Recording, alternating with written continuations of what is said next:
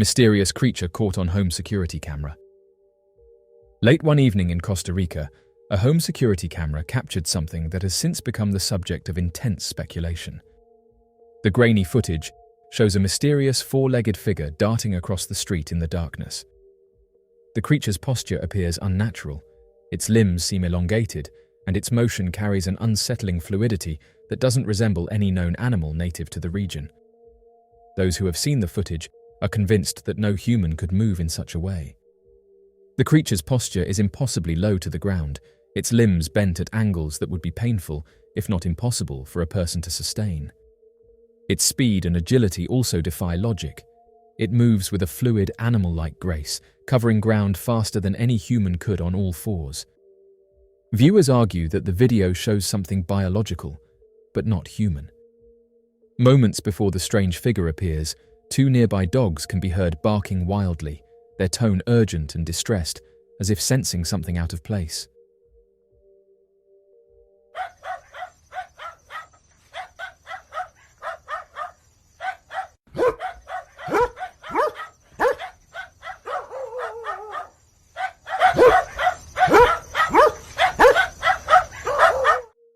When the footage surfaced online, viewers were quick to point out that the dog's reaction seemed genuine, an instinctive fear response to whatever presence was nearby. The barking grows louder just as the creature passes through the frame, before it disappears into the night without a trace. Locals in Costa Rica have since revived long-standing legends about strange creatures that roam the countryside during the night. Residents say that sightings of humanoid beings are not uncommon, particularly in rural areas surrounded by dense jungle. Parents warn their children to stay indoors after dark, and some even claim that these entities are connected to old indigenous folklore that speaks of forest guardians or shapeshifters. The mystery of the pine cone. Among the many mysterious symbols found in the artwork of ancient Mesopotamia, the pine cone stands out as one of the most curious and debated. In numerous Sumerian reliefs and sculptures, pine cone-like objects are depicted in the hands of gods, kings, and mythological beings, often paired with a ceremonial bucket or positioned in scenes of ritual or blessing.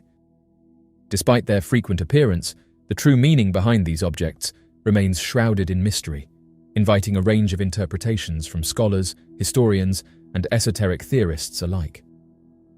In these ancient scenes, deities or winged figures are often shown holding the pine cone aloft or pressing it toward the forehead or body of a human figure, suggesting a symbolic or ritual function. In some instances, the pine cone is portrayed in a way that implies it is being used to sprinkle something, perhaps liquid or incense, from the adjacent bucket, leading some scholars to conclude that it may have been a purification tool. This theory posits that the pine cone acted like a sprinkler, used in ceremonial cleansing or blessing rituals, akin to the use of similar implements in later religious traditions. However, many researchers believe the pine cone had deeper symbolic meaning beyond physical function. The pine cone's shape, reminiscent of the human pineal gland located deep in the brain, has led to connections with esoteric and spiritual traditions. In modern interpretations, the pine cone is often linked to enlightenment, higher consciousness, or divine knowledge. This association is especially intriguing when placed in the context of Sumerian mythology, where gods like Enki and Enlil are said to have gifted humanity with wisdom and civilization. The recurring presence of the pine cone in scenes involving these gods has led some to argue that it may represent the transmission of knowledge or the activation of spiritual awareness. Another interpretation suggests that the pine cone symbolized fertility, regeneration, or the tree of life, ideas common in Mesopotamian religious thought. Given its organic, seed-bearing structure, the pine cone could have symbolized the potential for life and renewal. This theory fits with the larger symbolic system found throughout Sumerian art, where plants, animals, and celestial imagery often held layered meanings tied to the natural cycles and divine order. Yet, despite these compelling theories, no definitive written explanation from the Sumerians themselves survives to explain the pine cone's purpose. The absence of explicit textual reference has allowed the symbol to remain open to speculation, allowing modern interpretations to fill the void. Some theories go further, suggesting that the pine cone is evidence of advanced ancient knowledge, perhaps technological or even extraterrestrial in origin, though such claims remain outside the mainstream academic consensus. The pinecone symbol, while prominent in Sumerian art, also appears in various cultures across the world, suggesting a shared symbolic significance. In ancient Egypt, similar shapes are seen in depictions of the staff of Osiris. In Hinduism, the pinecone resembles the pineal gland and is often linked to the third eye, a symbol of higher consciousness. In Greek and Roman traditions, the thyrsus of Dionysus features a pinecone at its tip, representing fertility and divine ecstasy. Even in Vatican art, pinecones appear as sacred objects. This global recurrence hints at a universal connection to spiritual awakening and esoteric knowledge. The pinecone's enduring presence in ancient Sumerian art serves as a reminder of how much remains unknown about the symbolic language of early civilizations. Whether a tool, a religious implement, or a metaphor for divine knowledge, its repeated appearance across centuries of Mesopotamian culture underscores its importance. Until further evidence emerges, the pinecone remains one of the many fascinating puzzles left behind by the ancient world, an artifact of belief, ritual, and mystery. Mysterious object seen above Alaska. A strange aerial phenomenon above Alaska has captured the attention of residents and sparked widespread speculation after photographs of an unusual object with a trailing plume surfaced on social media. The sighting reportedly occurred around 7 in the morning, with witnesses describing a bizarre object in the sky that remained visible for just over a minute. One woman who documented the event claimed the photographs were taken over a 45-second period, beginning precisely at 7:16 in the morning, and she later posted the images online in search of others who may have seen the same thing. Her photos depict a long, smoke-like trail extending across the sky, with an unidentified object appearing at the forefront. Notably, shortly after the object vanished, she posted a follow-up photo showing a black military helicopter in the same general area. The appearance of the object even prompted a local police investigation, although no official explanation has been released. Initial speculation from some social media users suggested it might have been an aircraft. However, others pointed out that while aircraft regularly fly over the region, no known flights were recorded at the specific time the object was seen. Some theorized that the object could have been a plane experiencing mechanical issues and potentially made an emergency landing nearby, which may have triggered the police response. One user from Palmer, Alaska, added further intrigue by sharing their personal experience. The witness recounted seeing the object while getting ready in the morning, describing the trail as a massive plume, unlike anything they had seen before. The person noted that the object appeared to be descending rather than following a normal flight path, and described the scene as alarming, suspecting that whatever was in the sky might have been in distress.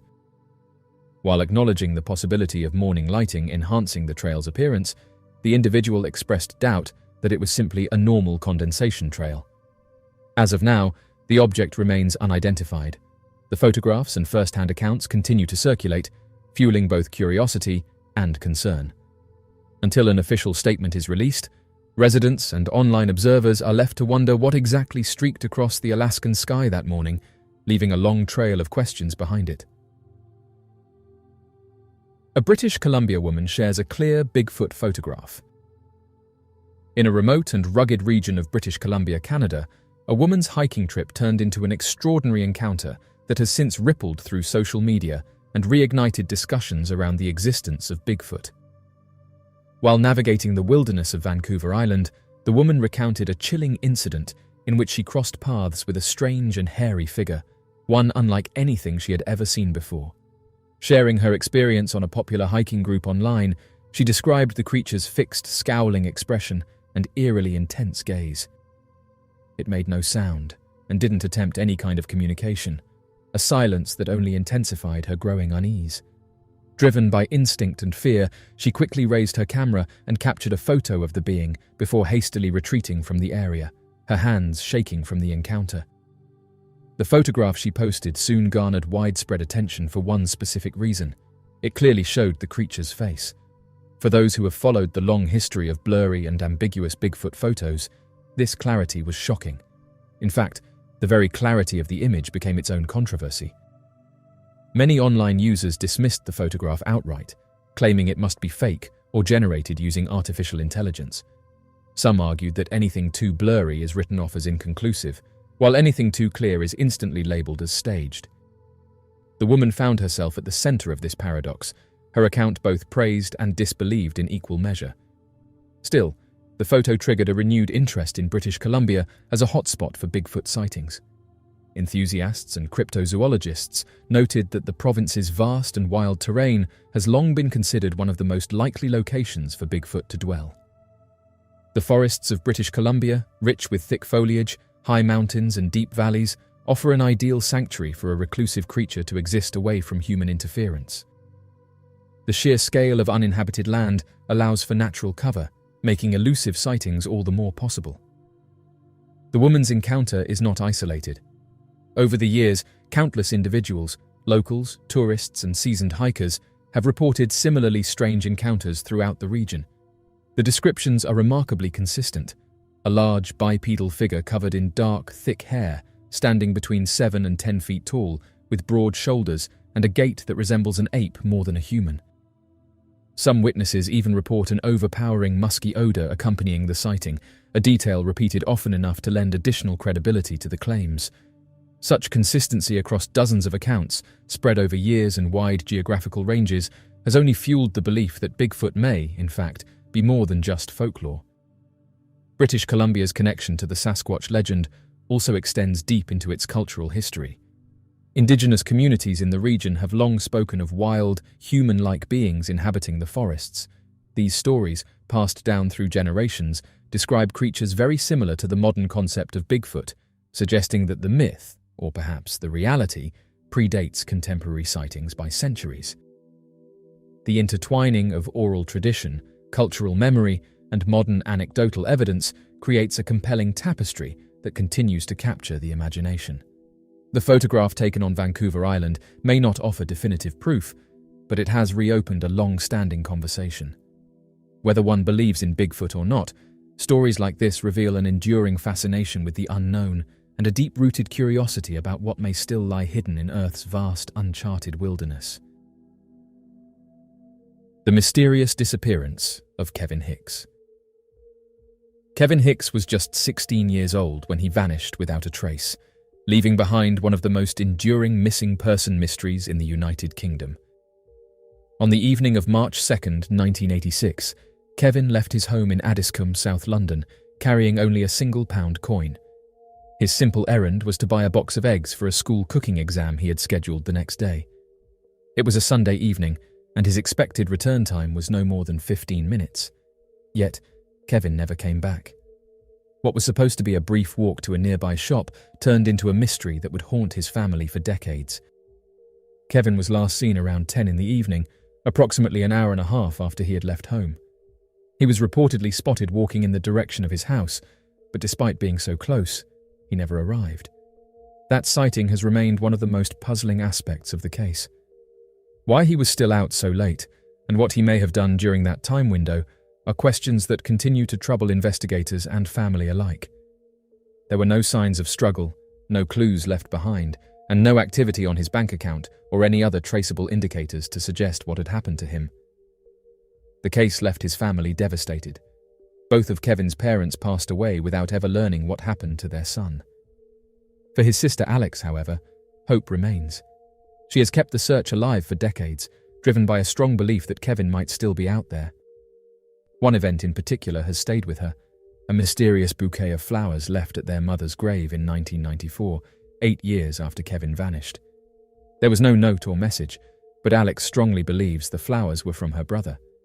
She has expressed her belief that he may have chosen to disappear and could be living abroad, perhaps having started a new life, possibly burdened by something he felt he couldn't share. In contrast, the police have maintained a more somber theory. Investigators believe that Kevin may have been abducted and possibly met with foul play. The lack of evidence has hindered any definitive conclusions, but the Metropolitan Police have kept the case open, periodically re-examining the circumstances and following up on any new leads that emerge. Despite extensive media coverage, appeals, and public interest over the years, no solid breakthroughs have come. The mystery of Kevin Hicks's disappearance continues to confound all who encounter it.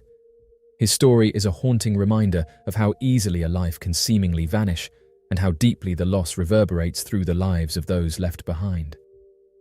Whether he is alive and living in anonymity or the victim of a terrible crime, Kevin's fate remains unknown. For his sister, and those who still remember him, hope and unanswered questions persist, waiting for the truth that has remained hidden for nearly 4 decades. The mysterious Wheel of Spirits. Hidden among the hills of the Golan Heights lies one of the most mysterious and unsettling megalithic structures in the world, a mysterious stone monument known as the Wheel of Spirits. To archaeologists, the site is officially referred to as Rujim el-Hiri, but to locals and legends, it is a place shrouded in ancient mystery and spiritual unease. Comprising over 40,000 basalt stones meticulously arranged in concentric circles, the structure stretches outward from a central mound that rises roughly 15 feet high. The outermost ring spans approximately 520 feet in diameter and stands at an imposing 8 feet tall, giving the entire formation an eerie and monumental presence that has puzzled researchers for decades. What makes the Wheel of Spirits so compelling is not only its enormous scale, but the strange features that suggest it may have served a deeply spiritual or even ritualistic purpose. While theories about its function range from an astronomical calendar to a burial ground, one archaeologist, Rami Arav, proposed a far more chilling interpretation. After thoroughly examining the site and analyzing minor artifacts and remnants from plundered tombs, Arav concluded that the structure was more than just an ancient religious monument. It was likely the ceremonial ground for a cult of the dead. According to his research, the circular layout may have been designed to protect or isolate the central ritual activities from outside disturbance. At the heart of these rituals was the practice of the dakhma. The dakhma, a funerary tradition practiced in some ancient cultures, involved laying out the bodies to be picked clean by birds and other scavengers. Once the bones were stripped of flesh and bleached by the sun, they were then used for additional rites, possibly even as tools or symbols in further rituals. If Arav's theory holds true, the Wheel of Spirits would not have been a place of peaceful worship, but one of grim and unsettling rites that bridged the realms of the living and the dead. This possibility has led to an array of legends and folklore surrounding the site, many of which point to its darker associations. Locals have long whispered that the Wheel of Spirits is cursed, a place where strange phenomena have been witnessed. Some believe that the site is haunted by those who were sacrificed or exposed there, their spirits trapped within the stone circles for eternity. Others go even further, claiming that the site is a portal, an ancient threshold to a darker world parallel to our own. In recent years, ghost stories and accounts of unexplained occurrences around Rujim el-Hiri have only added to its mystique, drawing paranormal investigators and thrill-seekers alike to the remote location. Despite years of research, the true purpose of the Wheel of Spirits remains elusive. Whether it was a temple, a calendar, a burial site, or something far more sinister, the monument continues to stand as a powerful reminder of the mysteries hidden within the ancient world. Its stones, weathered but unmoved, seem to echo a past filled with secrets not yet fully understood, inviting awe, fear, and fascination in equal measure. The Mystery of Barbara Bollock. Back on July 18, 2007, Barbara Bollock left for a quick walk in the Bitterroot Mountains, west of Victor, Montana, near the Bear Creek Overlook. Jim Ramaker, a guest from California, was with her, and neither of them realized that this walk would lead them into an incomprehensible mystery. Around 11:30 in the morning, Jim stopped to admire the breathtaking vistas. Barbara was merely a stone's throw away, at around 20 or 30 feet, but when Jim turned around in less than a minute, she had disappeared. As a seasoned hiker who knew the area well, Barbara had made this trail her own numerous times. She always carried a black day pack that contained a magnum pistol as a precaution. Following a thorough search, neither Barbara nor her possessions were ever located. Not even scent dogs, who are usually so dependable, were able to find her. Chris Hoffman, the sheriff for Ravalli County, was left perplexed and called Barbara Bollock's disappearance a mystery. The mountains, the forests, and the route all appeared to be plotting silently and guarding their secrets. Following his 17-year career at JP Morgan Chase, Carl Bollick retired in 2001 and moved to Corvallis, Montana, with his 55-year-old wife, Barbara Assunta. Carl had overseen the company's global security operations as assistant director. Although Barbara had never lived in Montana, he had grown up there. But she was an avid hiker and an innate athlete, so she quickly took to her new surroundings, regularly going on lengthy climbs in the neighboring Bitterroot Valley and running almost every day. Carl had stopped accompanying Barbara when he suffered a heart attack, but she still enjoyed showing guests the sights by taking them on treks. However, Donna discovered she was hungover from the alcoholic cocktails they had consumed the previous evening and thought it would not be a good idea for her to go trekking when she woke up that morning. Nevertheless, Jim and Barbara were determined to go, so about 9:30 or 10 in the morning, Barbara informed Carl that she would be accompanying Jim to the overlook and that they would return for lunch. Carl worked on a construction project during the morning while the two went hiking. Carl didn't see his wife again after that. Barbara wore spectacles, weighed 115 pounds, and was 5 feet tall. She was wearing tan shorts and a pastel-coloured shirt that day. Donna began to worry about Barbara and Jim's disappearance around midday, but Carl told her that his wife was an experienced hiker who was familiar with the area, so she didn't need to worry. He was sure they will probably return very soon. He also informed Donna that Barbara was a very wary person who usually carried a backpack with food, water, and a Magnum handgun to protect herself from moose, bears, mountain lions, and rattlesnakes. However, Barbara and Jim had still not arrived by early afternoon, so Donna requested Carl to give them a call. The phone rang at about 2 in the afternoon, just as he was about to make a call. Carl remarked that it was a Forest Service law enforcement officer. Carl quickly travelled to the area of the Bear Creek Overlook Trail after learning that Jim had reported Barbara missing in the hopes that his wife would have been found by the time he arrived. However, she had vanished from sight. According to Jim Ramaker, they hiked all the way to Bear Creek Overlook and took a meal break. They had spent around 30 minutes chatting with 2 young lads they had met on the route. At approximately 11:30 in the morning, Jim and Barbara set out to return to the trailhead, and Jim paused to take in the scenery. He claimed that he only engaged in this activity for 45 seconds at most, before turning around and discovering that Barbara, who had been 20 or 30 feet ahead of him at the time, had disappeared. Jim called out Barbara's name and searched the area for her. However, Barbara and her rucksack were nowhere to be found. She had disappeared without a trace. It was peculiar because the Bear Creek Overlook route was surrounded by a lot of loose shale rock, which would have made it challenging to walk around silently. Jim should have heard anything, like a scream or a cry for assistance, if she had fallen over the overlook. The road leading to the trailhead was closed for maintenance that day, so he gave up looking and went back to the trailhead, where he discovered construction workers. Jim inquired as to whether they had seen Barbara and gave a brief description of her, but they hadn't. However, they did remember seeing 2 young men pull off the route earlier, one with a black and white dog. Not long after, Jim reported Barbara missing. On July 18th, Carl remained at Bear Creek Overlook until midnight, but search parties advised him to go home and get some rest. He came back the next day with neighbours and friends. Along with search dogs and planes employing infrared and thermal imaging, many ground search and rescue teams thoroughly examined the region. However, neither Barbara nor her backpack were discovered, and the dogs were unable to detect her smell. Following a rigorous 2-week search and investigation, Barbara Bollick's disappearance was declared a mystery by Ravalli County Sheriff Chris Hoffman, who also stated at the time that they were perplexed. They stated that they had thoroughly searched the area around the disappearance. Not even a trace has been discovered. If at all possible, we would like to confirm that Bollick was indeed present on the mountain that day. When Jim informed the county sheriff about the 2 individuals they had spoken to while out on the trail, the police made an effort to find them and even put up a $10,000 prize. Accompanying the males were a black mixed-breed dog with white markings and floppy ears who looked to be in their early 20s. One was described as having black hair and dark skin, while the other one had reddish-brown hair with a medium complexion. Both males had an athletic frame and were well-groomed. They might have been the owners of an older, light-coloured Chevrolet SUV bearing license plates from Missoula County, Montana. But they were nowhere to be seen.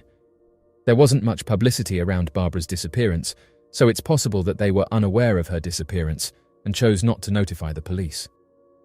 The males were confirmed to be on the trail by further witnesses, who included the construction team. Jim must have heard nothing if Barbara had strayed off the track or tumbled off the cliff. It has also been proposed that Barbara may not have had time to cry out after her unexpected fall. She was particularly cautious near heights, though, due to her dread of them. It didn't seem likely that she would stumble by accident because this was her favorite trail, and she knew it quite well. After several hours of both official and informal searching, scent dogs were used, but neither her remains nor her pack have ever been located. It's possible that she became stuck in a cave or crack if she fell suddenly, but it seems strange that no one has ever found her. The Cornish Owlman. In 1976 and 1978, Maunan, a Cornish seaside town, experienced an unexplained haunting. After reporting a winged creature in the neighborhood churchyard, 2 adolescent girls stormed the local police station. The weird object that the girls had seen floating in the trees nearby had abruptly soared upward and disappeared, sending the 2 adolescents running screaming. The girls would also draw what they had seen, and although their drawings were rudimentary, they showed something considerably more evil than a simple bird, a creature that resembled a massive humanoid owl with blazing eyes, a broad mouth, and claws that resembled pincers. Its feathers were described as being either white or greyish. As soon as word of the meeting circulated, the creature was called Owlman, based on its looks, and due to the creature sharing characteristics with the Mothman of West Virginia. 2 other females who were camped close to the chapel saw the Owlman again. The creature appeared to have hissed horrifyingly this time before disappearing back up into the trees. The following morning, the Owlman was spotted once more. The monster was now hiding among the woods near a cliff, and as additional girls discovered it, it disappeared upward once more. One of the Owlman's last observations was in June 1978, when a lone girl witnessed what appeared to be the devil disappear up into the trees near the church. Not 1, not 2, but 3 girls, who were also French, saw the beast again in August. Once again, it was observing them from a tall tree branch before disappearing above, and after that, there were no more reports of the Owlman. One noteworthy detail in several purported witness accounts of the Owlman is that it had legs that bent backward, resembling actual birds' legs. It would be difficult, if not impossible, to fake this with a basic outfit. It would also be challenging, though not impossible, to pull off the so-called luminous eyes, and if there was no costume involved, it might have been an animatronic replica. Though the peak of Owlman sightings occurred in the late 1970s, reports have continued sporadically over the years. A little-known sighting happened in 1989. A young man named Gavin reported seeing a man-bird with a ghastly face near the church, rekindling interest in the legend. More recently, in 1995, a tourist named Jane Greenwood claimed to have seen a similar creature. These contemporary sightings, while less frequent, keep the legend alive and ensure that the Owlman remains a topic of interest and speculation. The story of the Owlman of Cornwall serves as a reminder of the power of folklore and the human penchant for seeking out mysteries in the shadows of our understanding. The Owlman of Cornwall, with its haunting appearance and mysterious origins, continues to captivate the imagination of both locals and cryptid enthusiasts worldwide. The mystery of ex-paratrooper Gilbert Gilman from Olympic National Park. On Saturday, June 24, 2006, Gilbert Gilmark Gilman, aged 47, took a quick stroll around Washington's Olympic National Park, but he never came back. Instead of taking a strenuous climb that day, he decided to take advantage of the opportunity to capture some photographs in the park by heading to the Staircase Rapid Loop Trail start in the national park. He carried no knapsack, and he wore light clothing and shoes. After leaving his automobile at the Staircase Ranger Station and having a quick conversation with Park Ranger Sanny Lustig, Gilman vanished from sight. After a thorough 10-day search, Gil was nowhere to be found. Nothing in the region has turned up to support his disappearance in 17 years. Greying brown hair and brown eyes, Gilman stood at 5'7" and weighed between 155 and 165 pounds. On the day of the excursion to the Olympic National Park, he was dressed in a bright blue and green Hawaiian shirt, khaki pants or shorts, sandals, and prescription sunglasses. He was a former paratrooper in the United States Army and a tough, smart guy. He got 2 Bronze Stars for his combat service with the 82nd Airborne and served in Panama, East Africa, and Israel. Gill held degrees from the Solvay Business School in Brussels, Union College in New York, and the London School of Economics. He has held positions in counter-terrorism and counterintelligence while serving as a military interrogator in Iraq. He was proficient in Arabic, Russian, and Chinese, and spent a year working in Iraq as a civilian contractor. Prior to moving to Washington State in 2004 to oversee Sandy Matheson's congressional campaign, Gilbert was employed by the United Nations in New York. Sandy Matheson is the director of the state's Department of Retirement Systems. From April 2005, he served as Matheson's deputy director of the Retirement Systems Department, assisting her on state and federal pension matters. On June 24, 2006, Park Ranger Sanny Lustig noticed Gill with a camera but no backpack. Sanny stated that they went outside to see what was going on because they really hear the music playing in the car. Located in a lowland old-growth forest, the Staircase region of Olympic National Park is 30 minutes outside of Hoodsport. It serves as the starting point for the North Fork Skokomish River Trail, which is a lovely place for hiking and, for day hikers, the start of the Staircase Rapids Loop. It also houses a campground and a temporary ranger station. Walkers can stroll the 2-mile, largely level Staircase Rapid Loops Trail beneath the 300- and 400-year-old Douglas firs, western hemlocks, and western red cedars. The trail meanders through the forest, past ferns and mossy trees, as it follows the North Fork Skokomish River. A massive fallen cedar can be reached via a spur trail. Constructed in 2013, a suspension bridge spans the river, providing a view of the rapids. Since the new bridge was constructed much higher to accommodate the area's spring runoff, the original bridge washed out in 1998 due to excessive water. Hikers can continue to Flapjack Lakes on the North Fork Skokomish River Trail, which is about a 15-mile round-trip hike.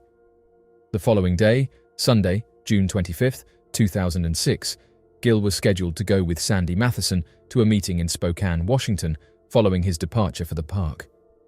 Upon his initial failure to meet Sandy as scheduled, Gilman was declared missing by the authorities. His 2005 Ford Thunderbird convertible was found near the Staircase Ranger Station, where Park Ranger Sanny Lustig last saw him on June 24, 2006, a few days after he was reported missing. There was no sign of Gilbert after 10 days of searching the Staircase region and surrounding trails and peaks, which include steep, rocky slopes, deep woodland, and the North Fork Skokomish River. They employed 62 searchers on the ground, tracking dogs, a plane and a helicopter fitted with forward-looking infrared heat-seeking technology, and tracking dogs. The formal search was cancelled, and he was deemed missing by the US Forest Service after 10 days of futile searching. His mother, Doris Gilman, said it was difficult to believe someone could simply vanish. Gill was formally pronounced deceased on August 27, 2015. According to Washington state law, if someone goes missing and is not heard from for at least 7 years, and their absence is not satisfactorily explained after diligent search or inquiry, they are assumed deceased. Doris Gilman petitioned Thurston County Superior Court in June 2015 to take on the role of official estate trustee, giving her the power to shut down the estate. Unless he got confused and continued on the North Fork Skokomish River Trail, getting lost on the short and well-marked Staircase Loop Trail is unlikely. The whole region was thoroughly examined. There have been other instances of people going missing during hikes in the Staircase area. 2 hikers who had been walking in the Staircase area in the 1980s were reported missing. They were never located. Over the ensuing years, a few speculations regarding Gilbert surfaced in a number of TV programs. Gilman led a mysterious life and had previously worked on top-secret military intelligence assignments. Gilman's mother thinks he might have chosen to join the US government as a spy and vanished as a result. The mystery of Dr. McGrogan. After working in Wisconsin, Dr. McGrogan returned to Indiana to work in the emergency department of St. Joseph Regional Medical Center in Mishawaka. Jim set off at approximately 8:30 in the morning on March 14, 2014, with 3 trekking companions to complete the 9-mile trek to the Eisman Hut and Camp Hale. The camp is made up of several huts tucked away in the mountains that are meant to act as hikers' or campers' temporary homes. Originally constructed as a mountain warfare training ground and home to the 10th Mountain Division, the property dates back to the 1940s. The group broke for a rest at around 10 in the morning, when they were still around 5 miles from the hut. Jim made the decision to walk ahead of the group, and his friends anticipated that they would catch up with him along the way. Jim disappeared after hiking on his own and leaving the others behind. It was late afternoon on March 14th when the remaining members of the gang arrived at the Eiserman hut and McGrogan was nowhere to be found. He vanished from view forever. The hikers informed the Vale Department of Public Safety and the Eagle Valley Sheriff's Department by 5:30 in the afternoon. Over a region of 18 square miles, a rescue operation was launched. The authorities were not too concerned because McGrogan had plenty of supplies, including food, water, and warm clothes. In addition, he was using the boots that came with the snowboard and was carrying a split snowboard, a snowboard that splits lengthwise, as well as skins and other gear from Confluence Kayaks in Denver. McGrogan's cell phone rang once the day he vanished, but it stopped working after that. Teams of searchers using snowmobiles, foot patrols, and 3 helicopters from the National Guard's high-altitude aviation training site located in neighboring Gypsum, Colorado, combed the area over the course of the following 3 days. However, on Tuesday, March 18th, inclement weather compelled the search to be halted. Together, crews had put about 1,000 hours looking for McGrogan. Despite snow in the region, which would have indicated if someone was hiking or skiing off-path, a 5-day search turned up no signs of him. 20 days later, on April 3, 2014, a group of backcountry skiers discovered McGrogan's body approximately 4.5 kilometers from the path, close to the Booth Falls region and east of the Eiserman hut. An icefall, or frozen waterfall that cascades down a steep slope, is what the reporting party described to authorities as having happened beneath Booth Falls while he and 2 other people were skiing in the area. The body was found lying on top of an ice sheet in the fall below Booth Falls. He was discovered without a coat, gloves, or most oddly, boots. He was only wearing his helmet. His cell phone was found in his backpack, and there seemed to be active cellular reception here. Although Jim's boots were never found, his snowboard was discovered close by. According to Eagle County Coroner Cara Bettis, James McGrogan passed away on April 7, 2014, due to a variety of injuries, including a broken femur, injuries to his left side of the chest, and head trauma, according to Eagle County Coroner Cara Bettis. He was declared deceased. The mystery of the Devil's Tramping Ground. In the dense woods of North Carolina, just 10 miles west of Silver City, lies one of the state's most enduring mysteries, a barren circle of scorched earth known ominously as the Devil's Tramping Ground. This peculiar site, spanning approximately 40 feet in diameter, has long baffled both locals and scientists alike. The circle is perfectly formed, oddly symmetrical, and strikingly devoid of any plant life.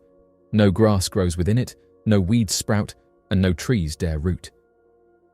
Even more strangely, anything left in the center of the circle is said to be mysteriously moved by morning, as if something unseen refuses to allow foreign objects to remain in its path. Local folklore offers a chilling explanation. For generations, North Carolina residents have believed the site to be cursed, haunted by the devil himself.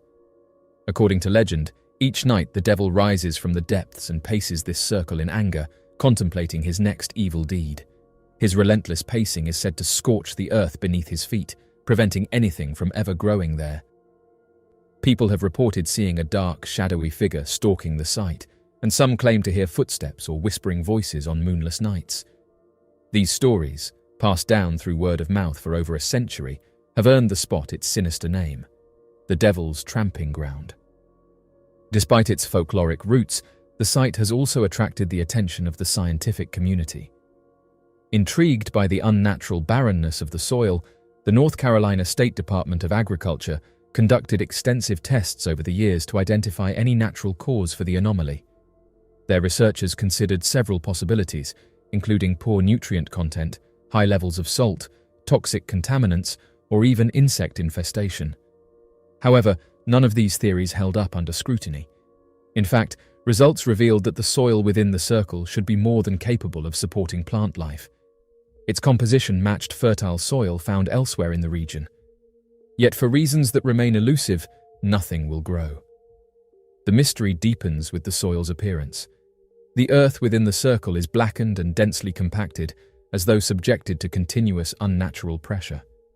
It resembles a well-trodden path, yet no consistent human or animal traffic has been observed to justify such wear. Many paranormal investigators have camped overnight at the site in hopes of catching a glimpse of whatever force might be responsible. Cameras have been set up, and overnight vigils have been kept, but no conclusive evidence has ever surfaced to explain the phenomenon. While visitors report feelings of unease and odd occurrences, such as malfunctioning electronics or strange animal behavior, there has been no definitive proof of anything otherworldly. Today, the Devil's Tramping Ground remains a mysterious piece of North Carolina folklore and one of the state's most visited supernatural locations. With its blend of local legend, unexplained science, and eerie atmosphere, it continues to capture the imagination of all who hear its story. Whether a supernatural hotspot or an unsolved natural oddity, the Devil's Tramping Ground stands as a chilling reminder that not every mystery is meant to be unraveled. This woman photographs a mysterious object outside a plane window. A striking and mysterious photograph has recently surfaced on social media, showing what appears to be a silver, cylinder-shaped UFO captured from a plane window. The image, which was shared across various Facebook groups, has sparked widespread discussions about what the object is, its lack of propulsion system, and why it was seen so close to the plane. Taken by a woman who was photographing the scenic view outside her window, the unidentified object appeared suddenly and was visible for only a few seconds. Had she not been holding her phone at that exact moment, she admitted she would have never noticed it at all. The woman described how the object moved swiftly across her field of vision, prompting her to snap a picture before it disappeared. Unlike conventional aircraft, drones, or balloons, the object displayed a sleek metallic surface and lacked visible wings or propulsion systems. Its cylindrical shape and apparent high speed added to the mystery, leading many online users to speculate about its origins. Some suggested it could be a classified military craft, while others believed it could be evidence of extraterrestrial technology. Debate over the photograph has continued to grow, with skeptics and believers alike offering their interpretations. Some argue that the object may have been an optical illusion or a reflection on the window, while others insist that its distinct shape and presence in the open sky rule out such explanations. UFO enthusiasts have compared it to previous sightings of cylindrical, unidentified flying objects, noting that similar accounts have been reported by pilots and passengers over the years. These types of UFOs, sometimes referred to as tic-tac or cigar-shaped crafts, have been documented in military encounters.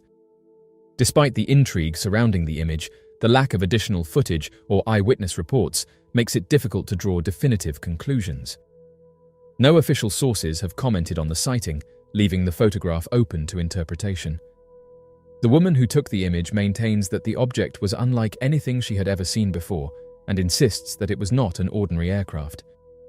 Whether it was an advanced human-made vehicle or something entirely unknown, the image has captivated the internet, adding yet another chapter to the long history of unexplained aerial phenomena. The haunting mystery of the ghostly figure. A chilling photograph has surfaced online, showing a man posing in what appears to be an abandoned building. While the man himself looks ordinary, it is the eerie figure behind him that has captivated and disturbed those who have seen the image. Many believe that the photo captures the apparition of a ghostly presence, resembling a girl with long black hair hovering just above the man's head. The unsettling image has fueled speculation about whether the location is haunted and what unseen forces may have been present at the time the photo was taken. Very little information has been released about the origins of the image, adding to the mystery. No one seems to know who took the photograph, where it was taken, or what the man was doing in the building. However, the ghostly figure's distinct appearance has led many to believe that the image is genuine and not a product of digital manipulation. Paranormal enthusiasts argue that the setting, a seemingly abandoned and decayed structure, is exactly the type of place where spirits are said to linger, trapped between worlds. Theories about the figure range from a lost soul haunting the location to a residual energy imprint left behind by past tragedies. Some believe that the man in the photograph may have unknowingly disturbed something supernatural, while some argue that it could be a trick of the light or an illusion caused by shadows. Regardless of the explanation, the eerie nature of the image has sparked widespread fascination, with many wondering if the camera captured something beyond human understanding. Until more details emerge, the ghostly figure will remain a haunting mystery. The mysterious Martian cave entrance. A mysterious image from Mars has ignited debate and speculation among space enthusiasts and researchers alike. Captured by one of NASA's rovers, the image appears to show a large opening in the side of a Martian cliff, resembling a doorway carved into the rocky surface. The unusual formation has led many to question whether this is a naturally occurring geological structure or something more mysterious, possibly even artificial. The distinct shape and straight edges of the entrance have fueled theories that Mars may hold secrets yet to be uncovered. The online discussion surrounding the image has been divided. Some argue that the doorway-like opening is an example of natural erosion, formed over millions of years by Martian winds and shifting landscapes.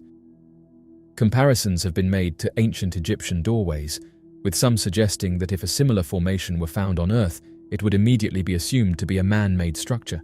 The resemblance to ancient ruins has only added to the mystery, leaving many to wonder if Mars once hosted intelligent life.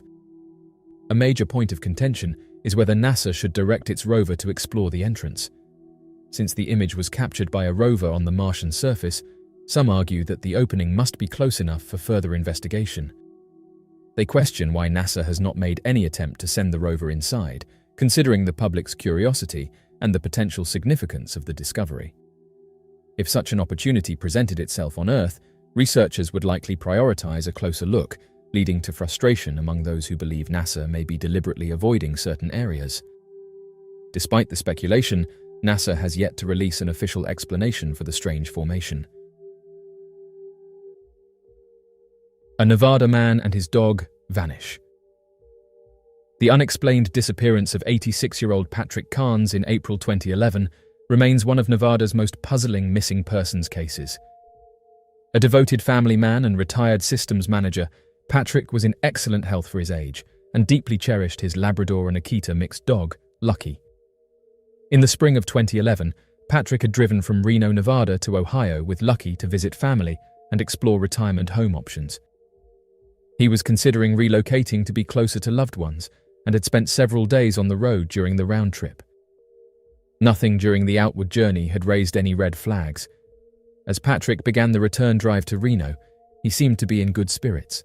He was reportedly alert, self-sufficient, and remained in contact with his family. However, something changed during that final leg of his trip. On the evening of April 13th, he was pulled over for a minor traffic violation near Wells, Nevada. The officer who stopped him noted that Patrick had been following a tractor-trailer and had failed to slow down or change lanes as required. During their brief conversation, Patrick mentioned that the truck driver he was following was headed toward Elko, a town where Patrick planned to spend the night. What makes this detail especially strange is that no one has ever come forward as the truck driver Patrick referenced. It is assumed the two men had spoken, perhaps at a rest area or fuel stop, but the exact nature of their interaction is unknown. Compounding the mystery, the dashcam footage from the patrol car was too low resolution to capture any identifying details about the truck. The officer recalled Patrick as polite and lucid, joking that he wouldn't drive at night again. It would be the last confirmed interaction anyone had with him. Patrick stopped at a gas station in Wells before continuing west along Interstate 80. Whether he reached Elko remains unknown. Surveillance cameras along his intended route were not functioning at the time, eliminating a critical source of potential information. Then, early the next morning on April 14th, his green Subaru Forester was discovered abandoned in a remote field near Winnemucca, Nevada, roughly 200 miles from his destination. Even more puzzling was the fact that the car was facing east, the opposite direction of his intended route. There were no signs of mechanical failure, the car had fuel, and it appeared to be in working order. A single set of footprints was discovered leading away from the vehicle, but it was never confirmed whether they belonged to Patrick. Some reports state that all of his belongings, including his dog's leash and food, were still in the car. Others mentioned that his wallet was missing, though he typically carried cash rather than credit cards. Regardless, neither Patrick nor Lucky was anywhere to be found. His family quickly grew concerned when he failed to call and let them know he'd arrived home safely, which was highly out of character. Two of his sons visited his apartment, finding it empty, which matched the findings of a wellness check conducted earlier by local authorities. The Humboldt County Sheriff's Department launched a major search operation involving ground teams, dogs, and aerial support. Despite hundreds of hours spent canvassing the area, no trace of Patrick or Lucky was ever located. Given Patrick's age and the fact that he walked with a limp, it seemed unlikely he would have ventured far into the rugged terrain on his own. His family and investigators alike were left baffled by the circumstances. The idea that he had simply wandered off did not sit well with those who knew him. Years later, no suspects or leads have emerged, and Patrick's disappearance remains unsolved. Some have speculated that he may have encountered someone with ill intent, or that something unusual happened following his interaction with the unidentified truck driver. Others believe it's possible he stopped to help someone, or that he and Lucky became disoriented. Without surveillance footage, witnesses, or physical evidence, any theory remains speculative. Patrick Carnes lived a full and accomplished life. Born in 1925 in Cleveland, Ohio, he served in the Navy during World War II before earning a degree from UCLA and working for the prestigious Rand Corporation. He raised a family, maintained his independence well into his 80s, and found companionship in his loyal dog after the passing of his beloved wife, Margaret. For someone with such a rich and well-documented life, it is all the more heartbreaking that his final moments remain unknown. What happened to Emma Baum? The disappearance of Emma Baum, a 25-year-old mother of 3 who was 9 months pregnant at the time she went missing, has left her family and community searching for answers. Emma was last seen on October 10, 2023, in Gary, Indiana. According to her family, she was dropped off at her boyfriend's house that day, the same man who is believed to be the father of her unborn child. Since then, there has been no trace of her, and her loved ones have been left in distress, hoping for her safe return. Emma's family reported that she did not have a working phone at the time she vanished. She had planned to visit a local store with her boyfriend to activate the device, but she never followed up or made contact afterward. Her sister, Haley Baum Waddell, has expressed deep concern about the events surrounding Emma's disappearance and has publicly stated her belief that something isn't adding up. Their mother, Jamie Baum, has also voiced similar concerns, suggesting that Emma's partner may know more than he is revealing. The man in question, identified in public reports as Butler, has not been officially named a suspect. However, he has a history of previous legal issues, and his arrest in an unrelated case shortly after Emma's disappearance has raised questions for those following the case closely. Despite these circumstances, authorities in Gary have reiterated that no one has been charged in relation to Emma's case and that the investigation is ongoing. Commander Jack Hamady of the Gary Police Department confirmed that detectives continue to follow leads and interview individuals who may have relevant information. The situation has also taken a toll on Emma's family, especially her mother, who has been left caring for Emma's 3 children. Jamie Baum is now facing serious financial challenges as she juggles daily responsibilities and the emotional strain of searching for her daughter and unborn grandchild. According to a GoFundMe page created by supporters, Jamie is dealing with overdue rent and utilities and has received an eviction notice. Despite the community's efforts to support the Baum family, donations remain limited and the burden on the family continues to grow. Emma Baum was more than a missing person. She was a vibrant young woman known for her warmth, kindness, and the joy she brought to others. Her sister Haley described her as someone who always wanted to lift people up, who gave her love freely and made others feel included. She was also a loving mother, and her absence has left her children and extended family deeply affected. Emma's distinctive features, including her brown hair, brown eyes, multiple tattoos, and her habit of wearing colourful wigs, make her recognisable, and her family remains hopeful that someone may come forward with helpful information. Authorities received the official missing persons report on October 28th. Since then, search efforts have been persistent. Volunteers, law enforcement, and family members have walked through neighbourhoods, knocked on doors, and passed out flyers. K-9 units have also been deployed in an effort to locate Emma, or uncover new leads. The family believes she may have already given birth, as she was 1 centimeter dilated shortly before her disappearance. With each passing day, concern for both Emma and her baby grows. Man photographs a mysterious object above his house. On the evening of March 16, 2010, a resident of Greenville, South Carolina, experienced something extraordinary that has continued to spark curiosity and debate among those who follow reports of unexplained aerial phenomena. At 8 in the evening, the eyewitness reported noticing a bright red light moving across the sky from a distance. At first glance, it appeared as though an airplane might have been in distress, possibly even on fire, prompting the individual to quickly grab a camera in hopes of capturing the event. However, what was captured was something far more baffling than a damaged commercial aircraft. As the object approached, it became clear that it was a large black triangle-shaped craft. The eyewitness described the object as having a vivid red strobe light located at its center, which gave the impression that it was glowing or perhaps even ablaze. The triangular craft appeared to be climbing in altitude, and by the time the witness moved to the backyard to get a better view, it had already entered the cloud layer and vanished from sight.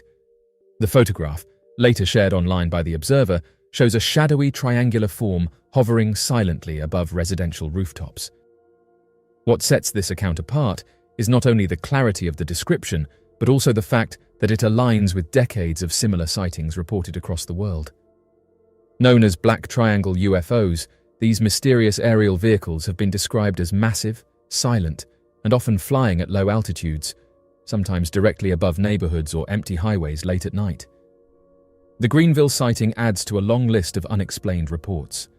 For years, black triangle UFOs have been a subject of intense interest and speculation. Their quiet operation, enormous size, and the often strange red or white lights seen glowing from them have led many to suspect they may be classified military aircraft. Despite numerous reports, there has never been any formal acknowledgement from the government that such craft exist, nor has any technology of this nature been publicly disclosed. What puzzles many researchers and eyewitnesses alike is the behavior of these craft. If black triangles are indeed secret government projects, why would they be flown so low and so visibly above populated areas? The risk of exposure seems at odds with the high levels of secrecy typically associated with advanced military developments.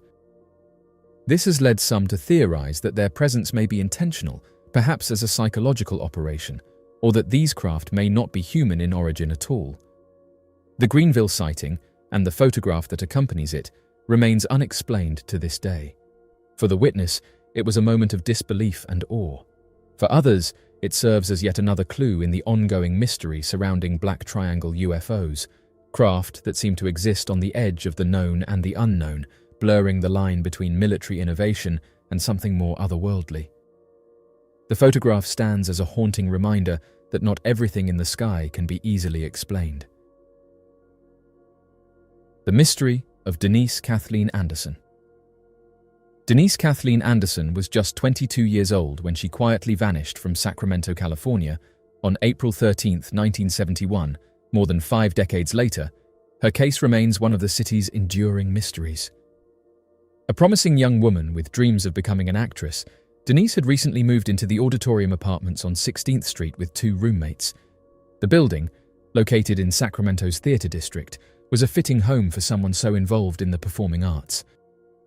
Denise was actively engaged with the Center Players theater group and had recently been cast in a role for their production of Mara Saad, scheduled to play Simone Everard.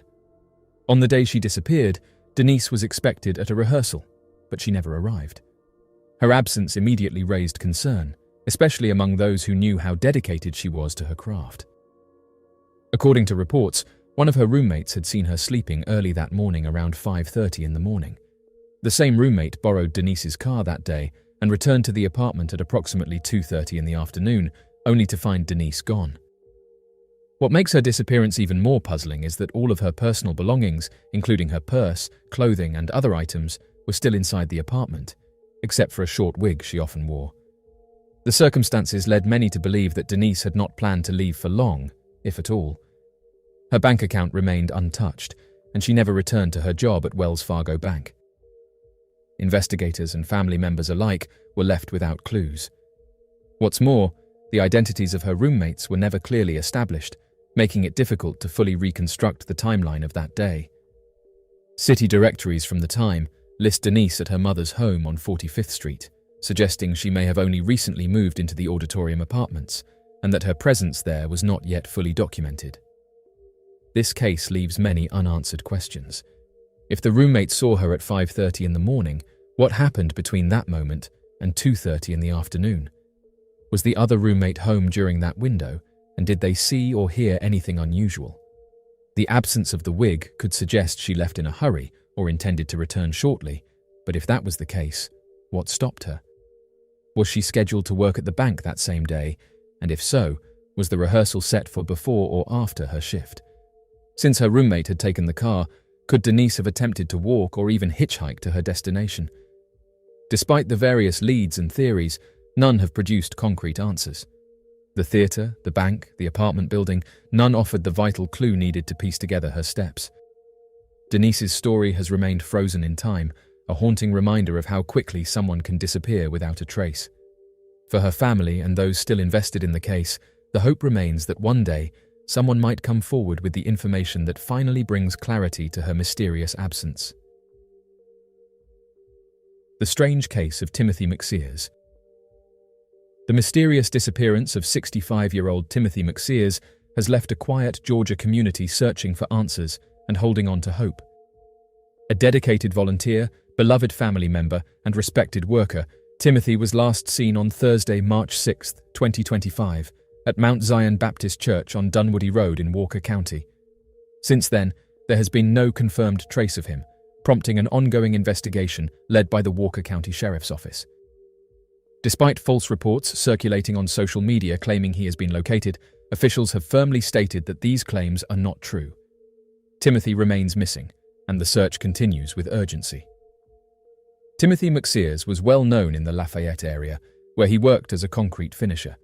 He was deeply involved in his church community and often volunteered at Mount Zion Baptist Church, where he was last seen. According to Sheriff Steve Wilson, Timothy was the one who would arrive early on Sunday mornings to open the church doors, a responsibility that he never missed. His consistent presence and warm spirit earned him the respect and affection of many in the area. When Timothy failed to appear at a family gathering 2 days after he was last seen, his loved ones immediately knew something was wrong. His brother, Donnie McSears, expressed the emotional toll that the disappearance has taken on the family, describing the ongoing uncertainty as almost unbearable. Donnie said that you keep expecting to see him, and he's just not there. That sentiment was echoed by Timothy's niece, Erica Madison, who described her uncle as someone full of life, humor, and generosity.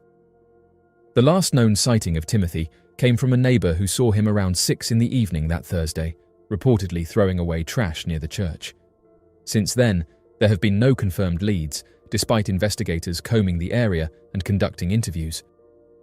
The Walker County Sheriff's Office has emphasized that detectives are actively working the case and exploring all possibilities.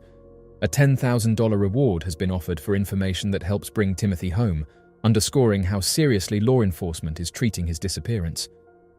Sheriff Wilson recently stood with Timothy's family at a press conference, urging the public to come forward with any information that might help.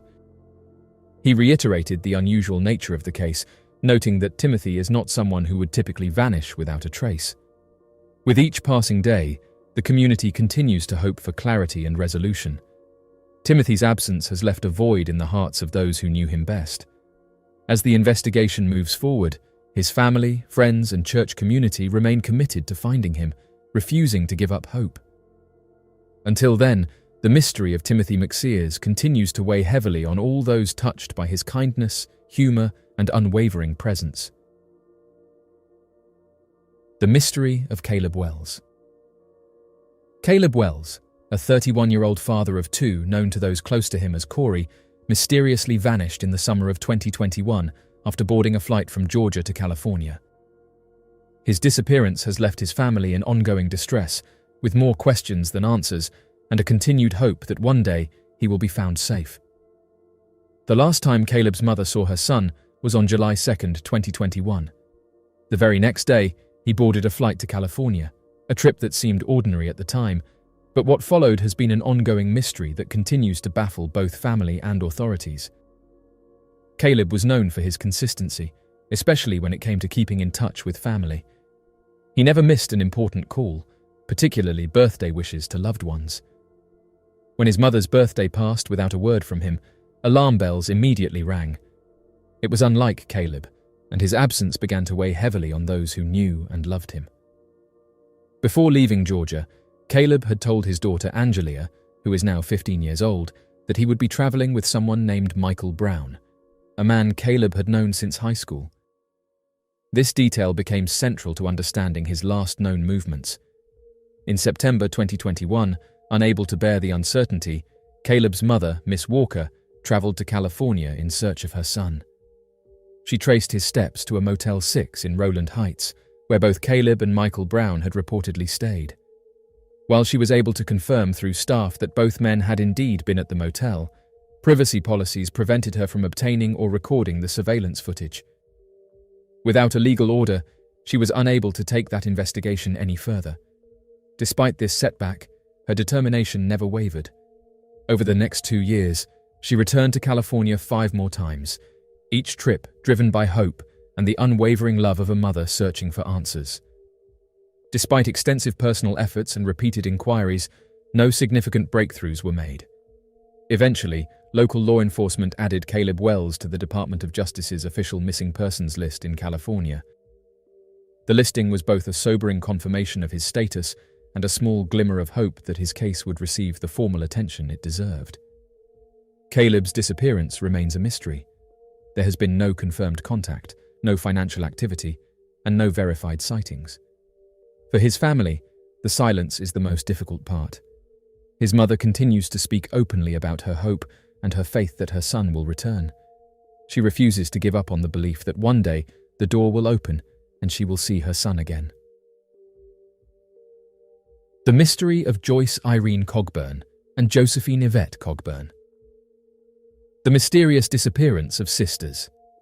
Joyce Irene Cogburn and Josephine Yvette Cogburn has haunted their family and investigators since 1983. At the time, Joyce was 15 years old and Yvette was 16. The girls were living in Norman, Oklahoma, with a male family friend who had been given temporary custody of them. Their mother, a single parent working hard to raise 3 daughters while attending nursing school in Broken Bow, had entrusted the man with her children's care during a difficult period in her life. The Cogburn family's story began with tragedy. Their father passed away in a car accident in 1968, before Joyce was born. The loss placed an emotional and financial strain on their mother, who had been trying to rebuild her life while raising her daughters. Over time, the sisters had been placed with various family members. Yvette and Joyce lived with their paternal grandparents for a while their eldest sister stayed with their maternal grandmother. In the early 1980s, the man who would later gain temporary custody of the younger Cogburn girls entered their lives. Their mother had met him while working, and though he seemed like a trusted friend, questions about his true intentions later emerged. After moving in with him in 1981, Joyce and Yvette's lives seemed relatively stable until their sudden disappearance on October 2, 1983. According to the man, the sisters left the house to go to the library and never returned. He reported them missing, suggesting they had run away, but details surrounding their disappearance raised significant doubts. Authorities initially treated the case as a runaway situation, but they were never able to confirm any sightings of the girls after they reportedly left for the library. There was also no indication that they took any personal belongings, money, or identification with them. These factors cast doubt on the runaway theory and led investigators to consider other possibilities. Their older sister later shared that Yvette had confided in her about a relationship between Joyce and the man they were living with, which had ended not long before they vanished. What further raised concern was the man's behavior after the girls went missing. He broke off all communication with the Cogburn family and refused to return the girls' belongings. Though never officially named a suspect, he was never ruled out either. Following his passing and the demolition of the apartment where the girls had lived, many potential leads were lost. Over the years, there have been sporadic reports and unconfirmed sightings of Joyce and Yvette, but none have provided concrete answers. Their older sister has continued to advocate for the case, seeking answers and keeping their story alive in the hope that someday the truth will emerge. The absence of Joyce and Yvette Cogburn remains one of Oklahoma's enduring mysteries, a case that has touched many, reminding people of the importance of not letting stories like theirs be forgotten. Their family continues to hold on to hope, waiting for the day that resolution may finally come. Mysterious trail cam photo. In the dense wooded wilderness of Maine, a seemingly routine trail camera capture has ignited a wave of fascination and speculation. The image, taken by a motion-triggered camera in a remote part of the state, has been widely circulated and discussed within online communities that focus on mysterious creatures and the unexplained. What sets this particular photograph apart from typical wildlife captures is the figure at its center, a tall, shadowy creature with oddly human-like legs and the distinct posture of something that doesn't quite belong in the animal kingdom. For some, this mysterious figure is a perfect candidate for what is popularly known as the dog man, a creature that is often described as a creature resembling a werewolf, bipedal, muscular, and towering, with features that are both canine and eerily human. Others have simply referred to the image as a depiction of a werewolf, given the creature's upright posture and the visible bulk of its upper body, but what has stirred the most conversation are its legs, unmistakably shaped more like a human's than any known animal, including wolves or bears. Photographs claiming to capture dogmen are extremely rare. When they do surface, they are often criticized for being blurry or ambiguous, leaving too much open to interpretation. This image, however, stands out. The clarity, combined with the detailed structure of the creature's limbs and the surrounding environment, has led many researchers to label it as one of the clearest and most compelling dogman images to date.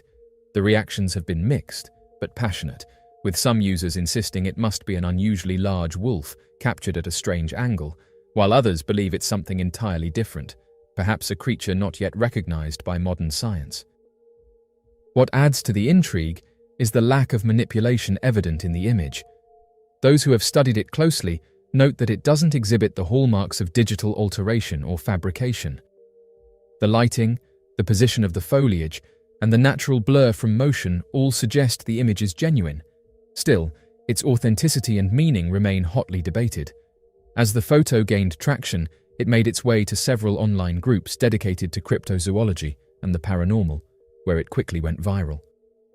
Some saw it as definitive proof that something unknown roams the forests of Maine. Others approached it with skepticism, offering alternative explanations ranging from costume hoaxes to misunderstood wildlife behavior. Regardless of where one falls in the debate, it's clear that this trail camera image has left a lasting impression. The image taps into a deeper cultural curiosity about the wild spaces that remain largely unexplored and the legends that have persisted for generations. Whether the creature is a misidentified animal, a deliberate hoax, or evidence of an undiscovered species, it has managed to rekindle the imagination of those who wonder what still hides in the shadows. Until more evidence comes to light, the image will remain a chilling piece of the puzzle in the ever-growing mystery of the dogman. The mystery of Clinton Sutton. Clinton Sutton was 28 years old when he was last seen in November 2014. Originally from England, Clinton had made his home in Colorado Springs and was the eldest of 4 siblings. Known for his warm personality, Clinton was described by those who knew him best as generous, kind, and always ready with a joke. His friendly nature made his sudden and unexplained disappearance all the more difficult for his loved ones to understand.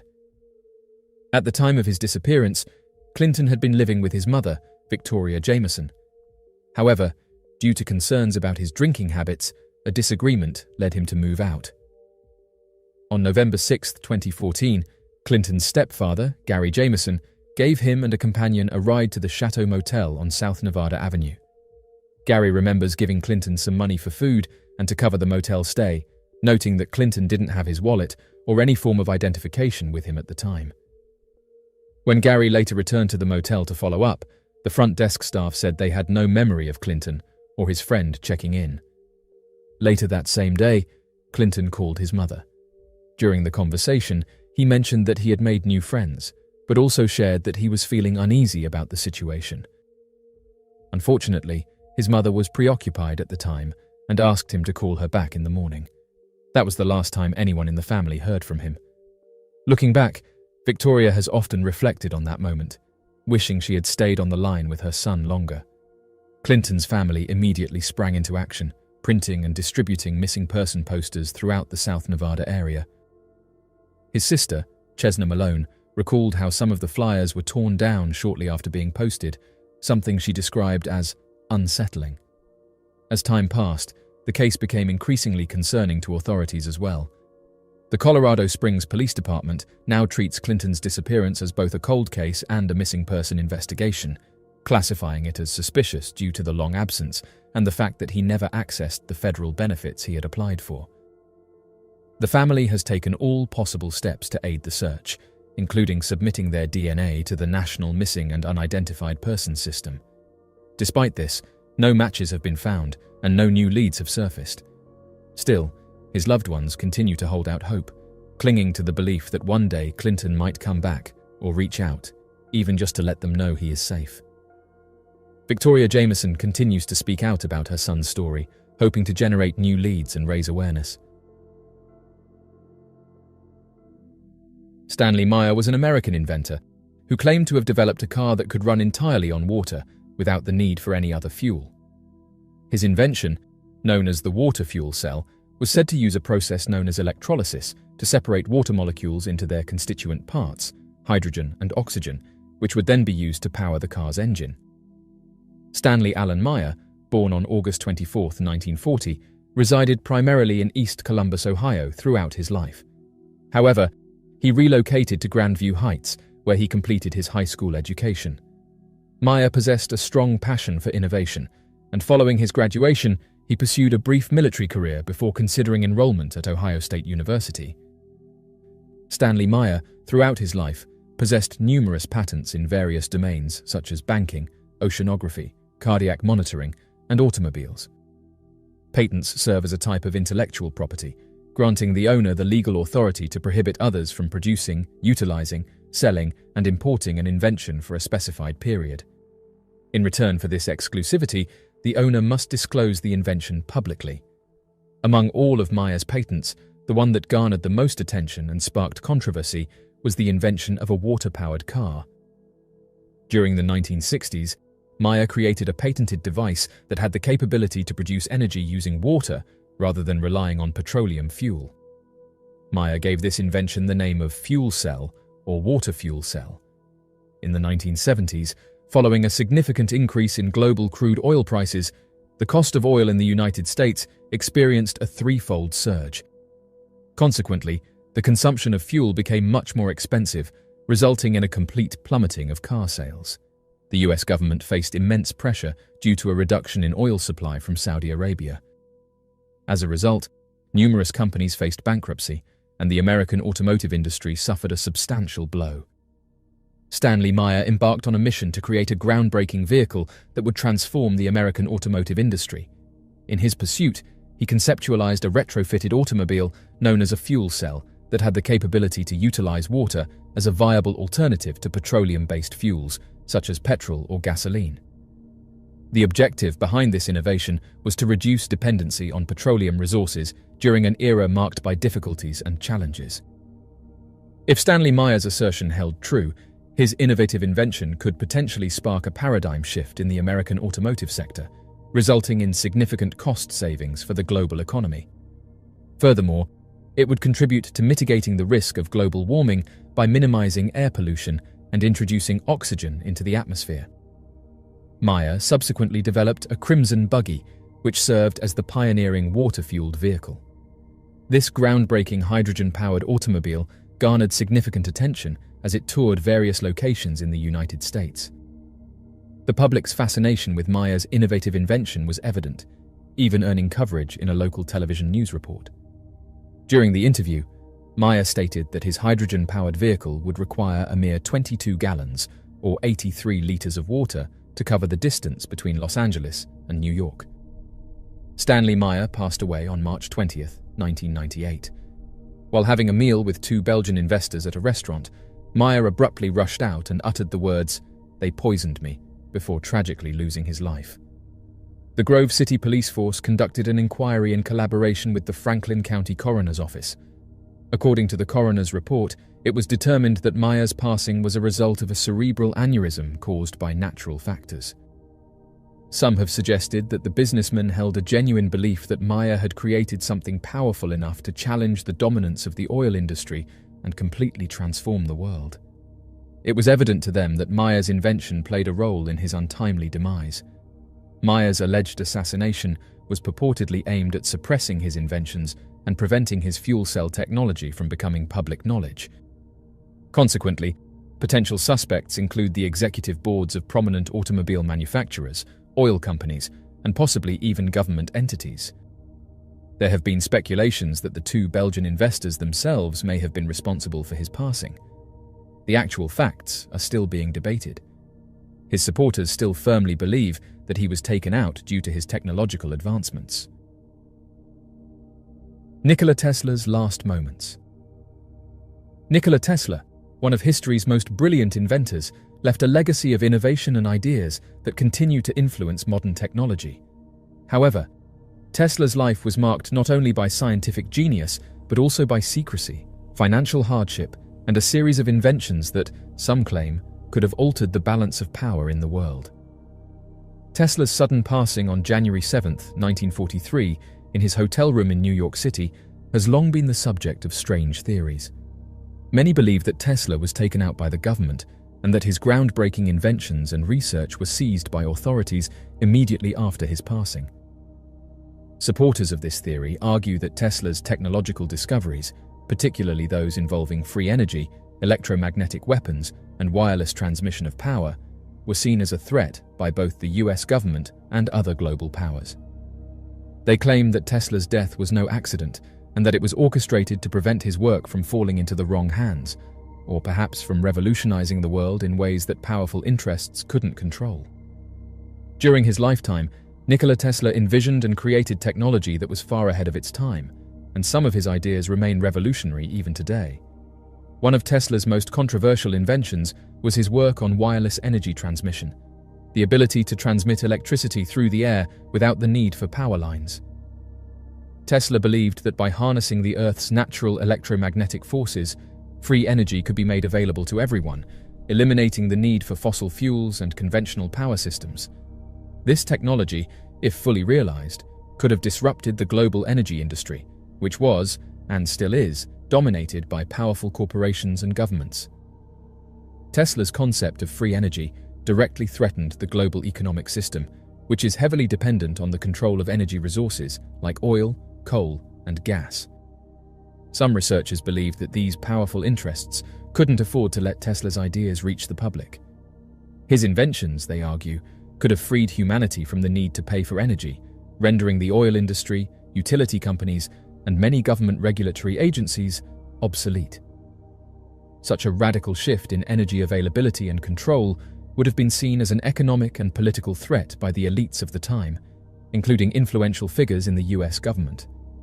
Tesla was also known to have been working on the concept of an electromagnetic weapon, often referred to as the death ray or Tesla's oscillator. This device was reportedly capable of emitting concentrated beams of energy that could disable enemy machinery or even bring down aircraft. Tesla claimed that his invention could act as a peacekeeping tool, a weapon so powerful that it would render all warfare obsolete because no nation would dare to challenge another possessing such a weapon. However, those who believe in the theory of Tesla's assassination suggest that this technology was viewed as too dangerous to be left in the hands of a single inventor or to be made public. If such a weapon had been developed, it would have shifted global military power dramatically. Nikola Tesla died in relative obscurity, living out his final years in poverty at the Hotel New Yorker in Manhattan. Officially, he passed away of natural causes. However, researchers argue that the circumstances of his passing were far more suspicious than they appeared. According to this theory, Tesla's passing was not the result of age or illness, but rather a targeted assassination carried out by government agents or intelligence agencies. At the time of Tesla's passing, the world was in the midst of World War II, and the US government was intensely focused on technological advancements that could give them an edge in the war. Tesla's research, particularly his work on energy transmission and potential weapons technology, would have been of great interest to military strategists. The theory suggests that Tesla's refusal to collaborate with the government on his more dangerous inventions led to his elimination, as those in power feared his knowledge falling into enemy hands or causing global destabilization. Adding fuel to the conspiracy is the claim that, shortly after Tesla's passing, representatives from the FBI and Office of Alien Property Custodian, a wartime US government agency, arrived at Tesla's hotel room and seized all of his papers, notes, and inventions. These documents were allegedly taken away to secure government facilities and never made public, sparking speculation about what they contained.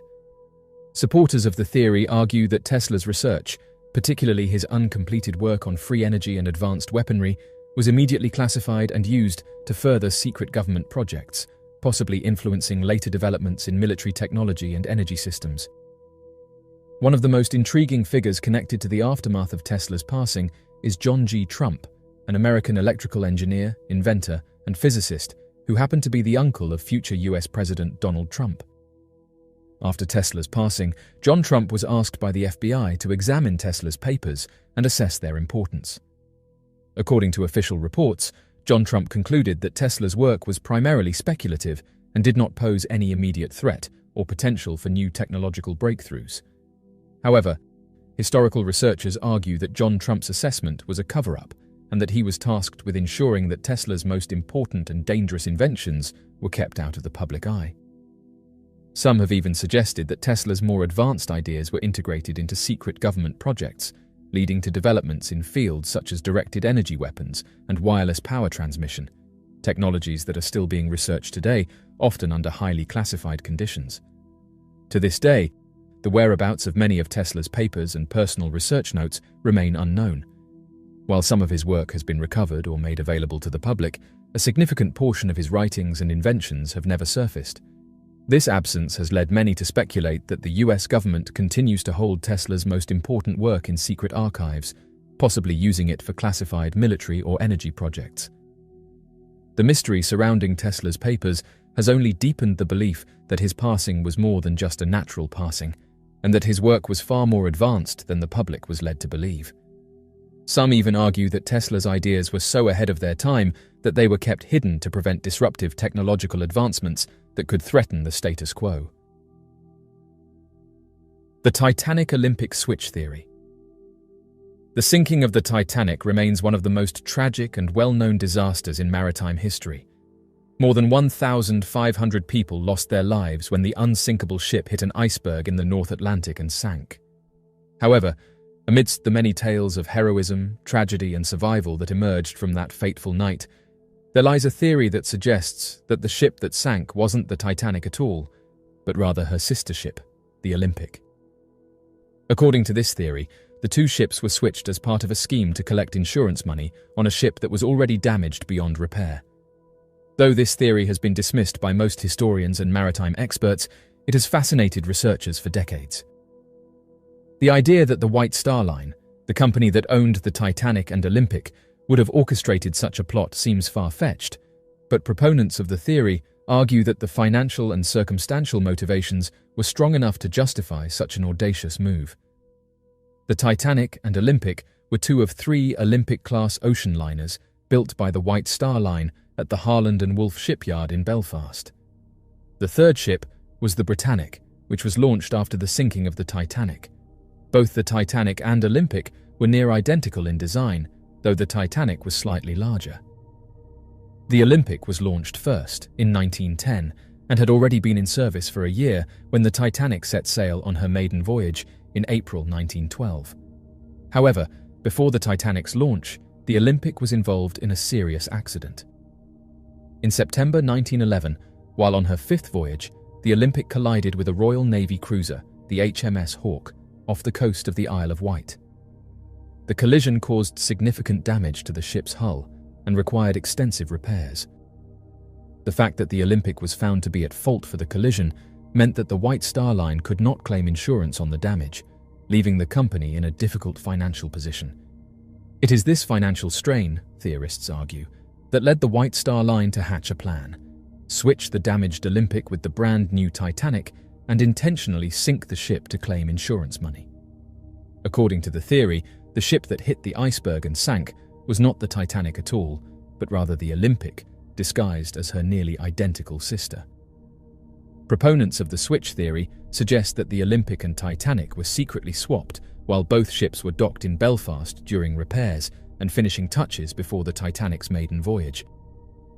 Since the two ships were nearly identical in appearance, it would have been relatively easy, according to the theory, to change the names on the ships, adjust minor details, and send the Olympic out under the Titanic's name. The theory holds that the Olympic, which was financially unviable after the collision with HMS Hawke, was deliberately sent to its doom as part of an insurance scam. The White Star Line could then collect on the insurance policy, covering the costs of the damaged ship and avoiding the massive financial loss they would have otherwise incurred. In this version of events, the real Titanic remained in service under the name Olympic for several more years. The Olympic continued to sail successfully until her retirement in 1935, but according to historical researchers, it was the Titanic all along. Supporters of the Titanic Olympic switch theory often cite several pieces of evidence to support their claim.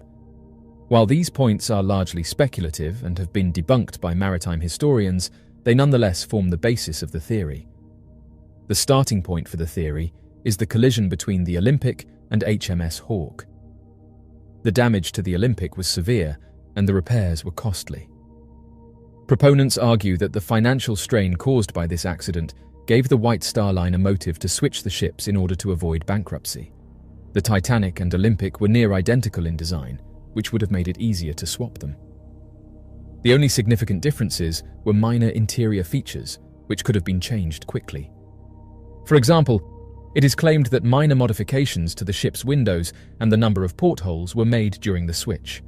Some proponents of the theory point out that the Titanic was fitted with 16 lifeboats, plus 4 collapsible lifeboats, enough for only half of the people on board. They argue that if the ship had really been the brand new Titanic, it would have had more lifeboats, suggesting that the White Star Line knew the ship was going to be deliberately sunk and didn't bother to equip it properly. The White Star Line was owned by J.P. Morgan, the American financier and industrialist. Morgan was scheduled to sail on the Titanic's maiden voyage, but cancelled at the last minute, allegedly due to illness. However, he was later seen in good health in France. Theorists claim that Morgan knew of the planned sinking and avoided the ship deliberately. The Titanic Olympic switch theory persists as one of the many theories surrounding the Titanic disaster. Mysterious viral Mars photograph. A mysterious photograph taken by NASA's Mars Curiosity rover has gone viral online, showing what appears to be a strange tic-tac-shaped object hovering above the planet's surface. The image has sparked intense debate, with many questioning whether the object is simply an illusion or something more extraordinary. Some observers claim that the shape looks remarkably similar to the tic-tac UFOs that have been reported by military pilots and civilians around the world. Others believe it could be a piece of debris or a camera anomaly, but no consensus has been reached on what the image truly depicts. NASA has not officially commented on the photograph, leaving room for speculation to run wild. Some UFO researchers argue that this is further evidence of unexplained aerial phenomena, suggesting that Mars may be more than just a barren, lifeless planet. They point out that tic-tac-shaped UFOs have been recorded in Earth's skies for decades, and the possibility that similar objects are being observed on Mars raises intriguing questions about their origins. Skeptics, however, insist that the object is either a processing glitch in the image or a naturally occurring Mars rock formation that happens to resemble something more mysterious. Online users who have spent years analyzing NASA's vast archive of Mars images argue that this is not the first anomaly spotted on the planet's surface. Over the years, many strange and unexplained objects have been observed in rover photographs, including what appear to be artificial structures, unusual lights, and even alleged evidence of past civilizations. While NASA typically explains these as natural rock formations or optical illusions, the persistence of these discoveries continues to fuel theories that there is more to Mars than what is officially acknowledged. The realm of outer space has always been a reservoir of mysteries, home to awe-inspiring phenomena that challenge our understanding of the cosmos. One such incident occurred when a large, unidentified object made an appearance on the live camera feed from the International Space Station. This occurrence has incited intrigue and speculation, prompting us to explore the nature of this event and its implications.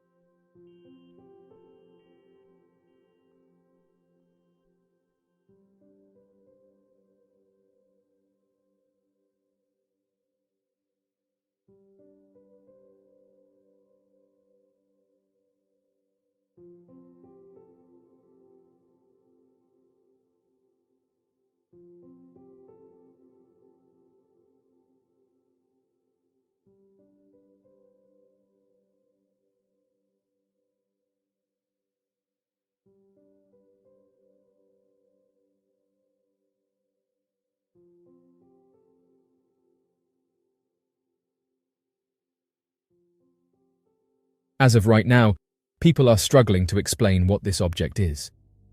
Those interested in the unknown have said that this isn't the first time that something strange has been detected by the International Space Station cameras. While skeptics have said that it's likely space debris, a camera glitch, or part of the International Space Station. Firstly, let's consider the nature of this incident. The live camera feed from the International Space Station, accessible to the public, offers a unique perspective on our planet and the expanse of space. On this particular day, an anomalous object, significantly larger than the usual specks of light or fleeting shadows seen in the camera feed, made an appearance. The sight of this unidentified object triggered an immediate flurry of excitement, speculation, and numerous hypotheses about its possible origins. Those inclined to believe in advanced visitation saw it as potential evidence of a spacecraft. The size and visibility of the object, coupled with its location in the vicinity of the space station, bolstered their claims. The sighting was proposed as an indication of advanced civilizations showing interest in human space activities, or perhaps observing Earth. Moreover, such incidents serve as reminders of the vastness of space and the multitude of phenomena yet to be understood. They highlight the need for continued space exploration and scientific investigation, driven by our inherent curiosity and the desire to understand the cosmos better. Oddly enough, shortly after this object was seen, the live camera's broadcast was switched off. First and foremost, it's important to realize that maintaining a live feed from space is no small task. It requires a seamless interplay of advanced technology, terrestrial infrastructure, and space-based equipment. Disruptions in the live feed can be triggered by numerous factors unrelated to the appearance of unidentified objects, such as equipment malfunction, data transmission loss, or software issues. An unidentified object's sudden appearance could be of significant scientific interest. Pausing the live feed allows scientists to study the event in more detail, potentially using specialized equipment or techniques. This helps ensure that an accurate understanding is derived, unhampered by public opinion or premature conclusions. The airspace around the Earth isn't just a scientific interest, it's also a domain of national security. If an object is detected that could potentially be related to covert activities or unknown technology, it's plausible that the live feed would be stopped to allow for private, secure analysis by appropriate authorities. While it may seem counterintuitive, temporarily suspending the live feed during a sighting might be a strategy to maintain public trust. If an object cannot be immediately identified and explained, leaving the feed running might lead to rampant speculation, confusion, or even panic. Ensuring they have all the facts before making a public statement allows NASA to provide accurate information, upholding their role as a reliable source of scientific knowledge. Of course, the most captivating theory is that NASA is hiding evidence of extraterrestrial life. While this idea is thrilling, it's worth noting that such a discovery would be a landmark scientific achievement, unlikely to be concealed. The idea of unidentified objects has captivated human imagination for decades. While many sightings on Earth remain disputed, an intriguing and lesser-known phenomenon involves unidentified objects appearing near the International Space Station. The International Space Station, a collaborative space endeavor involving multiple nations, orbits Earth approximately every 90 minutes, enabling astronauts to witness breathtaking views of our planet. However, among these extraordinary vistas, some astronauts have reported witnessing peculiar unidentified objects traversing the cosmos. In the vast expanse of space, numerous celestial events and phenomena have puzzled astronomers and space enthusiasts for centuries. Among these mysteries, sightings of unidentified objects have captivated the imagination of millions. These unidentified sightings can sometimes defy explanation and warrant serious consideration. One such perplexing event was the appearance of a large, circular, unidentified object observed in close proximity to the Sun. Oddly enough, this isn't the first time that this has happened.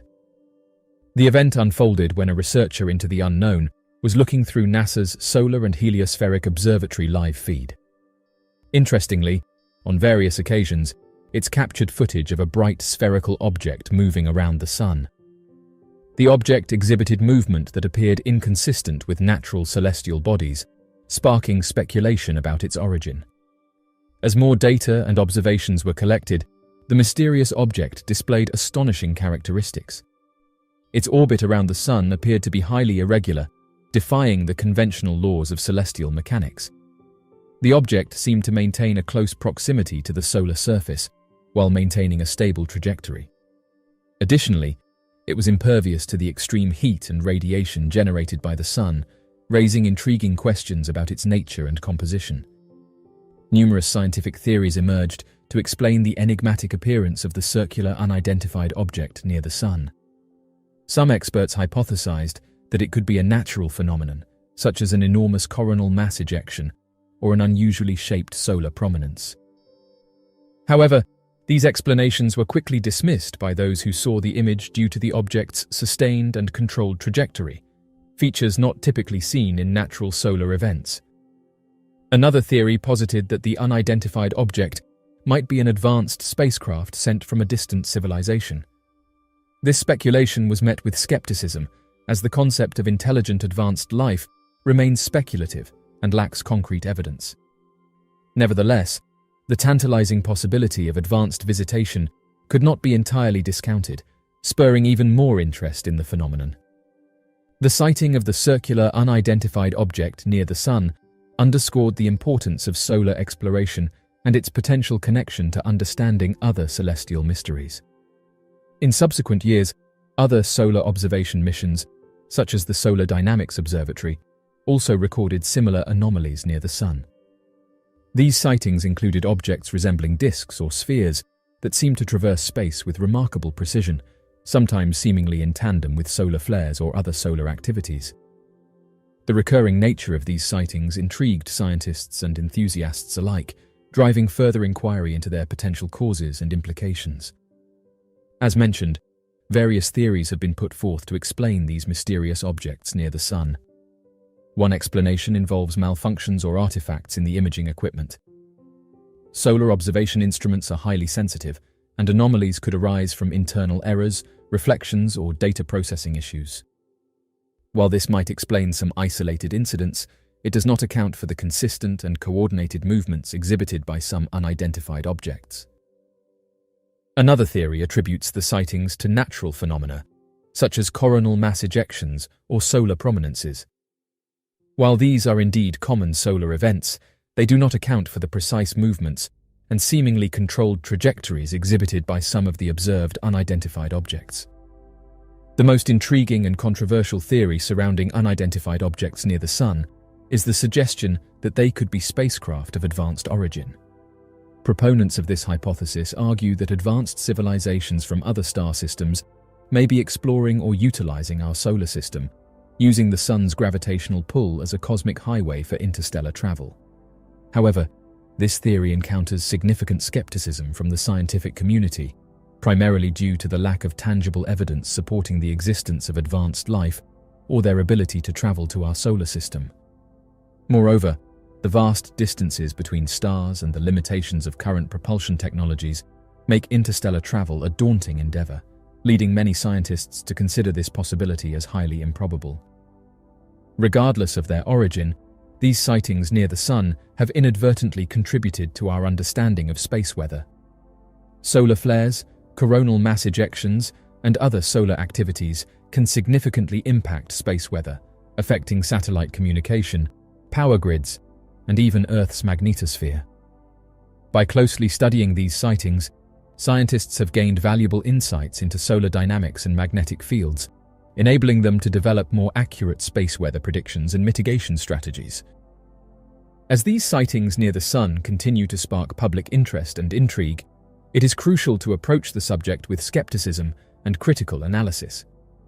While some sightings may defy immediate explanation, attributing them to extraterrestrial visitors or other fantastical explanations without empirical evidence can undermine serious scientific inquiry. Human space exploration has opened new frontiers, allowing astronauts to witness the wonders of the cosmos firsthand. Amidst these awe-inspiring experiences, a few remarkable encounters have been reported by astronauts, sightings of unidentified objects in space. These encounters have given rise to intriguing questions about the nature of these phenomena, their potential implications, and the significance of such observations for our understanding of the universe. The pyramids situated in Egypt have always been subject to numerous speculations and theories.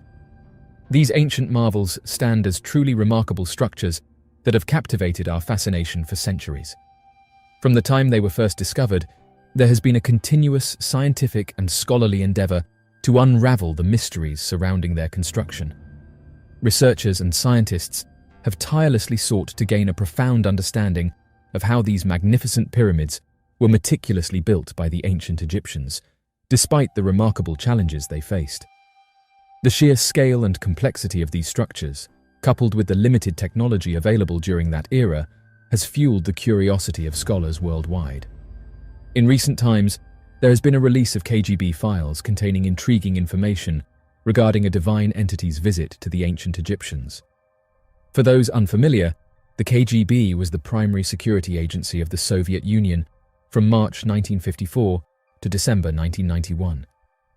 Delving deeper into this matter, Dr. Viktor Ivanovich, who served as the science advisor for an advanced propulsion system, has made startling revelations about a clandestine undertaking known as Project ISIS, According to Dr. Ivanovich, the KGB had individuals working undercover within the Egyptian government, and during phone conversations concerning the illustrious pyramids, these discussions were secretly recorded for surveillance purposes. These recently unveiled KGB files shed light on a captivating episode in history, suggesting an extraordinary connection between a higher power and the ancient Egyptians. Dr. Viktor Ivanovich, revered for his expertise in advanced propulsion systems, disclosed remarkable insights into the covert mission. Operating undercover within the Egyptian government, KGB agents skillfully intercepted phone conversations discussing the majestic pyramids, meticulously recording these dialogues to clandestinely gather valuable intelligence. This revelation, drawn from the released KGB records, provides a captivating insight into what they found. In the year 1960, a significant revelation was made by Dr. Ivanovich, which involved Sami Sharif, the Egyptian Minister of Presidential Affairs. Dr. Ivanovich disclosed an unexpected conversation that had been secretly recorded by Sharif. During the airing of the television series Secret KGB Files on Amazon Prime, an intriguing Egyptian tape recording was prominently featured.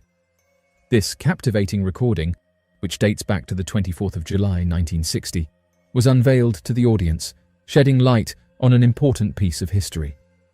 Dr. Ivanovich discussed an intriguing discovery, stating that a high-ranking official received a phone call from his brother recounting an astonishing encounter. It appears that two archaeologists had fortuitously come across a concealed tomb and, as a consequence, experienced a state of delirium for a few days before seeking medical attention at the hospital. Upon arrival, they repetitively uttered three significant words: "Tomb of Visitor." This cryptic phrase alludes to the burial site of an ancient Egyptian deity who holds no position within the established Egyptian pantheon.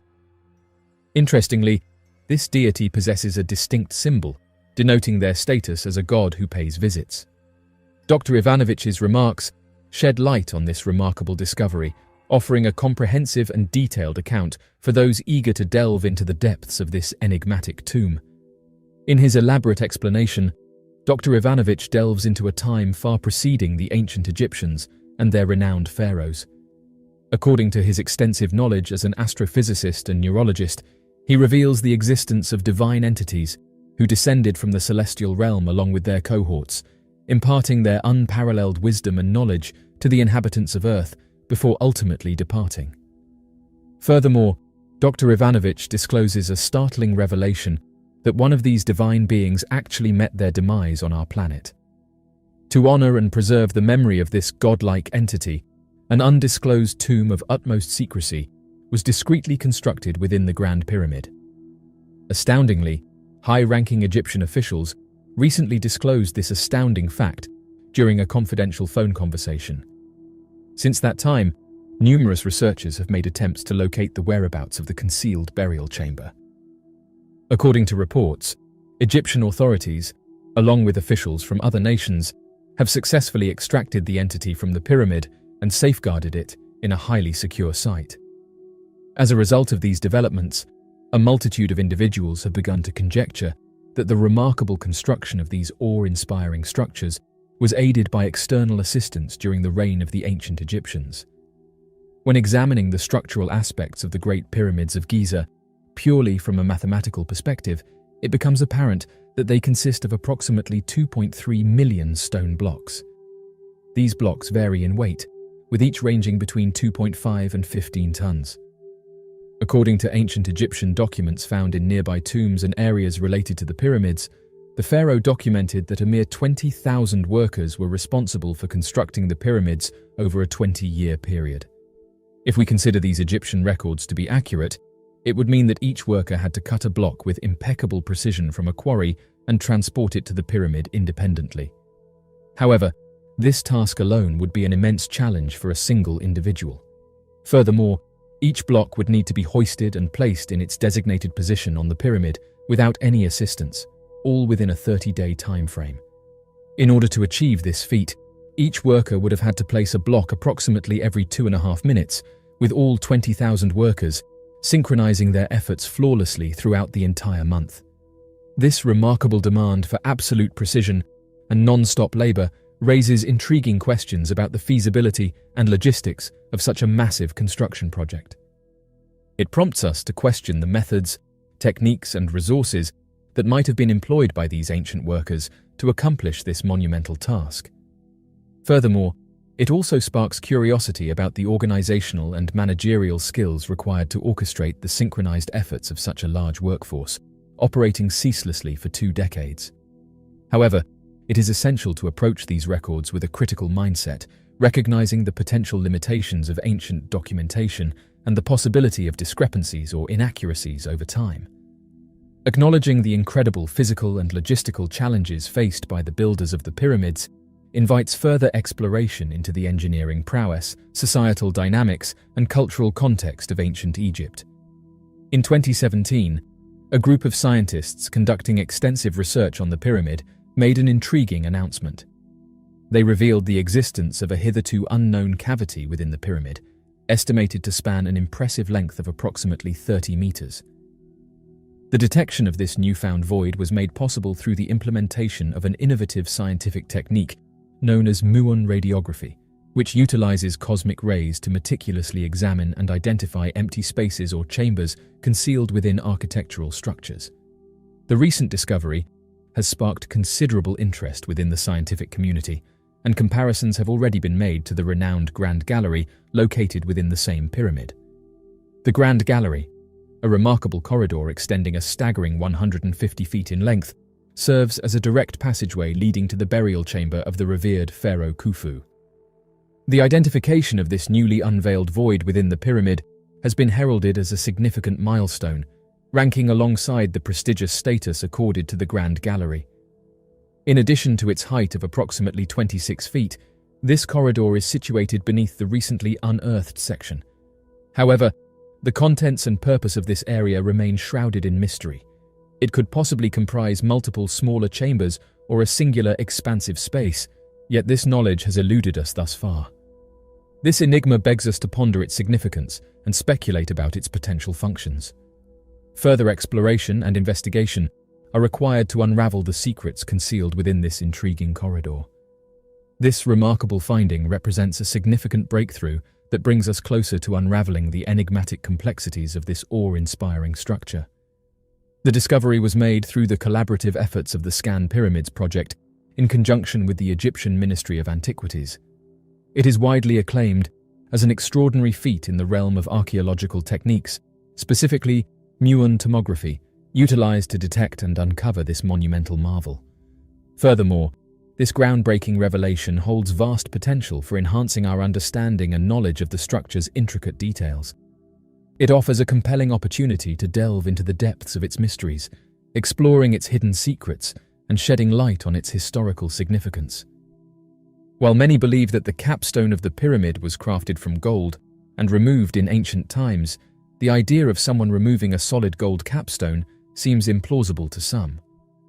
However, a fascinating theory put forth by Spanish researcher Miguel Pérez Sánchez suggests that the Great Pyramid was not left unfinished, but instead featured a colossal sphere installed on its surface. According to Pérez Sánchez, this sphere, with a diameter of 2,718 royal cubits or 2.7 meters, symbolized the renowned Eye of Horus and served as a tribute to the sun and Sirius, the brightest star in the sky. Moreover, meticulous analysis of the pyramid has unveiled more intriguing details.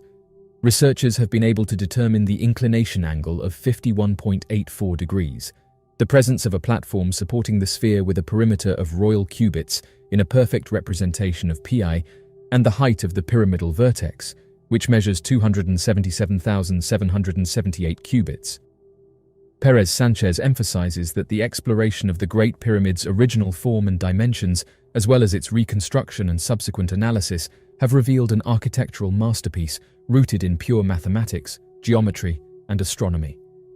It is evident that the Great Pyramid of Giza, once adorned with its magnificent white blocks and crowned with a captivating sphere, stands not only as a testament to ancient engineering prowess, but also as a testament to the ancient Egyptians' profound understanding of the interconnectedness of mathematics, geometry, and celestial bodies.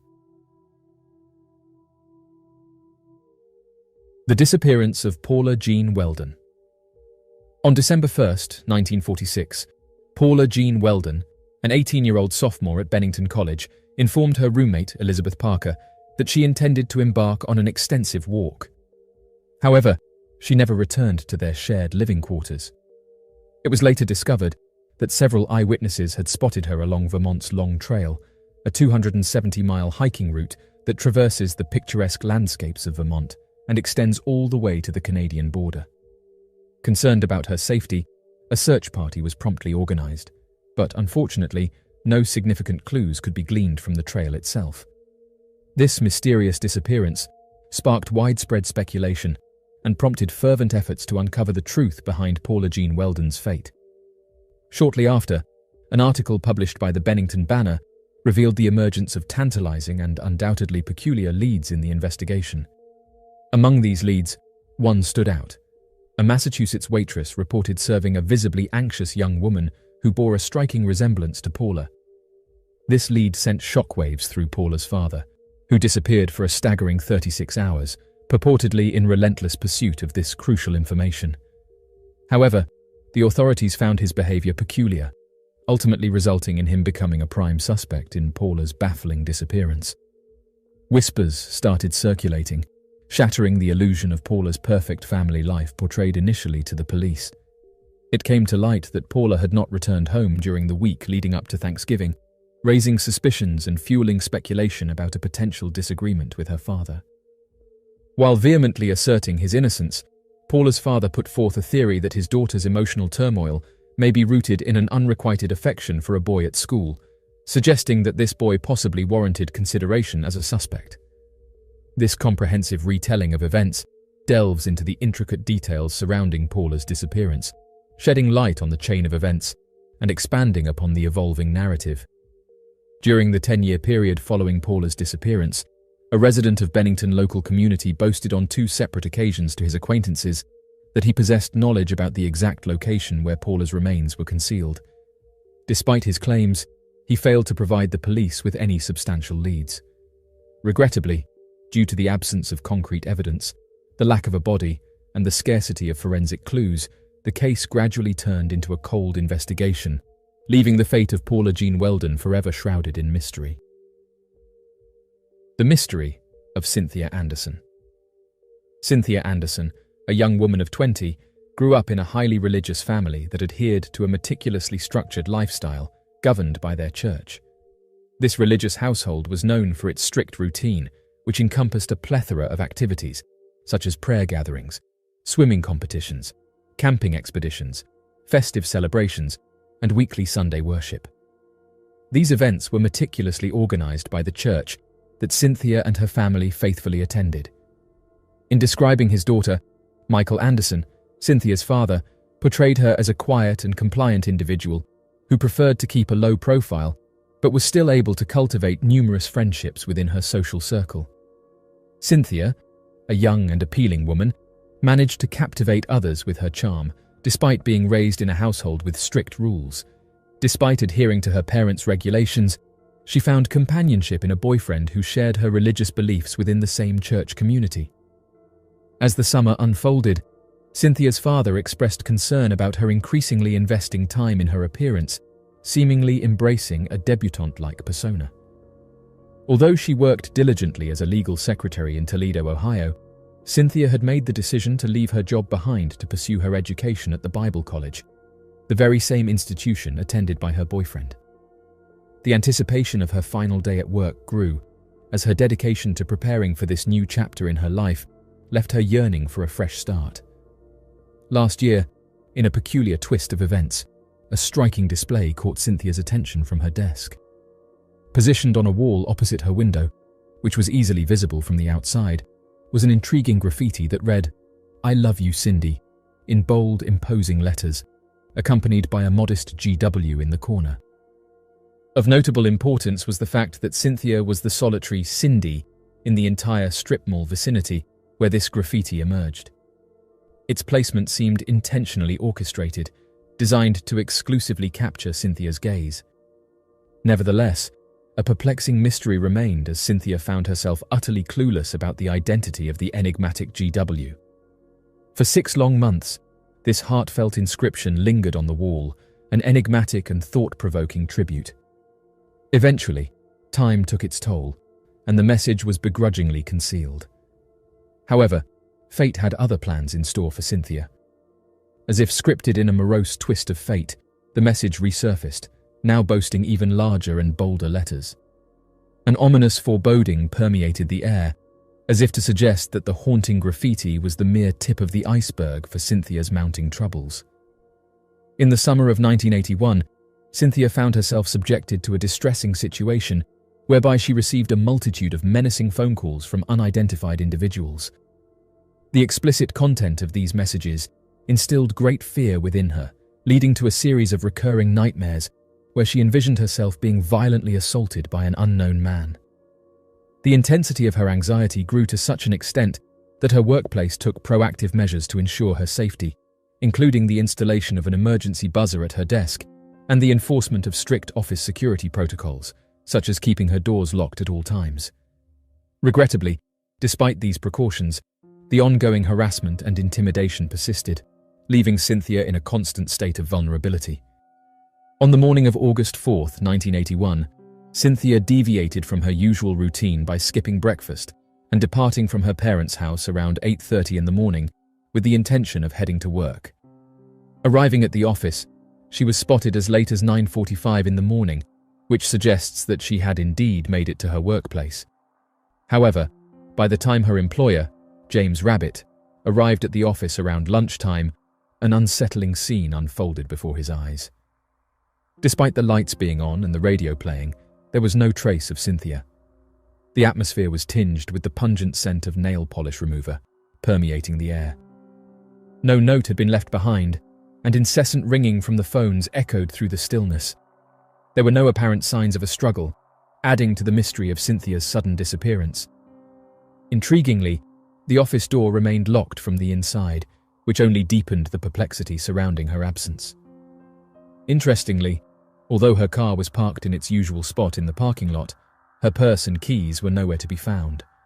This peculiar circumstance intensified the intrigue surrounding Cynthia's vanishing act. Adding an eerie twist to the perplexing situation, a romance novel that Cynthia had been engrossed in lay open on her desk, revealing a page where the protagonist meets a harrowing fate. This comprehensive and in-depth expansion of the original text sheds further light on the perplexing circumstances of Cynthia. Despite exhaustive efforts, Cynthia Anderson has eluded discovery, leaving her disappearance as an unresolved mystery. Jimmy Hoffa's disappearance. Since his vanishing on July 30, 1975, the enigma encompassing the events surrounding Jimmy Hoffa's disappearance has attained an almost legendary status, surpassing all other aspects of his life, a remarkable accomplishment in itself. Even now, the demise of Jimmy Hoffa continues to cast a shadow over the entirety of his illustrious existence. The perplexity of what transpired on that fateful day has captured the collective imagination, fostering a sense of intrigue and fascination that transcends time. Jimmy Hoffa, the former leader of the influential and morally compromised Teamsters Union, had gained widespread recognition even before his mysterious disappearance. The fact that he seemingly vanished without a trace was utterly unbelievable, highlighting the ease with which his existence was seemingly wiped from history. This astonishing situation has captivated the public's interest for decades, leaving them perplexed and demanding answers. Jimmy Hoffa, determined not to be overshadowed by anyone in terms of significance, even in his mysterious disappearance, it seems fitting that he would continue to be remembered as one of America's most renowned individuals who went missing. He ultimately became the symbol of those who crossed paths with organized crime during the 1970s, at least in the eyes of the public. Even after several decades have passed, we still find ourselves unable to resist the urge to speculate about the circumstances surrounding Jimmy Hoffa's demise and the truth behind his vanishing all those years ago.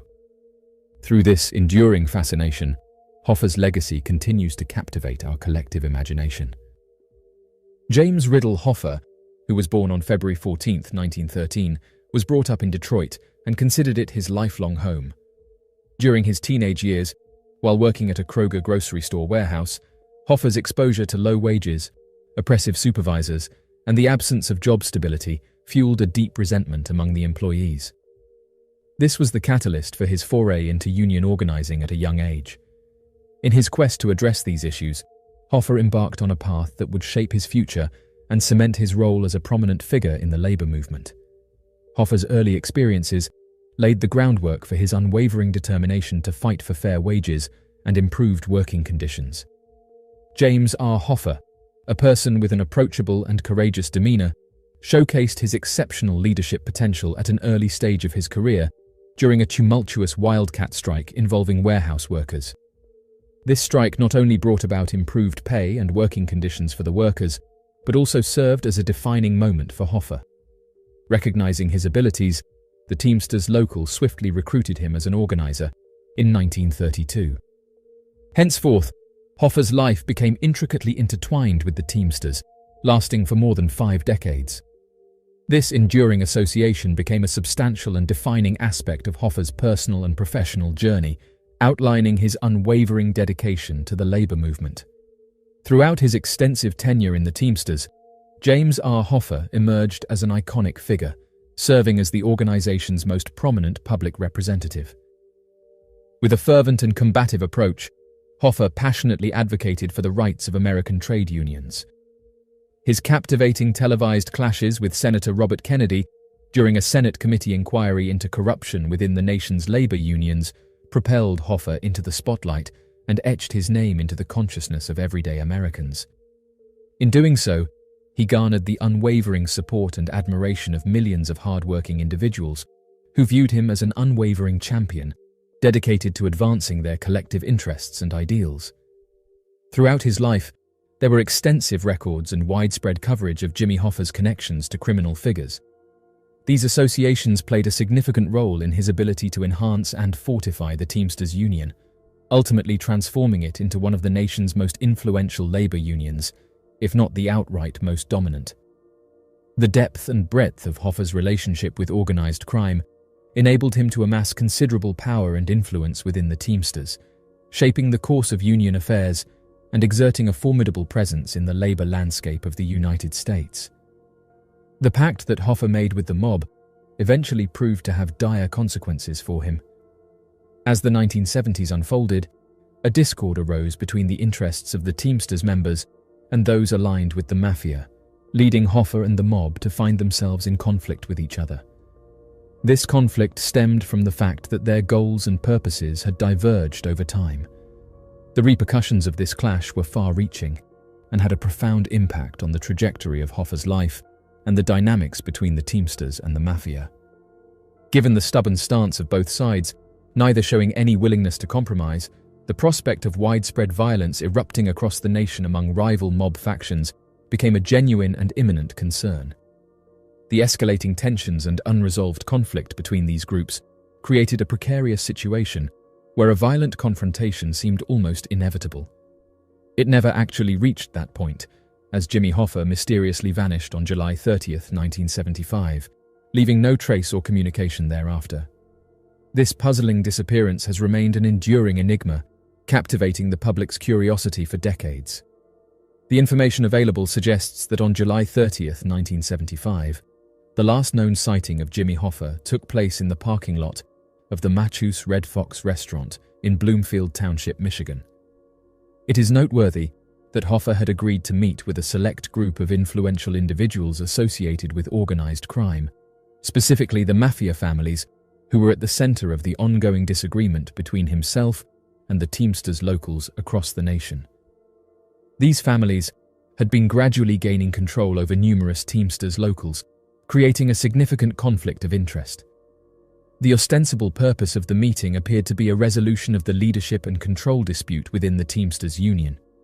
However, upon closer examination, it becomes evident that the meeting was orchestrated as a clever trap, aimed at perpetrating the heinous crime of assassinating the influential labor leader. Despite the prevailing belief that Jimmy Hoffa met his demise at the hands of a mob assassin, his remains have eluded discovery thus far. In addition, law enforcement could not gather sufficient evidence to bring charges against the prominent individuals connected to organized crime who were likely complicit in the assassination. Consequently, this case has remained an unsolved investigation over the years, even though Jimmy Hoffa was officially declared deceased in 1982. The mystery surrounding his disappearance continues to intrigue the public, leading to countless theories and speculations about his ultimate fate. The truth of the matter remains elusive when it comes to the fate of the notorious Labour leader, and despite numerous attempts at forensic investigation, a definitive explanation of what truly befell him has yet to surface. Nevertheless, speculations surrounding the demise of Jimmy Hoffa are numerous, some of which are widely recognized and filled with macabre details that never fail to captivate the public's enduring fascination. One of the most widely recognized and long-standing theories surrounding the mysterious disappearance of Jimmy Hoffa suggests that he was subjected to a brutal fate. According to this theory, he was allegedly fired at, and his remains were then frozen. To conceal the evidence, it is believed that his body was buried within the cement foundation of Giants Stadium. The account of Jimmy Hoffa's demise initially became widely known in 1989, when Donald Frankos granted an interview. In this interview, Frankos alleged that Hoffa met his untimely end at the hands of Jimmy Coonan, a prominent figure in the Irish Mafia of New York. According to Frankos, Coonan orchestrated Hoffa's murder and concealed his remains at the home field utilized by the New York Giants and New York Jets football teams. This revelation shed new light on the mysterious circumstances surrounding Hoffa's disappearance and offered a compelling twist to the narrative. As per Frankos's account, it is stated that following Coonan's action of taking out Hoffa with a suppressed .22 caliber handgun inside a residence in Mount Clemens, Michigan, he, along with John Sullivan, a hitman associated with the New York Mafia, proceeded to take apart Hoffa using a combination of a power saw and meat cleaver. Afterward, the bags containing Jimmy Hoffa's remains were transported to the expansive construction site of Giant Stadium, which eventually opened its doors the following year. The bags were intentionally blended into the concrete foundation beneath what would later become Section 107. This specific section happened to be situated in close proximity to the end zone of the stadium's football field. In fact, a detailed map of the stadium was even created, highlighting the precise location where Hoffa's body was clandestinely interred. This intriguing revelation was prominently featured in a news article, accompanied by the striking headline, "Hoffa Goes Deep." According to Frankos, Coonan, and an accomplice, they provided him with details of how the murder of Jimmy Hoffa was executed after it had already occurred. Frankos asserted that he disclosed this information to the Federal Bureau of Investigation in 1986. However, the FBI didn't find substantial evidence to substantiate Frankos's claim, despite taking the allegations seriously in 1989. It is worth noting that Frankos, who was under the protection of the Federal Witness Program in preparation for testifying against notorious New York crime boss John Gotti, faced challenges in supporting his statement. Furthermore, investigators associated with the Jimmy Hoffa case have contradicted Frankos's assertion that he informed the FBI about these details back in 1986. The theory surrounding Jimmy Hoffa's passing lacked tangible evidence, leading to its dismissal as another anecdotal account in the extensive collection of Hoffa-related stories. As an indication of the diminishing significance given to this theory, when Giant Stadium was demolished in 2010, the FBI chose not to participate in any search efforts at the site. This lack of action can be attributed to the absence of substantial proof or leads that would warrant further investigation. The mystery of the Gardner Museum heist. On the fateful day of March 18, 1990, the distinguished Isabella Stewart Gardner Museum, situated in the lively city of Boston, tragically became the target of an audacious and unparalleled art heist, forever etching its name in the annals of history. This nefarious act of criminality resulted in the disappearance of a relatively small number of prized artworks, a mere 13 in total. During the fateful night of the heist, it was observed that there were 2 guards assigned to the premises, both of whom had limited experience in their roles. One of these guards, who goes by the name Richard E. Abath, had an interesting background that involved dropping out of music school and being a member of a rock band. He openly admitted that on numerous occasions, after performing with his band, he would arrive at work under the influence. However, he vehemently insisted that on the night of the robbery, he was completely sober and free from any impairments. In the early hours of the morning, Precisely at 12:54, an unexpected occurrence disrupted the tranquility of the museum as a fire alarm abruptly rang out, originating from the third floor.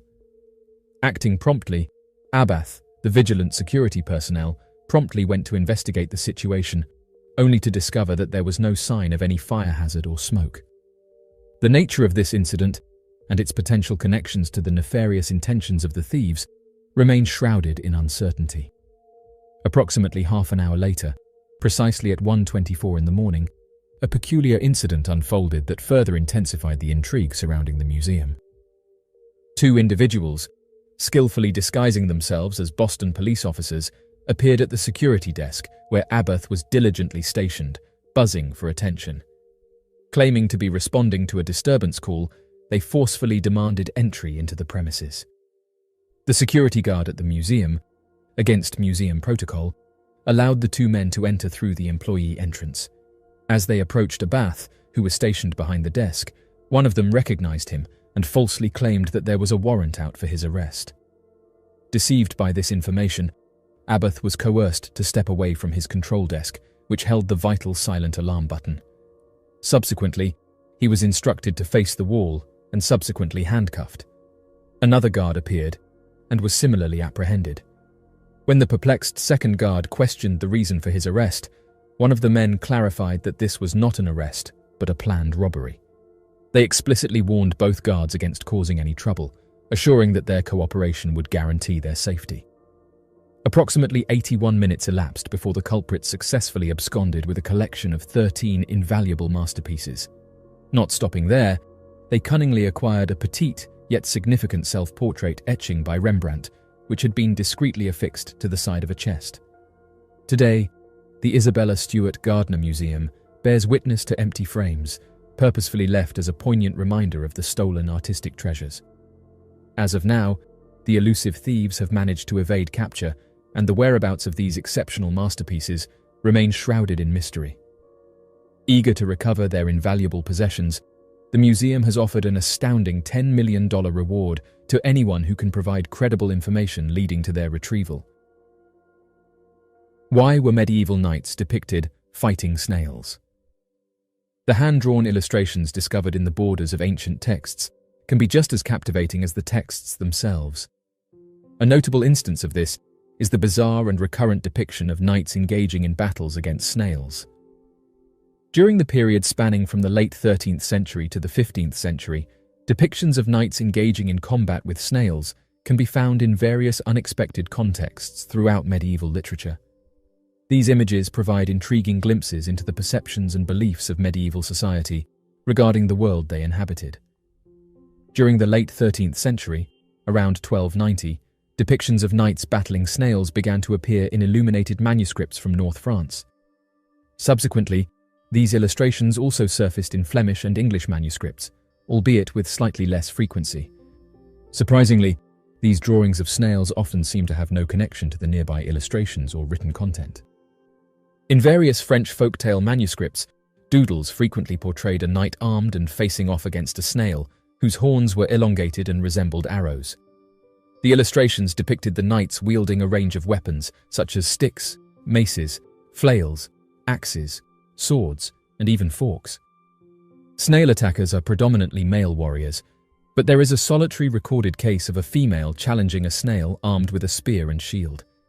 As these sketches depicting snail battles gained popularity in manuscripts, they became an established feature of medieval imagery.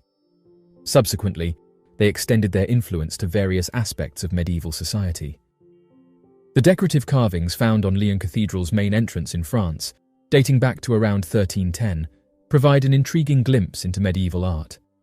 Among these carvings, there is a depiction of a knight facing off against a snail, as well as another scene featuring a man brandishing an axe at a snail-like creature with a human head. These intricate panels serve as a testament to the artistic intricacy and creativity prevalent during that time period. Throughout their journeys across different countries, the motif of knights fighting against snails remained relatively consistent, indicating the possibility of a deeper underlying significance. During the medieval era, the reasons behind the widespread popularity of depictions featuring battles between snails and knights remain uncertain. However, One hypothesis suggests that these illustrations serve to inject humor into otherwise monotonous and serious texts.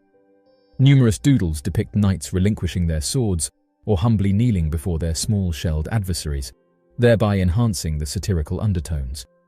Additionally, there are several illustrations featuring women imploring knights to refrain from engaging the formidable creatures.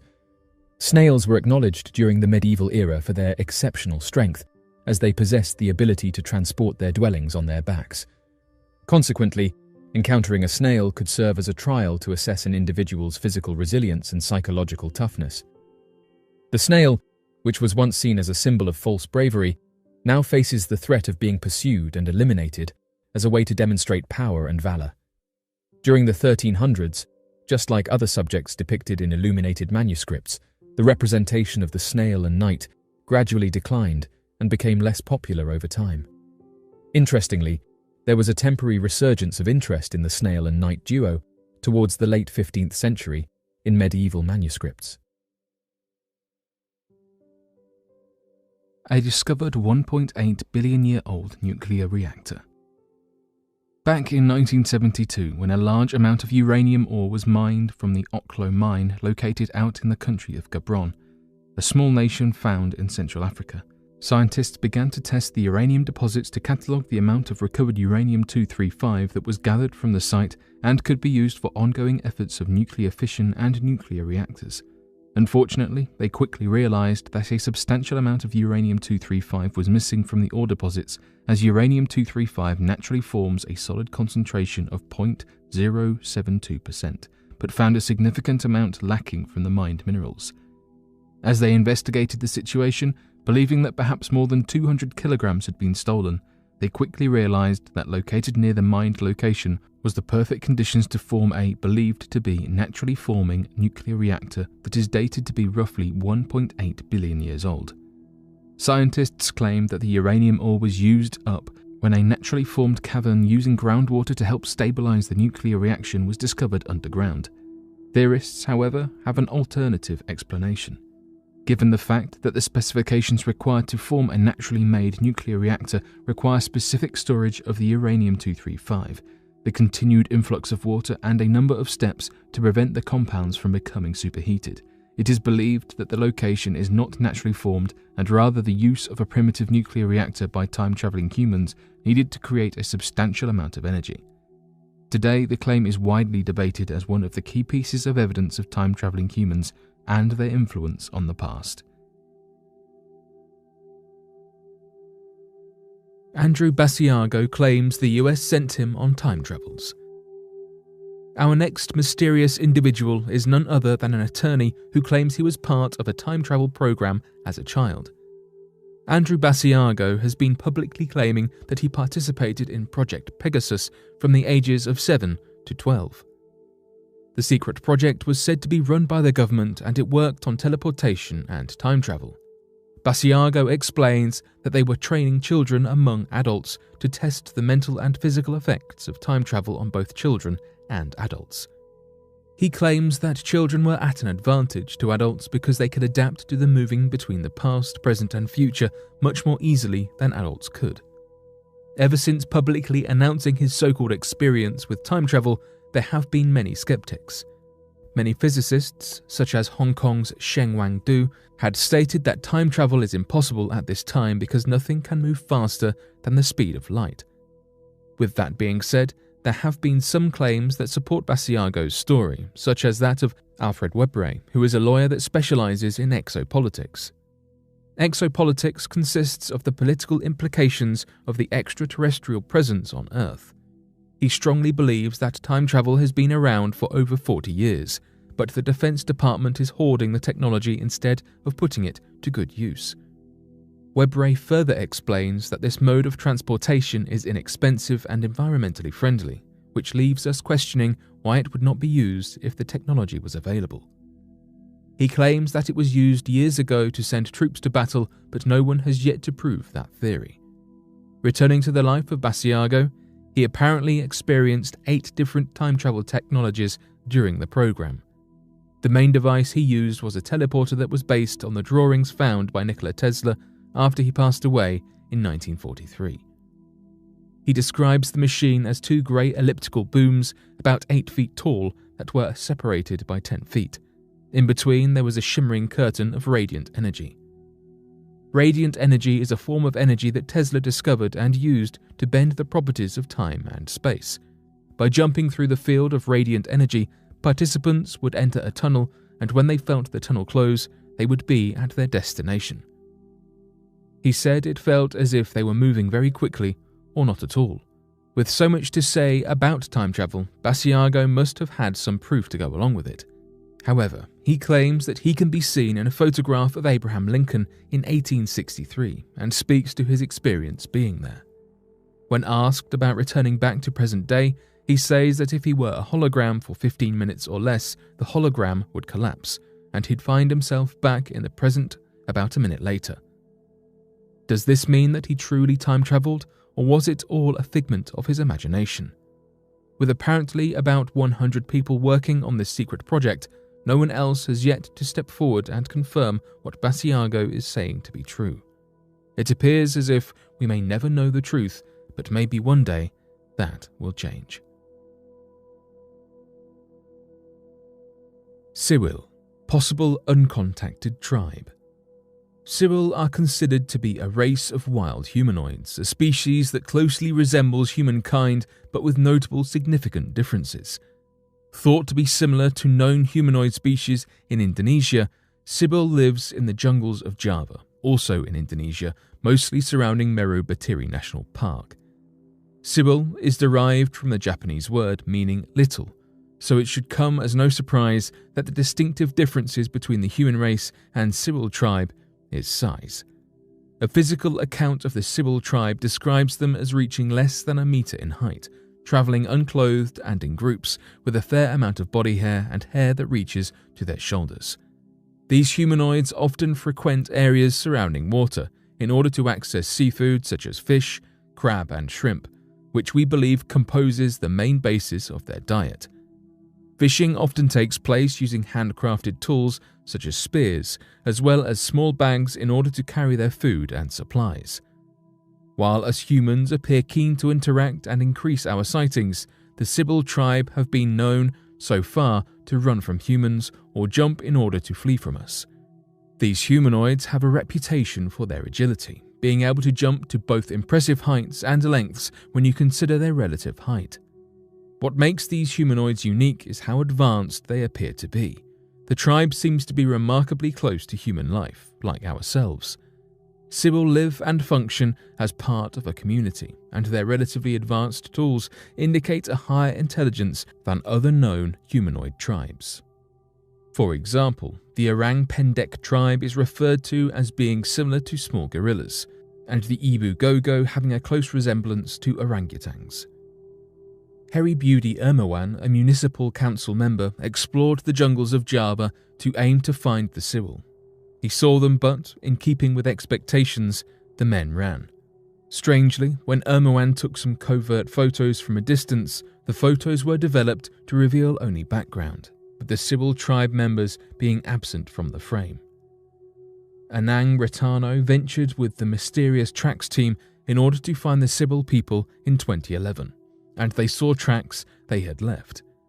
Retano discovered some tracks along the estuary of the Nangalang River, with the length from toe to ankle reaching just 9.2 centimeters and only 2 centimeters in width. Video footage was retrieved in which 3 men can be seen to run into the jungle. The video suggested the Siwil tribe make a phonetic sound likened to a monkey.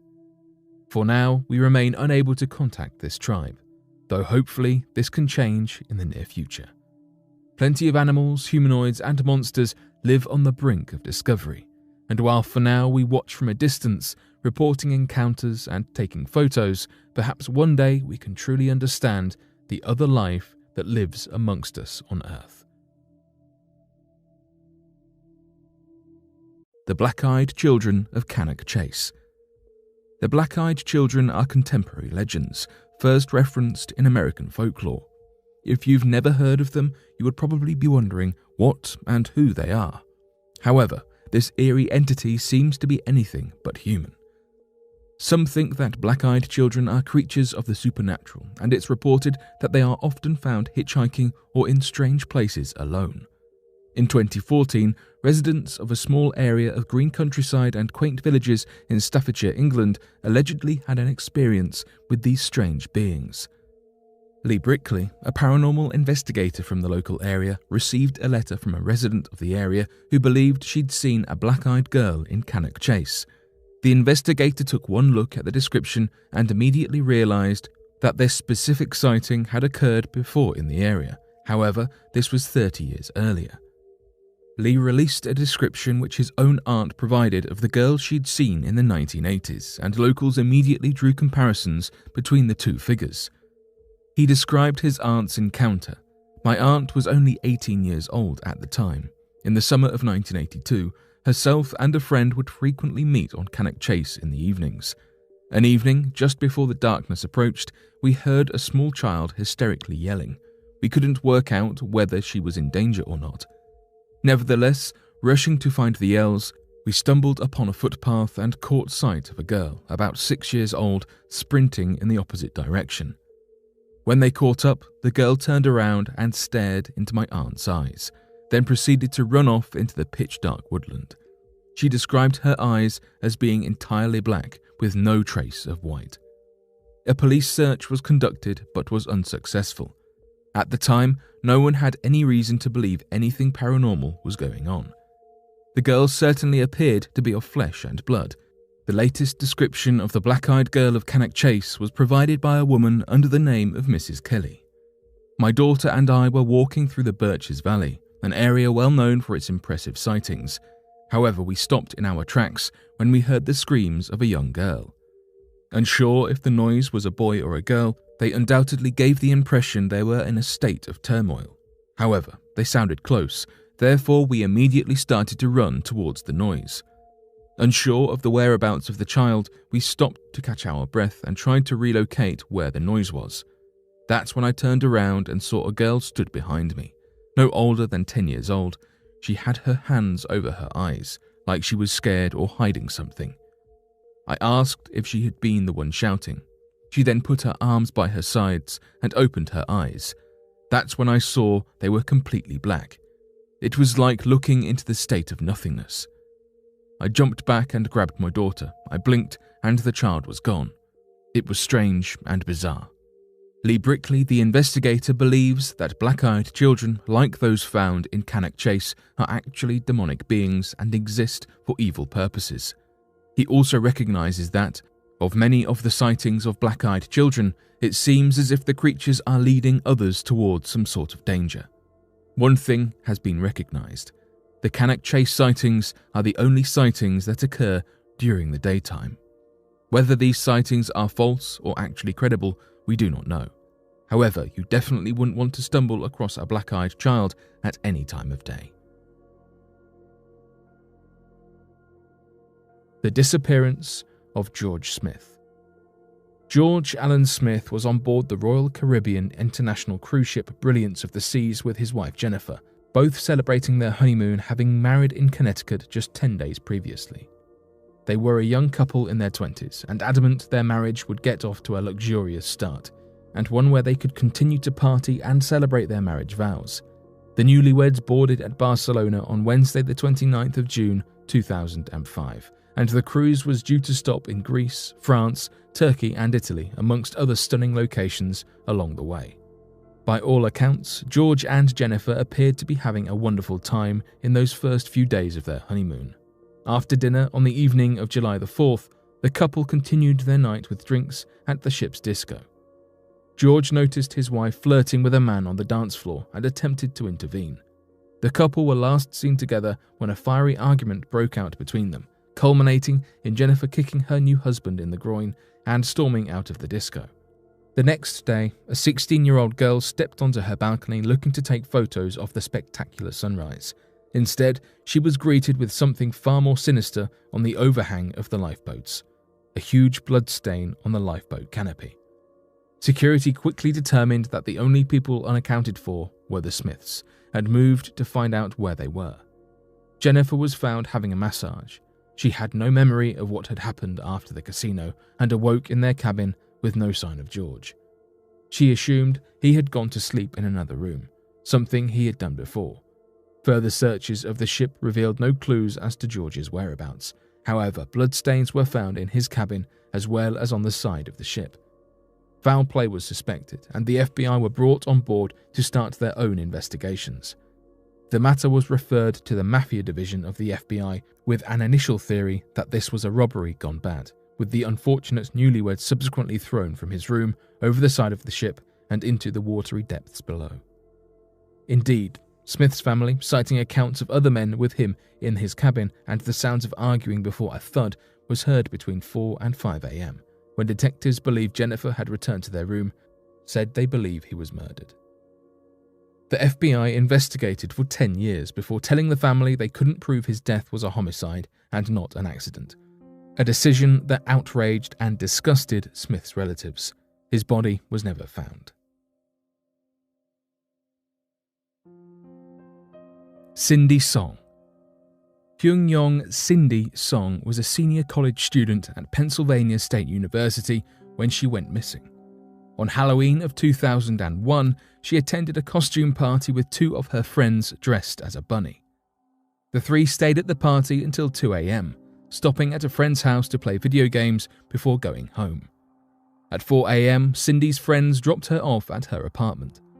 She was never seen again after that. Upon conducting a search of her apartment, it was confirmed that there was no sign of forced entry or struggle. Her school backpack and mobile phone were all found in the apartment. Her purse, containing credit cards and her driver's license, however, was missing. Police believed Song was still wearing her costume when she left the apartment because it, too, was not found. A phone analysis was conducted, revealing no inbound or outbound calls, messages or emails, adding to the confusion and lack of evidence leading to any suspects. Tickets to a concert and a printed receipt for a computer were both found in her apartment, providing evidence that she was making future plans that did not involve running away or disappearing. According to her friends and family, there was no evidence that Song was depressed, unhappy, or intending to run away. She was always considered upbeat, friendly, and outgoing, including on the night that she vanished. The surrounding wooded areas were also searched but revealed nothing linked to the case. It is thought that while on her way to a 24-hour supermarket, Song was abducted either on the way or at the location.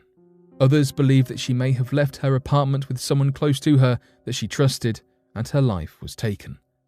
Adding to the mystery and confusion, a woman of a similar description was later seen being forced into a car by a man in Philadelphia, 200 miles away from her apartment.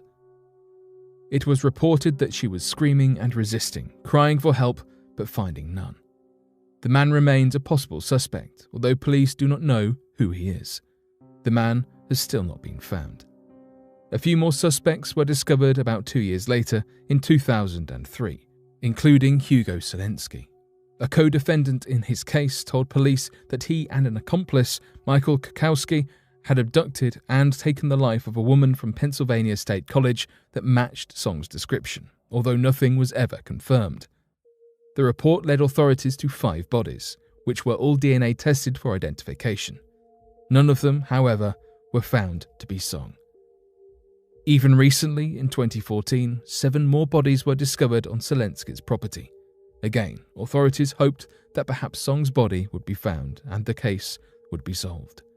However, her body was not one of those, and has still never been found.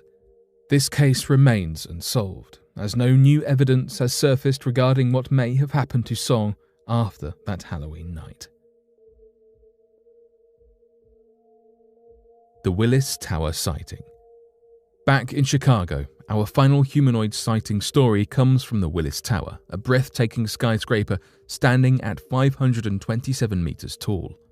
In 2017, a man was innocently going about his day in the city until he looked up at the Willis Tower. As the man cast his gaze to the very top of the tower, he spotted something utterly bizarre and utterly fascinating, as well as a bit disconcerting. A creature which looked about 6 feet tall, and attached to its human-like body, it had a huge pair of wings that propelled it into the sky. It swooped low before soaring back off into the distance, leaving the witness understandably shaken. Unsure of what to do, the man contacted a local paranormal sighting researcher named Lon Strickler. He explained to Strickler that the creature reminded him of a mantis and was dark green in colour. The being apparently mutated in flight, changing in its form and appearance.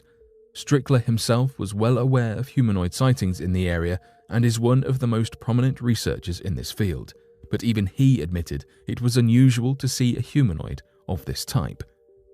They apparently tend to be black or grey and more bat-like in shape.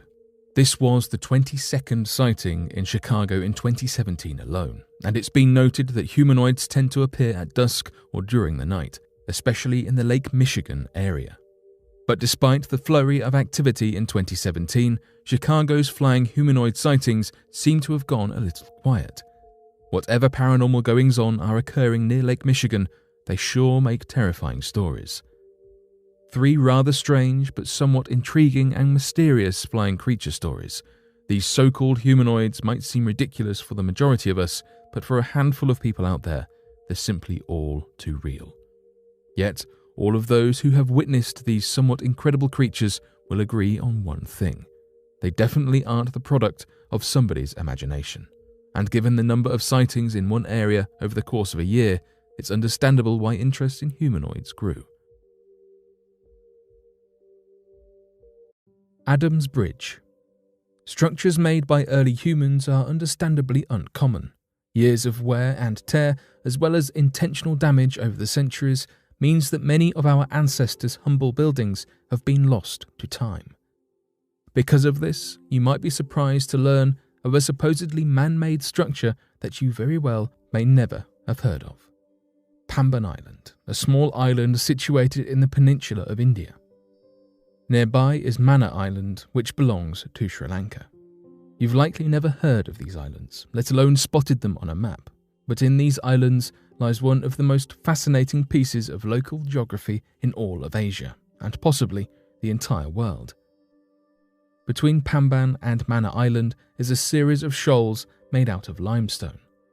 These shoals extend the length of ocean between Pamban Island and Mannar Island, and geological evidence strongly suggests that the area was once a land bridge connecting India and Sri Lanka. These shoals have come to be known as Adam's Bridge or Rama's Bridge, but many believe that the strange geological feature is not as natural as we might think and may actually be the result of someone or something putting it there. Stories of Adam's Bridge not being a natural occurrence are not anything new. In ancient Indian tradition, the demon Ramayana, the ruler of now Sri Lanka, captured Rama's wife in an act of revenge. The story goes that in order to cross the great expanse of water to Sri Lanka, a bridge was made through the help of Vanarats, which are intelligent monkey warriors. But recent claims have pointed towards less mystical origins, and some suggest that the strange limestone bridge could be a structure laid by human hands. One scientist in particular, Dr. S. Badrina Rayanan, the former director of the Geological Survey of India, as well as the former coordinator of the Survey Division of the National Institute of Ocean Technology, believes in this theory. Dr. Badrina Rayanan reportedly made an investigation on Rama's Bridge and now believes with certainty that the location is not a natural formation, but one made with human intervention. Alongside his team, Badrina Rayanan surveyed the bridge with the use of boreholes, drilling a total of 10 along its length. The findings of the investigation have led Dr. Badrina Rayanan, amongst others, to believe that a natural formation of the bridge is impossible. This is due to the claim that the team found a consistent layer of materials roughly 6 meters below the surface. This layer was made of sandstone, corals, and boulder formations. Surprised by the find, a group of divers later went to examine the underwater conditions of the bridge. The boulders observed from above were found to be atypical to that which is normally found in ocean waters, and were later found to have originated on either the Indian or Sri Lankan side of the large causeway. This, along with signs that ancient quarrying took place in the area, brought Dr. Badrina Rayanan to the conclusion that the materials were moved intentionally on the sand of the shallow waters. On the discovery, Dr. Badrina Rayanan said it is not a natural formation. The top portion of it appears to be a man-made structure. What is known as Adams Bridge is originally a natural grade divide separating the Bay of Bengal and the Indian Ocean to the south, so the geological aspects are different on either side. Dr. Badrina Rayanan added, "We found marine sands on top and below that was a mixed assemblage of corals, calcareous sandstone and boulder-like materials. Surprisingly, below that, up to 4.5 meters, again we found loose sand, and after that, hard formations were there. Below the corals and boulders, we are getting loose sand, which means it is not natural." Of course, scientists are in disagreement with Dr. Badrina Rayanan's findings, and the origins of the bridge more generally. Savrat Kher, a geology expert with a focus in marine geological formations, firmly disagrees with the man-made hypothesis. In his own words, "During the Pleistocene Ice Age period, glacial buildup and melting forced fluctuations in sea level by tens of meters, setting up the conditions for several episodes of coral reef and sand shoal formation. During periods of large sea level drops in the Pleistocene, there would have been a land connection between India and Sri Lanka." What do you think? Could this land bridge simply be a natural phenomenon, or is the evidence for human intervention just too much to ignore? The Firefighter and the Ghost. From the native Indians who settled on the plains to the unstoppable machine that was westward expansion, states such as Indiana have a rich history. Whilst aesthetically stunning, some consider Indiana rightly or wrongly to be a little, forgotten.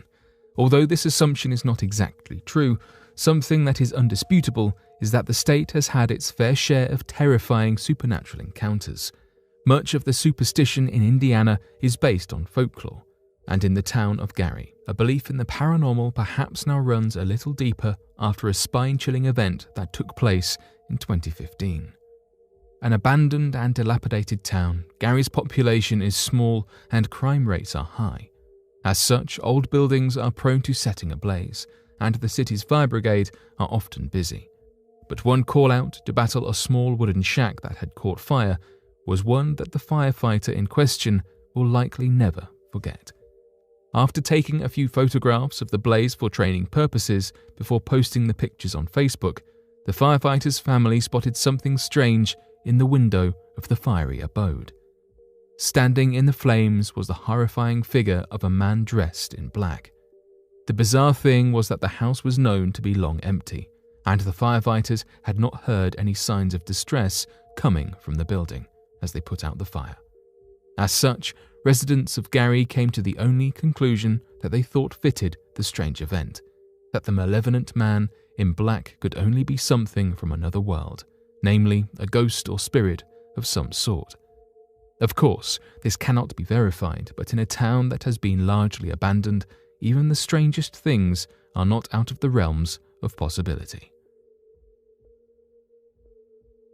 Eerie note mother of 3 scrawled after seeing heaven. Tina Hines awoke after passing away for 27 minutes and immediately reached for a notepad to scrawl a shocking message to her loved ones. It's real. The mother of 3 had always been healthy and was preparing for a hike with her husband Brian near her home in Phoenix, Arizona, just moments before suffering a sudden cardiac arrest. Brian saw his wife drop to the ground and watched her in sheer panic as she turned a gruesome purple. He immediately called for emergency personnel and started giving her CPR, he stated. The mother of 3 was momentarily revived twice by Brian before paramedics arrived and took over. In the harrowing ambulance ride and at the emergency room, Tina continued to flutter between losing her life and being alive. She was resuscitated 6 times before stabilizing in the hospital. When she finally returned to consciousness, she was intubated and unable to speak. However, she had a message to tell, and it was not going to wait. As soon as she could, Tina gestured for something to write with so she could scribble a telling message. It's real. When her loved ones read this message, they asked her what was real. The still intubated Tina simply nodded upward. She says that she saw heaven that day. It was so real, the colours were so vibrant, Tina said. She described seeing Jesus standing before black gates on the backdrop of a bright, glowing yellow light. Tina is grateful to be alive today to share her story. About 90% of people who suffer sudden cardiac arrest do not live to tell the story. But her husband's quick reactions and immediate CPR truly made the difference. Survival rates for cardiac arrest increase dramatically when a bystander can quickly administer CPR. This boosts rates of survival from a grim 10% to nearly 45%. Tina is the perfect example of this unpredictability as someone with no history of heart or other serious health problems. Anyone can experience an unexpected glitch in the electrical system that keeps the heart's rhythm, stopping it in its tracks. This brutal fate takes over 356,000 lives a year in the United States. The vast majority of victims have no memory of their technical passing over, but 10 to 20% have a visual or sensory near passing over experience, according to various studies on this. This phenomenon has been the focus of study for many scientists, and research has begun to unveil the explanation of what is happening in the brain when the heart stops. Once the heart stops beating, blood will eventually stop flowing to the brain. But in the immediate aftermath of sudden cardiac arrest, something unique seems to happen, according to a small 2013 University of Michigan study on rats. When researchers induced cardiac arrest in 9 animals, they observed an unexplained burst in brain activity in the moments that would normally precede their passover. This was not just any activity either. It was observed that in a dying brain they saw a widespread, transient surge of highly synchronized brain activity that had features associated with a highly aroused brain. In other words, the final moments of life, the brain becomes hyperactive and behaves as if it is very much alive, with deeply complex thoughts. They suspect that this burst of surprisingly organized, likely conscious brain activity may be the root cause as to how people experience visions just before they depart from life. Furthermore, religious people are more likely to see heaven during these NDEs than non-religious people. For Tina and her family, the evidence is clear. Heaven is a real place. Tina's niece, Maddie Johnson, even got her aunt's message tattooed on her wrist to remind her of this life-changing moment. Canadian police investigate after 14th human foot washes up on coastline.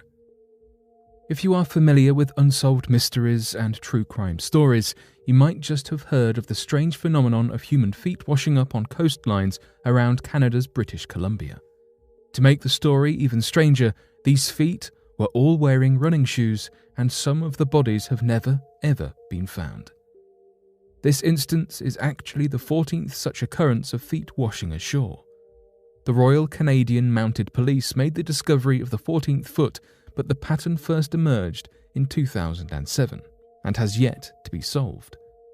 This particular foot was discovered on Gabriola Island in the Strait of Georgia. According to the report by the Royal Canadian Mounted Police, a man was walking on the island's beach before noticing a strange object. It looked like a foot inside a hiking boot, which had become stuck inside a log jam, which is where a large number of logs blocks a flow of water.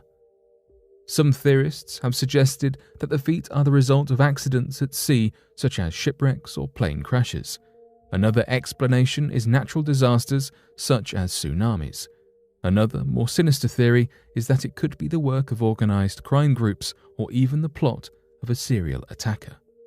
Some people have attempted to play pranks on law enforcement by adding phony shoes with fake human bones. "We've had people put dog-foot skeletons in runners and leave them on the beach," said Barb McClintock of the province's coroner's office, and somebody even used some old chicken bones. McClintock suggested that the reason why all of the feet are wearing running shoes is because the light, buoyant nature of the shoes allows the feet to float on the water's surface. It also acts as a layer of protection from decomposition. A previous foot was found in a similar fashion on Vancouver Island.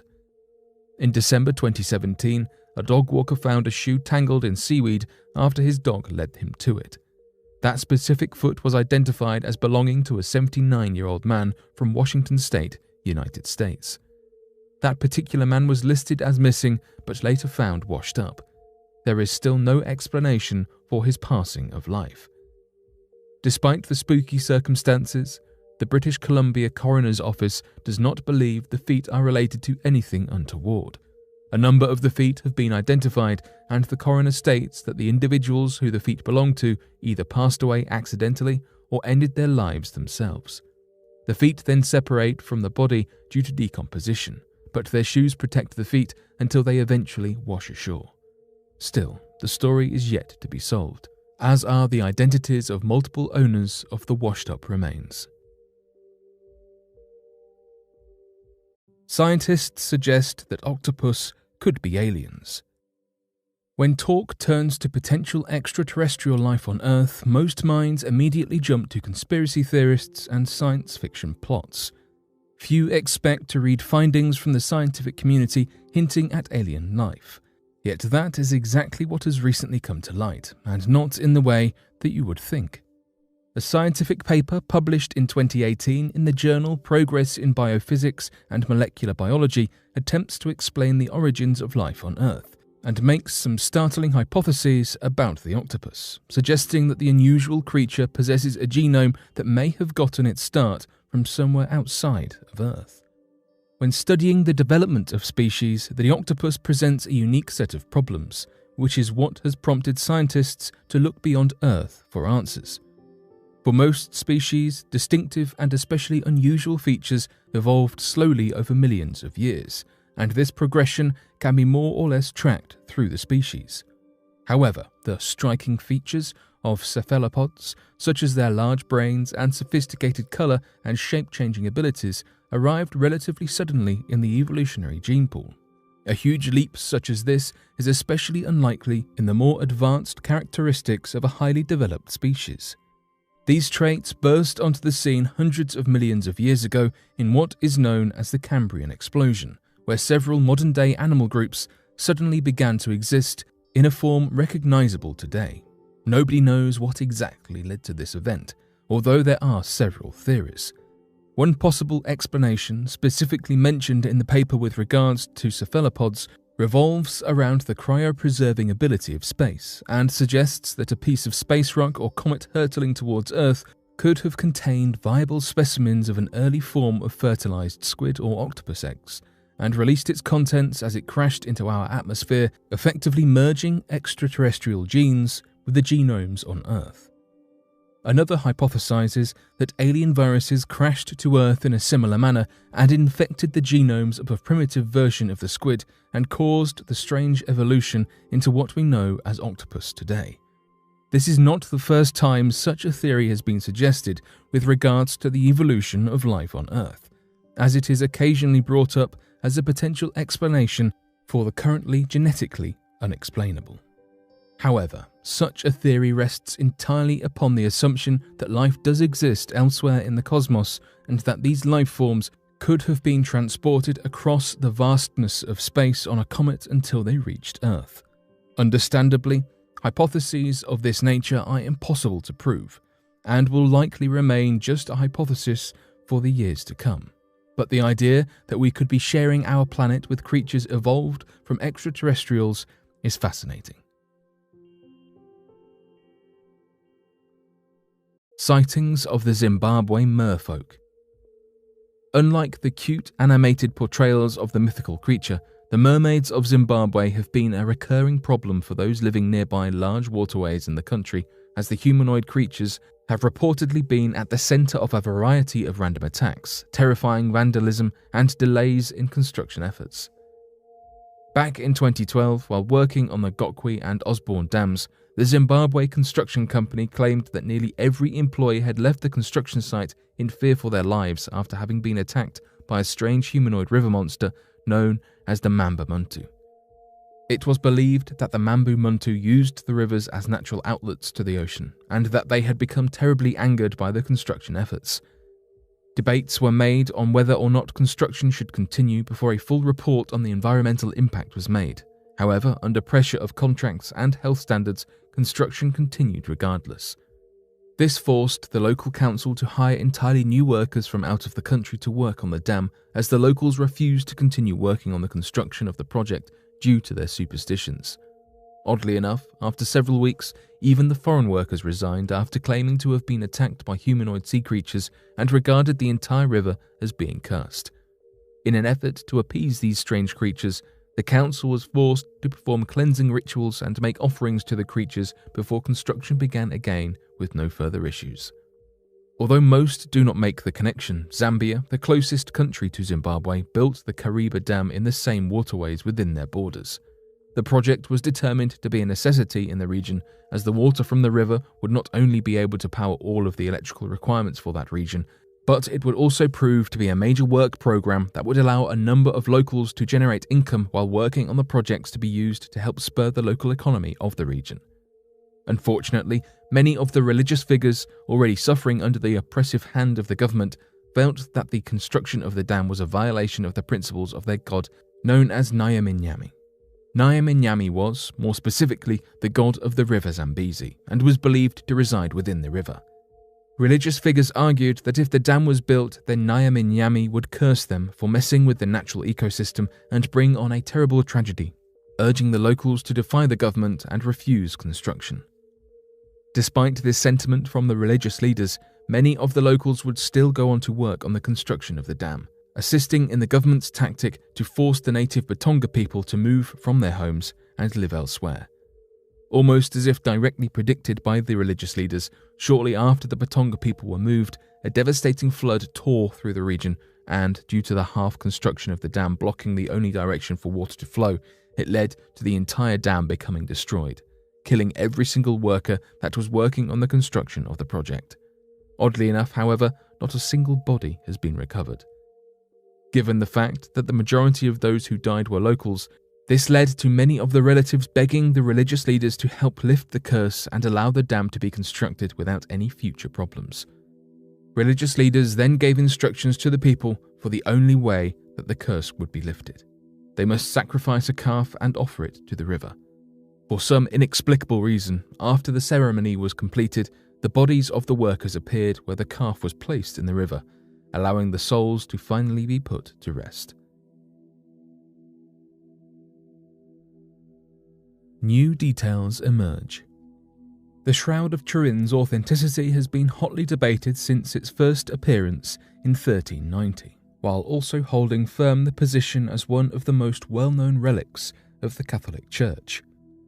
Finally, in 1988, a team of scientists were given permission to cut small samples of the cloth and sent it out to 3 different laboratories, all of whom independently dated the cloth to 1260 to 1390 AD. However, even these seemingly definitive results were contested, as critics claimed that the test swatches were from relatively more recent areas where the shroud had been patched, contaminated by a fire in the 16th century, or delivered inaccurate results due to the number of people who have handled the cloth over the centuries. There is vast amounts of evidence for both sides. Firstly, the shroud depicts the full body image of a man lying with his hands crossed over himself as though for burial, with markings on his wrists. In the Middle Ages, Jesus Christ was also depicted with crucifixion marks over his palms, although in biblical days they would in fact have driven the stakes through the wrists. Additionally, experts remain mystified as to what could have created such an accurate negative image of a man on the cloth. Tests analysing the cloth have found no evidence of pigments, paints, dyes or stains on the fibre, while also confirming that at some point in its past, the cloth had been in direct contact with the body. However, some experts believe that the Middle Ages date of the shroud points to its use as a burial shroud for a crucifixion victim of the day, centuries after Jesus was crucified.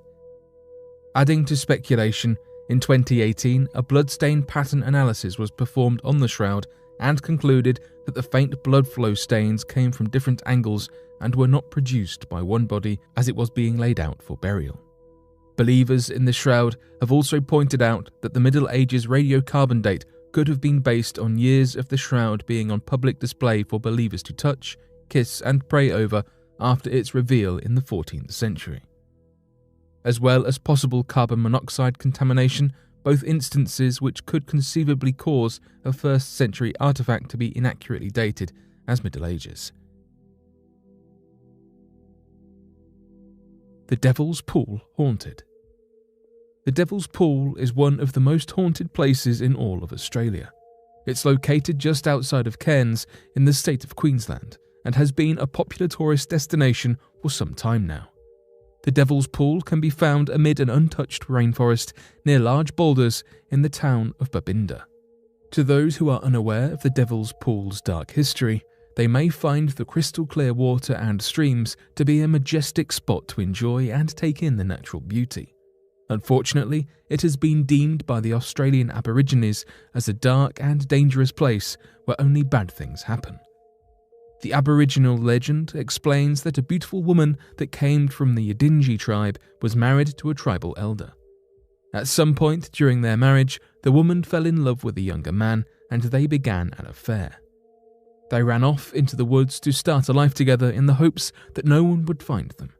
However, the tribal elder was in a powerful position in their tribe and he sent search parties to look for them. Eventually caught and surrounded by the Babinda boulders, the woman threw herself into the water below and took her own life.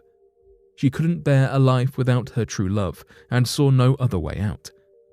The Aborigines don't believe she ever left those waters and still remains there, looking for young men she can lure down below the water with her.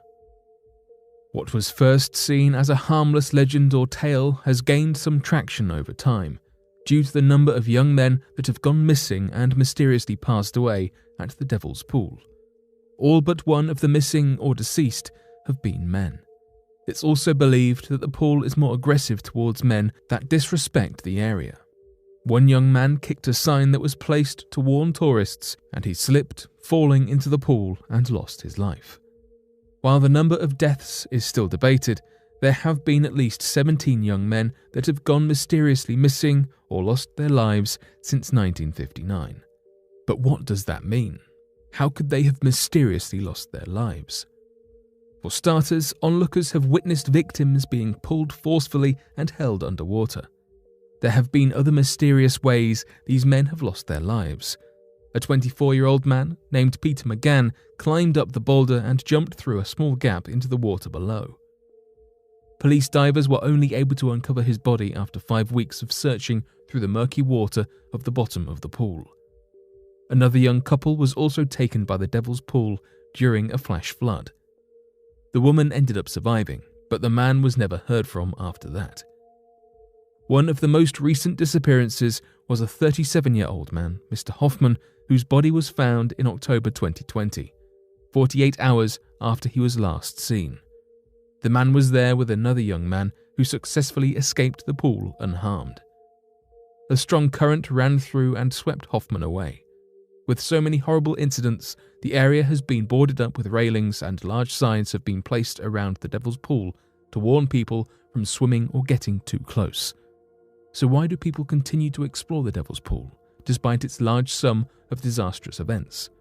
Maybe some find the risk exciting. Sir Victor Goddard and the Time Slip. The skies are a wondrous place, and ever since man evolved, we've dreamt of being able to fly. Of course, this is now possible, and thanks to the technological advancements in aircraft, being able to fly has meant that human eyes have seen things that we should not necessarily have seen. If you've ever been to Scotland, you'll know that its impressive landscapes and sprawling greenery can be extremely relaxing and very picturesque to fly over. But for one man in 1935, his routine flight over the Highlands became a little strange. Wing Commander Victor Goddard was conducting a routine aerial inspection of a disused World War I Air Force base at Drem near East Lothian. The base, which was dilapidated and had not been used for years, appeared to be being used as a farm. A day or two later, Goddard flew back towards his own base. It was a grey and rainy Monday, with low visibility and high winds, completely the wrong conditions for a pleasant flight, as you can imagine. He attempted to navigate towards Drem, but couldn't work out where to fly, given the conditions. Suddenly, Goddard lost complete control of his plane. It plummeted towards Earth through the thick grey cloud, which offered no brakes. As he reached 200 feet, he was certain it was over. But it wasn't. Goddard reported seeing swirling water and a stony beach and was flying near 150 miles an hour. Drem's hangars appeared as a silhouette in the bleakness of the afternoon, and as he approached the airfield, the skies brightened completely. As he flew nearer, he noticed a distinct difference in Drem's appearance. The airfield was freshly tarmacked, the hangars restored, and 4 bright yellow aircraft sat on the stand. One model of aircraft he didn't recognize, a monoplane of a new variation with RAF markings. Strangely, in 1935, the RAF had no monoplanes, not even for training purposes. There were men working on the ground, wearing light blue overalls, which was also strange as the mechanics that Goddard was used to seeing normally wore tan grey. Nobody seemed to notice Goddard's plane flying low over the airfield, and as he pulled his joystick backwards and powered back into the skies, the grey skies and ray returned. Soon he was near his intended destination and landed, dazed. Goddard tried to comprehend what he'd seen, but simply couldn't. His colleagues thought he was either drunk or mad, and he stopped telling his story. However, 4 years later, the airbase at Drem would be refurbished. The RAF uniforms would change to light blue, and a new training monoplane painted bright yellow arrived on the tarmac at Drem. As time went by, Victor Goddard came to the startling conclusion that he'd, in fact, travelled through time. The hikers on Devil's Mountain. Resting on the border of San Pablo, there is a mountain referred to by locals living in the area as the Devil's Mountain. The mountain has been surrounded with a number of disappearances from hikers every single year that claims the lives of even the most experienced hikers in the region.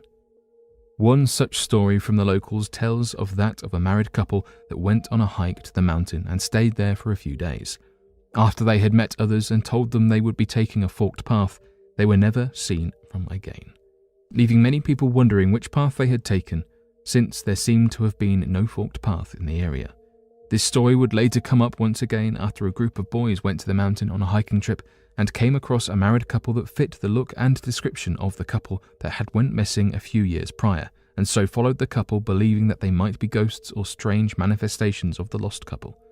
As they followed the couple, they witnessed them going down a forked path and so followed them, of which eventually led to them losing sight of the couple and sustaining injuries falling down an area of the mountain.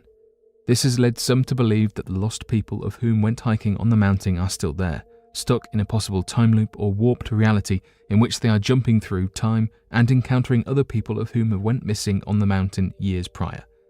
These fears have left many, including experienced hikers, worried as to how or why these strange occurrences have been appearing on the mountain, and so leave many fearful of journeying through the region. Are shadow people time travelers? Shadow people sound a bit creepy, right? They are defined as supernatural shadow-like humanoid figures that, according to believers, are seen flickering on walls and ceilings in the viewer's peripheral vision. Shadow people are considered as entities of the underworld, but those who have experienced them are not sure whether they are evil, helpful, or just there. Scientists have tried to offer explanations for the phenomena. For example, some researchers conclude that seeing shadow figures are simply symptoms of sleep paralysis or deprivation, and others have noted that drug addicts are more likely to experience these sorts of hallucinations. Alternatively, they can simply be the mind playing tricks on somebody who's experiencing a heightened sense of alert, for example, when you're walking down a dark alley at night. However, some people are convinced that shadow people are actually apparitions of time travelers. They think that the reason that they are only in shadow form is because we, on Earth, can't clearly see the future and therefore find it hard to see these figures. Instead of being supernatural or devilish creatures, they are actually just people from other dimensions. They also don't seem to be taking any notice of the people that see them, therefore fitting in with the common time travel theme. Often when time traveling, the person experiencing it is not noticed by anybody else. The thing is, this is all heavily disputed, and the scientific explanations are well weighted in their favour. We'll never know for sure if shadow people are time travelers or not, or even real. But one thing is for sure: the human imagination is a powerful thing. The disappearance of Jean Virginia Sampere. British Columbia, Canada. Sometime around 10 or 11 p.m. on the 14th of October 1971. 18-year-old Jean Virginia Sampere was walking along Highway 16 with her cousin Alvin before he turned back to get a jacket from home. He believed she was going to a nearby shop, but upon his return to the highway, she was nowhere to be seen. Alvin reported hearing a car door shutting, but nothing else. Earlier that evening, Jean had been seen by her brother Rod's wife, Violet. Violet recounted that Jean had been at her mother's house, but had left crying. After attempting to go after Jean, Violet was stopped by Jean's mother, who told Violet that Jean would return. Jean was of Gitxsan descent. The Gitxsan were a First Nation, meaning south of the Arctic Circle, indigenous group. When Jean failed to return home that night, her mother reported her to the Jitsi-Jiyukla Indian band, who, due to protocol, waited for some time to report the disappearance to the Royal Canadian Mounted Police. The search for Jean continued for 8 days, with police officers from other towns joining the search. Alas, despite tip-offs in larger cities such as Vancouver and Toronto, no trace of Jean was found. A 1971 report from the Jitsi-Jiyukla band chief counsellor determined that Jean had drowned, and the case was formally closed in 1985, only to be subsequently reopened after the family complained that there was no conclusive evidence that Jean had drowned. For Jean to have simply vanished was as alarming as it was strange, and subsequent events in the area fueled more sinister theories about the case. Her brother Rod alleged that he had seen files stating that a man named Kenny Russell had found some footprints near Jitsi-Jiyukla River. Although the footprints were never identified, this was the piece of evidence said to be behind the drowning theory. Rather mysteriously, Jean's boyfriend had gone missing soon before she disappeared herself, but was found drowned in the Skeena River nearby. The authorities initially thought that Jean may have committed suicide, but once again, this theory was dispelled as Jean was not known to be a suicide risk. The most chilling theory is that Jean was the second of the first 3 victims of the Highway of Tears, a stretch of Highway 16 where between 18 and 83 people have either gone missing or been murdered since 1970. This theory is supported by the car door noise her cousin heard on the night she disappeared. Worryingly, there is known to be disproportionately high numbers of murders and disappearances of Indigenous women on the victim list. Jean Virginia Samper may well have been number 2 on that list. The disappearance of Susan Pearson. In 1966, a woman by the name of Susan Elizabeth Pearson was last seen in Missoula, Montana, and has not been seen since. Miss Pearson, an American woman from Portland, Oregon, went missing due to mysterious circumstances. She had been a graduate student at the University of Montana and was teaching there as an instructor at the time of her disappearance, days before her doctoral thesis was due. She was last seen by her friends on campus, as she was meant to take her business administration exam but never arrived. Likewise, Susan missed 2 work checks meant for her adding up to $1,200, which were never claimed. Initial searches for the woman were futile, yet when the police checked her apartment, they found it in pristine condition, untouched, with not a single sign of struggle. Her car was soon thereafter found completely abandoned in Missoula's business district. Her belongings were still in the car when the police checked it. They found her keys, purse, and other necessities inside, ones that any sane person would never leave unattended. Bones were found in 1970, but were analysed and found to be animal remains. Susan Elizabeth Pearson is one of the oldest missing persons cases Montana has had in the past century. Curiously, Miss Pearson was the granddaughter of Walter Pearson, Oregon's Democratic senator. Susan King, who was one of Susan Pearson's friends and a prominent singer at a nightclub, told the police that she had visited her on the night before her sudden disappearance, and that Pearson was in a frantic, nervous state. It was just a different Sue, she had stated. A prominent piece of the puzzle was the information King also received.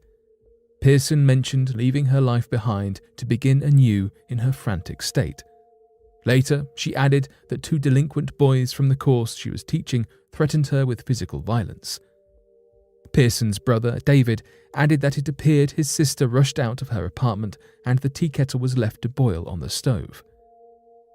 Days after her disappearance, There was a report of a sighting in Lolo Pass, but evidence of her actually being there is non-existent. No further sightings were ever reported. The Buash map shows Antarctica without ice.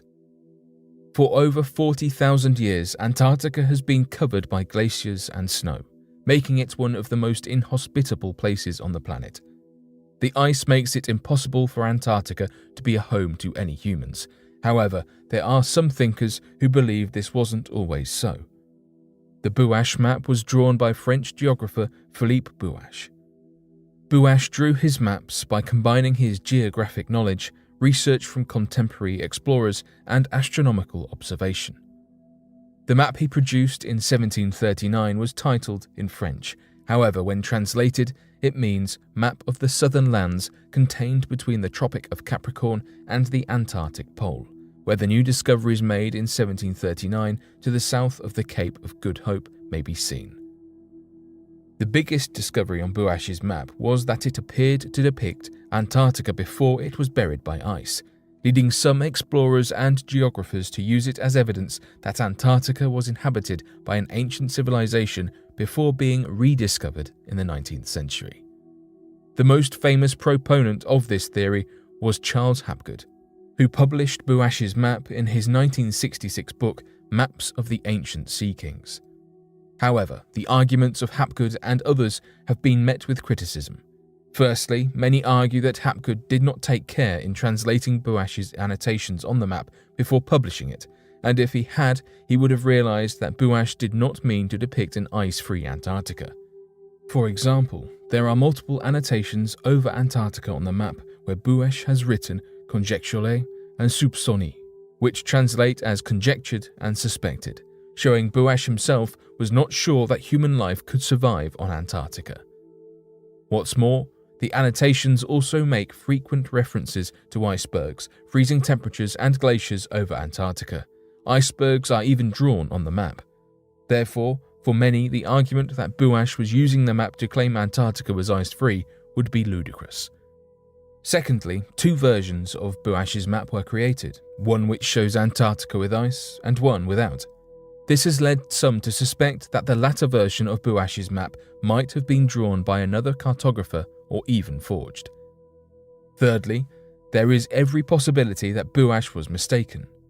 Buache was a highly qualified man who was one of the foremost theoretical geographers, and a lot of deductions on his map have proved true. For example, the existence of Alaska and the Bering Strait. However, that is not to say his work was faultless. His map shows New Zealand as a peninsula of the Antarctic landmass and a central Antarctic Sea, both of which are incorrect. It's possible the map was drawn by Buache, but showing an ice-free Antarctica that could have housed an ancient civilization was just another mistake he made. The truth of the matter is, we will never know if Antarctica was once home to an ancient civilization. In some areas of Antarctica, there are 30 tons of ice weighing down on the land surface. If this ice were to be removed, the land would be so low that sea levels would immediately flood it. Frustratingly, this means there is no way to prove or disprove Buache's map and the theories that have come from it. The Paris Catacombs, a vast subterranean labyrinth beneath the streets of Paris, have long captured the imagination of adventurers, historians, and thrill-seekers alike. Originally built as quarries to mine limestone during the Roman era, the catacombs were later repurposed as a mass burial site in the 18th century, housing the remains of more than 6 million Parisians. In the 1990s, chilling found footage emerged, capturing the harrowing journey of a man who got lost within the catacombs and was never seen again. The Paris catacombs encompass more than 200 miles of underground tunnels, chambers and galleries, making it one of the largest ossuaries in the world. Over the centuries, the catacombs have served various purposes, from a clandestine meeting place for revolutionaries during the French Revolution to a hideout for members of the French resistance during World War II. Despite the fascinating history of the catacombs, their vast and labyrinth nature presents a significant danger to those who venture off the designated paths. The maze of tunnels can be disorienting, and inexperienced explorers run the risk of becoming lost or trapped within the catacombs. In the early 1990s, a group of Parisian catacomb explorers, known as cataphiles, stumbled upon a discarded video camera deep within the tunnels. The camera contained a chilling piece of found footage, which captured the journey of an unidentified man as he ventured deeper into the catacombs, eventually becoming disoriented and lost. The footage shows the man's mounting panic and desperation as he navigates the seemingly endless maze of tunnels, before ultimately abandoning his camera and disappearing into the darkness. The found footage was later aired in a 2000 documentary titled The Forbidden Paris Catacombs, sparking widespread interest and speculation about the identity and fate of the lost explorer. The authenticity of the found footage has been a subject of debate among skeptics and enthusiasts alike. While some believe the footage to be a genuine documentation of the man's harrowing experience, others have argued that it could be an elaborate hoax staged to create a sensational story.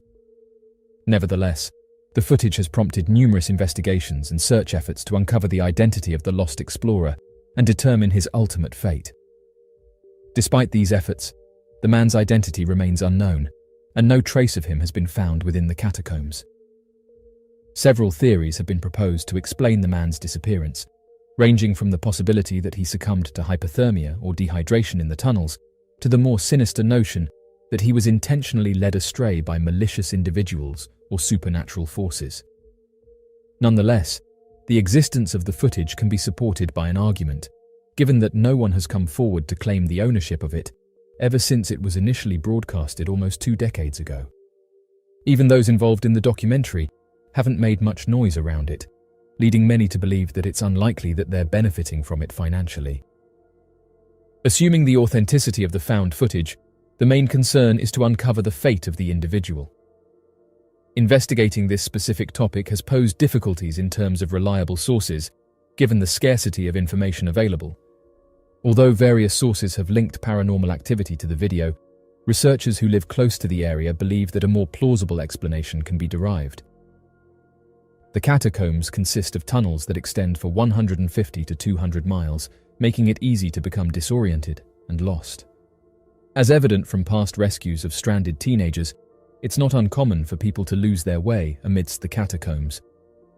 With temperatures averaging at 60 degrees Fahrenheit, it's possible that the man in the video lost his bearings and eventually succumbed to hypothermia. The enigma of the found footage of the lost Paris catacombs explorer continues to captivate and mystify those who delve into the dark history of this subterranean ossuary. The chilling footage serves as a stark reminder of the dangers inherent in venturing into the catacombs, as well as a testament to the enduring allure of the unknown. The fate of the lost explorer remains a mystery, shrouded in the shadows of the Parisian underworld and the murky depths of human imagination. The chilling atmosphere and macabre history of this subterranean world have given rise to countless legends, ghost stories, and tales of supernatural encounters. The Paris catacombs originated as limestone quarries during the Roman era, supplying materials for the city's construction. By the 18th century, Paris was grappling with the issue of overcrowded cemeteries, particularly the Central Cemetery of the Innocents, which was becoming a public health hazard.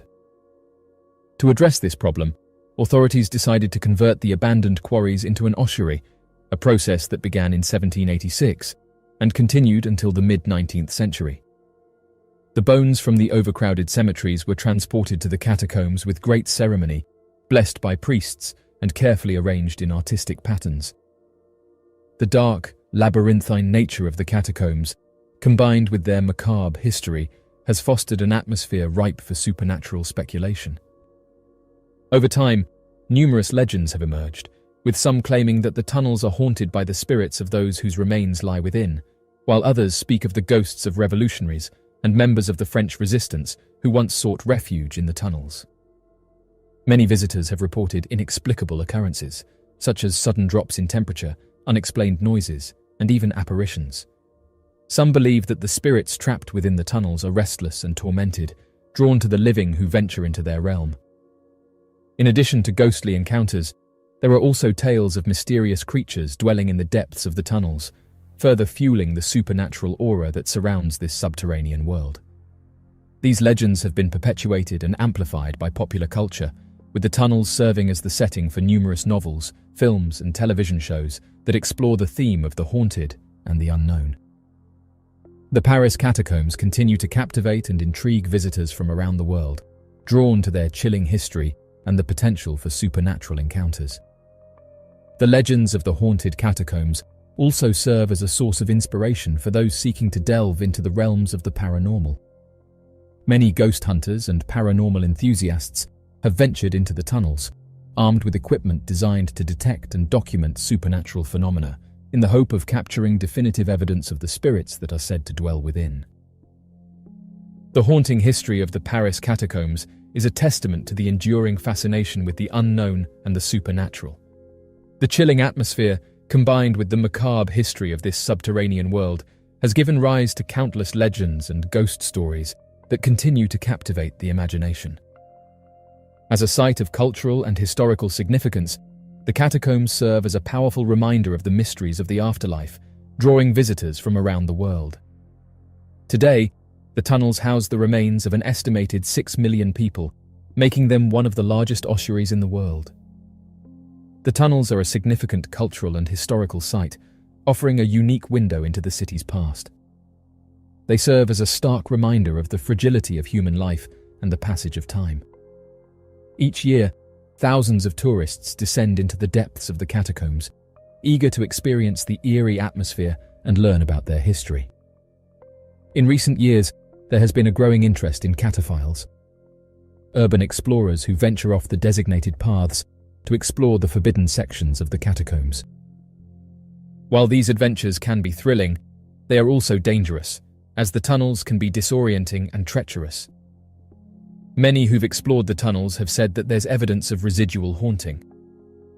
Residual haunting is a term used in the field of paranormal research to describe a type of haunting that is believed to be a mere playback of past events, rather than an active interaction with an intelligent spirit. This phenomenon has been the subject of much debate and speculation among paranormal enthusiasts and skeptics alike. Residual haunting is a phenomenon in which seemingly paranormal occurrences appear to be replaying events from the past, often in a repetitive and consistent manner. These hauntings are believed to be the result of powerful emotions or traumatic experiences that have left an indelible imprint on the environment, causing the events to replay like a recording. Unlike traditional hauntings, which involve an intelligent spirit actively interacting with the living, residual hauntings are thought to be devoid of any conscious presence. Instead, they are said to be merely an echo of the past, with no ability to interact or communicate with the living. The concept of residual haunting has led to several theories attempting to explain the phenomenon. One popular explanation is the stone tape theory, which posits that certain materials, such as stone or metal, can absorb and store the energy of past events. When the right conditions are present, this stored energy may be released, allowing the events to replay in a seemingly paranormal manner. Another theory suggests that residual hauntings may be the result of a psychic imprint left by powerful emotions or experiences.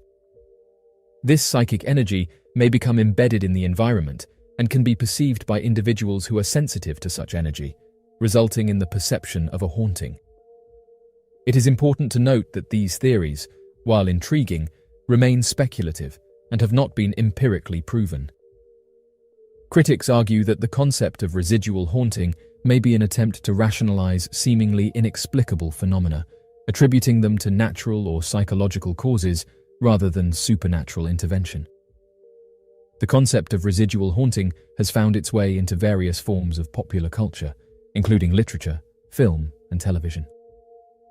Stories of residual hauntings often focus on the eerie nature of witnessing past events unfold, as if they were occurring in real time, with the characters in the story struggling to understand and come to terms with the phenomenon. These tales often serve as a metaphor for the enduring power of the past and its ability to continue to impact the present. Additionally, the concept of residual haunting can serve as a source of inspiration for those interested in exploring the mysterious and unknown realms of the paranormal.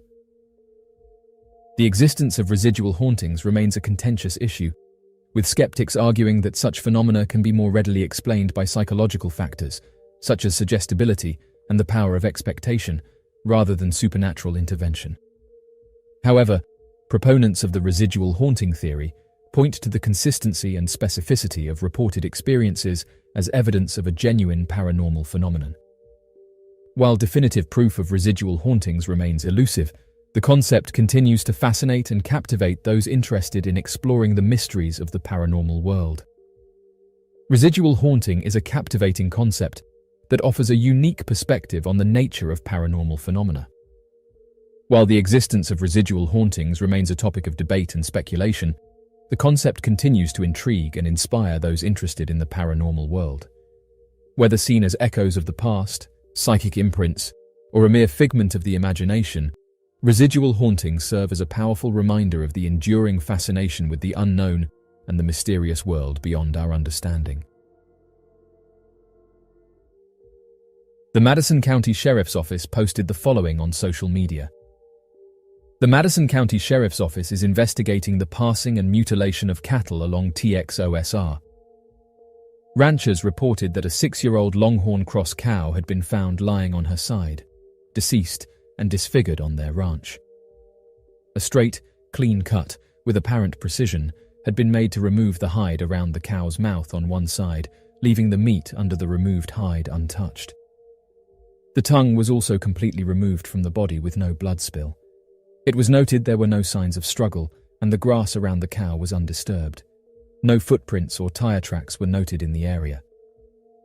Ranchers also reported that no predators or birds would scavenge the remains of the cow, leaving it to decay untouched for several weeks. While looking into the Longhorn Cross's passing, 5 other similar occurrences involving 4 adult cows and 1 yearling were reported along the area of OSR running into Brazos County, as well as Robertson County. Each incident occurred in different locations, pastures, and herds. The other cows were found in the same condition, lying on one side with the exposed side of their face cut along the jawline and the tongue, once again completely removed. On 2 of the 5 cows, a circular cut was made, removing the insides. This circular cut was made with the same precision as the cuts noted around the jawlines of each cow. Just like the first, there were no signs of struggle or disturbance in the grass, no blood spill, and no noticeable tracks. No predators or birds would scavenge the remains for several weeks after the animals passed. The cause of the expirations of all 6 cows remains unknown. Multiple similar incidents have been reported across the United States, and we are actively coordinating with other agencies to find answers. Please notify the Madison County Sheriff's Office if you or someone you know observes any similar occurrences. End quote. Cattle mutilation is a phenomenon in which cattle and other livestock are found in mysterious circumstances, often with their insides removed or mangled in a precise and surgical manner. This has been a topic of debate and controversy for several decades, with many speculating that advanced beings or secret government agencies are responsible for the mutilations. Oddly enough, many of these instances happen within the span of a few hours, with ranchers and eyewitnesses reporting that no human could have done this in such a short time span. One of the first reported cases dates back to the late 1960s in the United States, but ranchers have said that these strange events go back even further, and note that it was in the 1960s that the reports were picked up by newspapers. Farmers and ranchers began to notice their livestock passing away in strange ways, saying that in many cases, the animals were found with their udders, tongues, and eyes removed, as well as strange circular marks on their skin. The marks appeared to be cauterized or burned, suggesting the use of some kind of surgical tool. The animals were also found without any signs of struggle or predation, leading to speculation that something otherworldly was responsible. Over the years, several theories have emerged to explain what is happening, with some believing that advanced beings are responsible, using the animals for medical experimentation or to study the effects of Earth's environment. Others believe that the government or military is involved, using the animals to test biological weapons or to experiment with advanced surgical techniques. But those who've studied the phenomenon have said that why would government officials risk getting caught, noting that the government owns private land and that it would be much easier to do this on some government facility rather than sneaking into a random farm. The Upper Ohio River Valley investigation.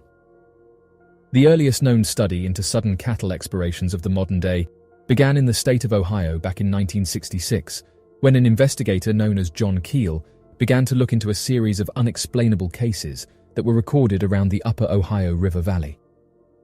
The cattle seemed to have passed away due to bizarre circumstances that were otherwise impossible to have occurred naturally. Instances of animal autopsies showed that a number of cattle had passed away shortly after falling from a great height, despite the fact that the pastures were wide expanses of flat, endless land, with no heights great enough to have caused the injuries recorded. Other instances noted that the cattle appeared to have been cut up with precision tools that created perfectly straight lines in the livestock in their thick hide that would have required special surgical equipment. A list of consistent findings were the following. Many of the livestock expirations were made with clean surgical cuts that would have required precise tools and equipment. Many of the cattle found had been completely drained of blood, showed no sign of spillage in the surrounding area or any form of clotting surrounding their wounds. Over 90% of the cattle that was targeted was between the age of 4 to 5 years old.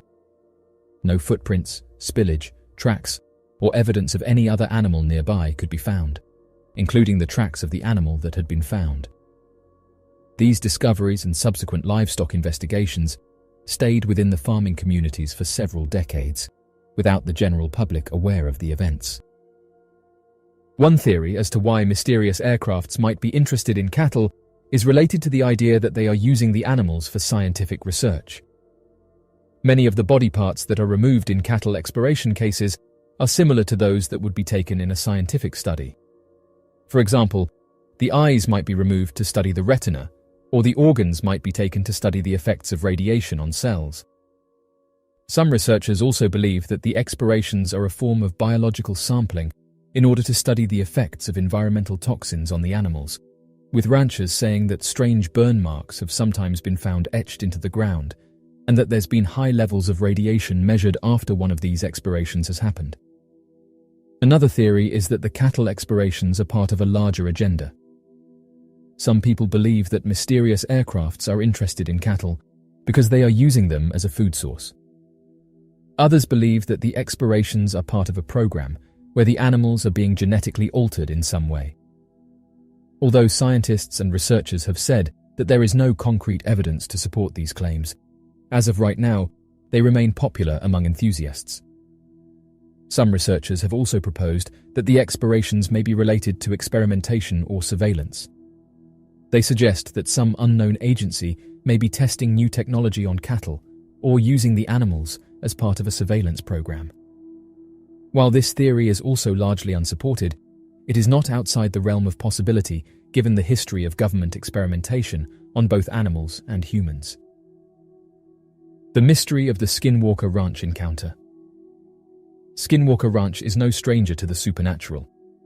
In fact, the area is so familiar with the unexplainable that it led to a joint investigation between the privately owned company Bigelow Aerospace and the United States government's military, the Department of Defense. Over a period of about 20 years, a joint investigation was made to uncover the cause of the paranormal, supernatural, and mysterious sightings made across the area and determine whether or not the cause was a threat to national security. This led to the purchasing of a piece of land that would later be referred to as the Skinwalker Ranch, due to the region's massive amount of sightings of a mysterious humanoid monster known as the Skinwalker. Interestingly enough, over the 20 years of investigation, a surprising amount of evidence came forward that would help to explain the previously believed paranormal causes into something far more evident of advanced technologies. One of the strangest examples of supernatural encounters from the Gorman family was that of the instantaneous cattle expiration that took place no more than about 20 feet away from them as they fed their livestock. According to the Gorman family, their cattle had been in a small field together with a baby calf resting beside its mother as the cows were being fed. Suddenly, the family claimed that the mother cow began bellowing sadly as it ran in circles with a partial limp that seemed to be a form of temporary paralysis. When the family walked to the cow to see what was wrong, they noticed that the calf had been opened up and picked completely clean with a precision that was more akin to surgical tools, and this happened in the few seconds it took them to walk from the calf down the field 20 feet and then back again.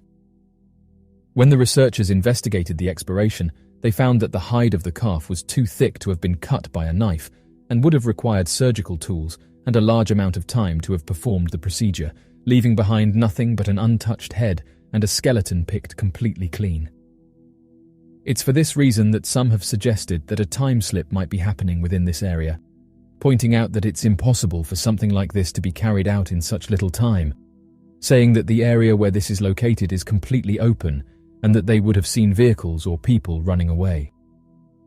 Oddly enough, although these stories seem like a work of fiction, there's so many ranchers throughout the area that report the same thing and have said that the problem is so bad that it's causing some of them to close down their business. One of the earliest investigations into cattle expirations was conducted in the 1970s by the FBI.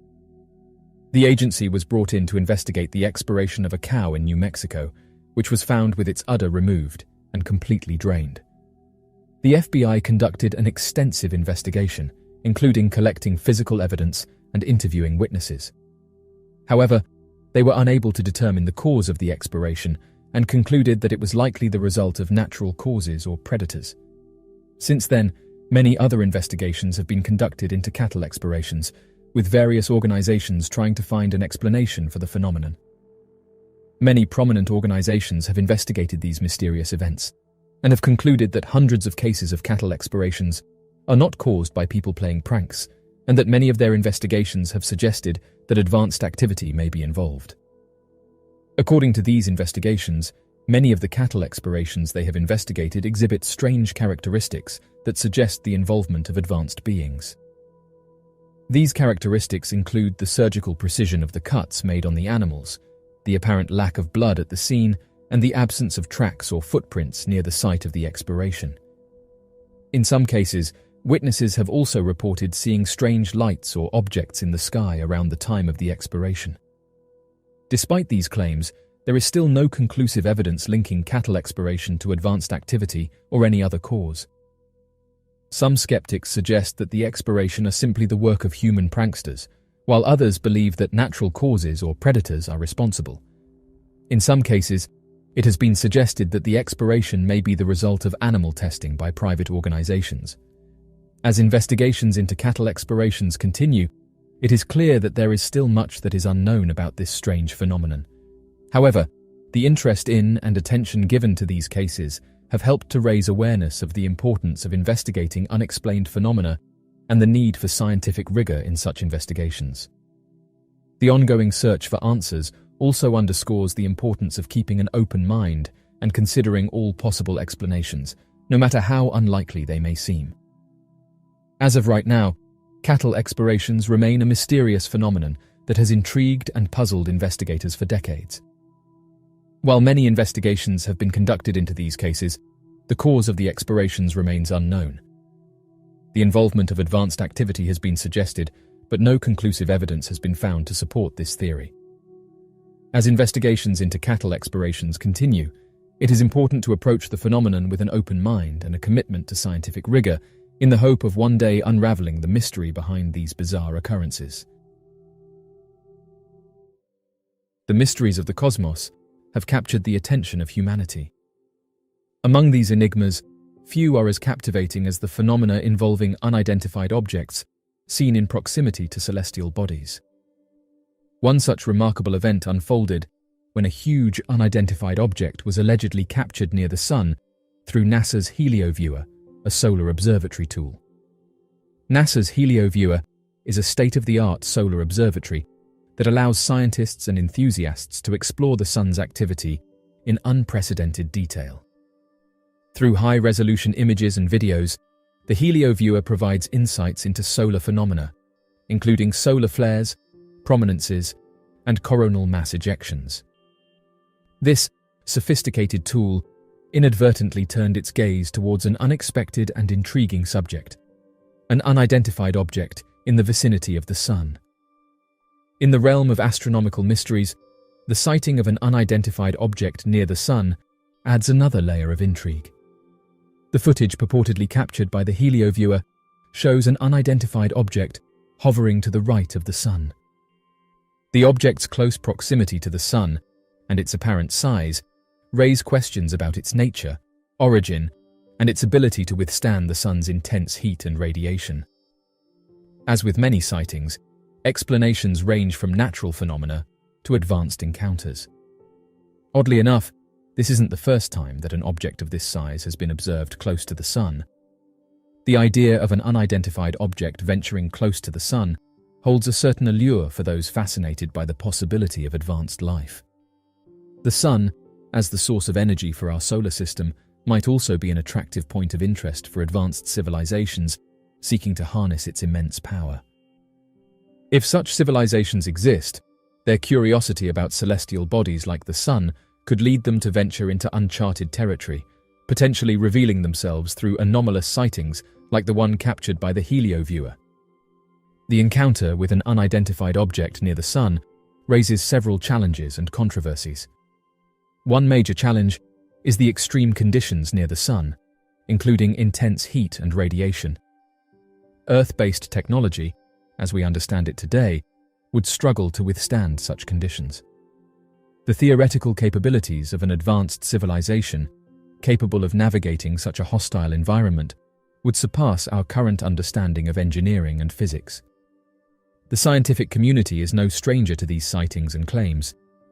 However, the challenge lies in verifying and validating such claims using rigorous scientific methods. Without concrete evidence, claims of these sightings can be met with skepticism. In the case of this object that was captured near the sun, rigorous scrutiny and examination are essential to determine whether the observed phenomenon is indeed a genuine unidentified object or an artifact of data processing. The sighting of this object triggers questions about the potential interactions between advanced civilizations and celestial bodies. If civilizations possess the capability to approach and study stars like our sun, it suggests an astounding level of technological mastery.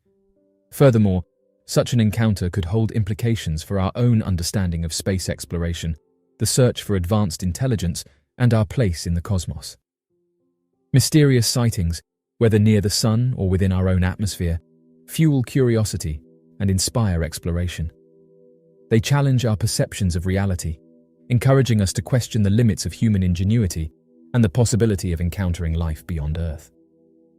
While skepticism remains a critical aspect of scientific inquiry, these mysteries ignite a spark that compels us to delve deeper into the cosmos, seeking answers to questions that transcend the boundaries of our planet. The vastness of our universe and the space surrounding us leaves scientists with countless questions. They are constantly attempting to delve further into the unknown expanse that stretches endlessly past our atmosphere and discover what lies beyond the realm of our understanding. Since the Large Hadron Collider first started up on September 10, 2008, it's been at the center of many incredible discoveries, with those around the world questioning the true nature of this giant machine. Just recently, someone was live streaming above the Large Hadron Collider when they noticed something strange. They described the object in question as being a set of stationary lights, saying that they didn't move, were hovering above the Large Hadron Collider complex, and that every so often each of the lights would turn on and off, but said that not at any point did they descend in elevation, and describing the object as being in the shape of a triangle or a boomerang. As the live stream continued, it started to gain traction, as thousands of people flooded in to see what this thing was, while at the same time putting forward their own theories in order to explain it. The individual was there for over an hour, recording the whole thing. Oddly enough, those who live close to the region have long said that strange lights and weather phenomena have been recorded above the complex, and that these strange lights don't match things like planes and helicopters. One person said the following about the strange lights. "This is a little ominous, isn't it? There's a huge triangular-shaped object hovering above the Large Hadron Collider, while lightning is surrounding it. It's like a scene from a movie." End quote. One of the strangest things about this event was how the object just stayed in the same position for all of the live stream, with some of the viewers asking how it could have done this. The strange object was made up of 4 lights that would occasionally turn on and off. At this moment in time, the size of this craft is not known, but some have guessed that it's anywhere from 40 feet to hundreds of feet in length. Another user has said that residents keep reporting strange openings in the sky, describing them as looking like portals, And oddly enough, in some instances, witnesses have reported seeing strange objects flying out of these openings, only to fly off at incredible speeds. During the last few years, there's been a wide range of reports featuring sightings of glowing objects that don't appear to match anything in the area. Some described these objects as looking like glowing orbs, while others called them green fireballs, and said that they demonstrated a form of intelligence in their evasive maneuvering and flight patterns. One of the first known reports surrounding these strange aircrafts was made back in 2010. According to the report, a civilian airplane, alongside a nearby military airplane, both reported what they described as a bright green fireball passing nearby as they were flying over the area. The two pilots were quoted as describing the fireballs as a huge green meteor and a green ball of fire with no physical dimensions or outlines. Residents backed up these claims and noted that strange objects could be seen travelling across the sky, but after investigations were carried out, the first report was dismissed, saying that the most likely explanation for this sighting was that of a meteor burning up in the lower atmosphere, with a possible chemical composition of copper chloride, a compound commonly known for burning a bright green under natural conditions. Oddly enough, only a few days after this first sighting, locals in the area would go on to report that portals started opening up in the sky and that strange objects could be seen flying out of them. Although this sounds like a completely fabricated story, a very similar report has been made at the Skinwalker Ranch, which can be found in the United States. One user detailed the following encounter. In 2010, a group of us saw a bright light in the sky that appeared to be an opening of sorts.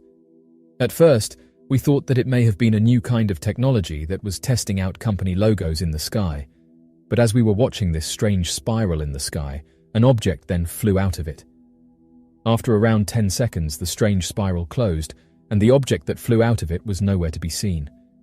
We all just stood there questioning what we had just witnessed. End quote. Pilots in the area have described the aircrafts they've witnessed as displaying intelligent and erratic movements, and appeared to contain no physical outlines of any kind. Realizing that something far more unnatural was occurring, this second sighting would cause more people in the area to take notice of these strange aircrafts. Oddly enough, only 12 days following the prior incident, an astronomer working at the University of New Mexico claimed to have spotted several of these objects that had been reported. When observing the unexplainable lights, the astronomer studied their paths and emissions and gathered a significant amount of information before writing to the United States Air Force. The astronomer's letter detailed these objects, and they said to the United States military that the lights were not typical of meteor behavior and must be a form of intelligent aerial craft. As of right now, these sightings have been dismissed as being planes, meteorites, or space debris burning up in the atmosphere. Although these bizarre sightings have been massively downplayed by military officials, those living in the region have said they don't buy this explanation and said that something strange is happening above this area. The European Council for Nuclear Research said the following on their website. The creation of black holes at the Large Hadron Collider is very unlikely. However, some theories suggest that the formation of tiny quantum black holes may be possible. The observation of such an event would be thrilling in terms of our understanding of the universe. The creation of a quantum black hole at the Large Hadron Collider would be very surprising, but very exciting indeed. It would allow physicists to learn about nature's most elusive force, gravity. The creation of a black hole at the Large Hadron Collider would confirm theories that our universe is not four-dimensional, but indeed hosts other dimensions. It would be quite a spectacular philosophical outcome.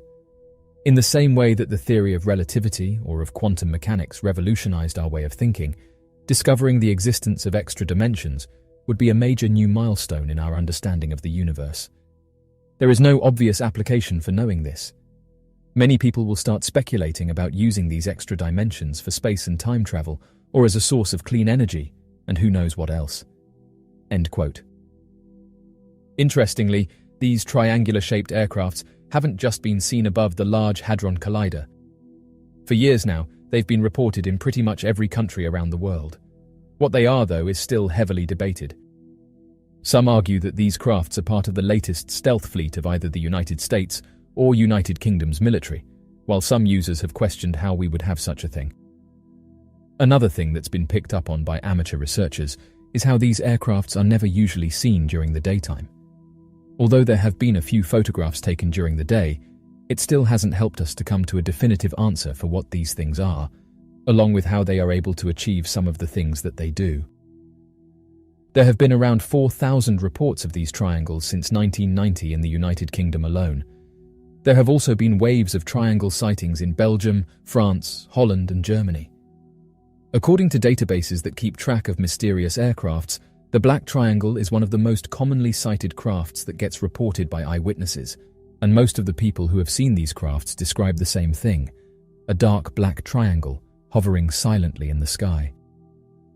Mr. McGrillen, a media journalist, has said that United States officials have in their possession a clear photograph of one of these black triangles rising out of the ocean, saying that insiders are aware of this photograph, as they have gone on record about it, saying that the craft was captured back in 2019 by a pilot. Mr. McGrillen said the following: "It could be a key piece of evidence, demonstrating that we are truly in the presence of some other intelligence." End quote. At the time, the pilot was flying in a Super Hornet. The photograph in question was captured by equipment on board the Super Hornet, which is one of the reasons why it hasn't been released to the public, with insiders noting that the photograph is still locked up with United States officials, who don't talk about it, and who've said likely won't be releasing it anytime in the near future. Those who've seen the photograph have said that it was captured by the pilot off the east coast of the United States, and describe it as looking like a giant black triangle with blunted edges and having spherical white lights on each of the corners. Tom Rogan, the national security writer for the Washington Examiner, has come forward and said that the photograph does exist after being told about it from insiders. He said the following: "It's the tip of the iceberg, but we will see more leaks of mysterious flying aircraft imagery and data in the coming years. United States officials should get ahead of the curve and officially release more material." End quote. It's for this reason that some have said that these mysterious black triangles don't belong to us, noting that if they aren't willing to even share a photograph or talk about it, then it's likely that these things are coming from an outside source. Some online users have said that it's strange because in the last few years, we've basically been told that many of these crafts are actually seen out in the oceans, and this has caused some to put forward their own theories for why this is. For years now, people have said they've seen strange objects flying in and out of the oceans, with many dismissing these claims as nothing more than made-up stories, but with insiders now admitting that many of these crafts have been seen in our oceans by United States officials and the military, it's only caused more questions to be put forward, including who do they belong to? Why are they more commonly seen out in the oceans? What's out there that's causing them to fly miles out to sea? Why aren't these photographs being released? And ultimately, where are they coming from? It's just been announced that the governor of Loreto, Sandra Chumpitas, has given an interview to a local radio station about the mysterious event unfolding in Peru. She reported that these cases are not only in San Antonio de Pintuyacu, but also in many other regions such as San Regis, San Roque, Bagazan, and Zungaracocha. The governor's most recent announcement revealed that she is promoting a task force to investigate the events further, noting that community leaders told her their testimony about what's happening throughout the area. She's reported that letters have been sent to federal police and the public prosecution office. The area can only be reached by boat, with locals saying that it takes over 18 hours to get there, and that this is the reason why journalists haven't investigated what's happening. Oddly enough, since the reports have gone viral, locals throughout the area have said that these mysterious humanoids are still being witnessed. The idea that they are miners with jetpacks has been largely dismissed by those investigating this story, along with those who live in the area. As of right now, glowing entities have been encountered by members of the Iquitu indigenous people in the remote rural district of Alto Nanay, northeast of Lima. Photographs of glowing entities have been submitted by locals who live throughout the area, and something that people noticed is that they appear to have big heads and large black eyes. As of right now, many questions remain. Why would gold miners use jetpacks? The average cost of a jetpack is $350,000. Why are eyewitnesses describing them as 7-foot-tall entities, with grey skin and large heads? And how are these humanoids able to give off bright lights? Some have pointed out that the area where these entities have been seen is in the middle of nowhere, and that if criminals wanted to get in there and take what they want, they wouldn't be sneaking around using jetpacks. On top of this, news outlets reported that the people behind these sightings were after gold and said that it can be found in the local rivers. Mining gold from a river requires a combination of specialized equipment to extract the precious metal from the sediment and gravel. This process, known as placer mining, involves separating gold particles from the surrounding material using various techniques. For example, you would need a dredger, which is a floating platform equipped with a powerful suction system that can vacuum up sediment, gravel, and even rocks from the riverbed. Dredgers come in various sizes, from small portable units to large industrial dredge boats capable of processing substantial amounts of material. Heavy-duty excavators, equipped with buckets or hydraulic tools, are used to dig into riverbanks, riverbeds, and gravel deposits. They can remove large quantities of material for processing. These heavy-duty pieces of equipment were not reported by witnesses, and the gold miners would have no way of carrying these on jetpacks. Local authorities described these alleged beings as armored and floating, and the most intriguing aspect is their supposed invulnerability to attacks. The local residents also drew similarities between their assailants and mythical creatures, as well as referring to local Peruvian beliefs surrounding the face peelers. However, the Peruvian law enforcement has recently identified a new individual as a possible suspect. According to experts, the responsibility for illegal gold mining activities can be attributed to criminal organizations, which have caused significant damage to Latin America over the years. Peru's National Prosecutor's Office, currently examining the entities, has attributed responsibility to the gold syndicates, who have faced significant resistance from the Brazilian and Colombian armed forces. According to prosecutors in Peru, these organizations who are using jetpacks aim to instill fear through their unusual tactics, effectively keeping the residents confined to their homes and deterring them from accessing the illegal gold mines.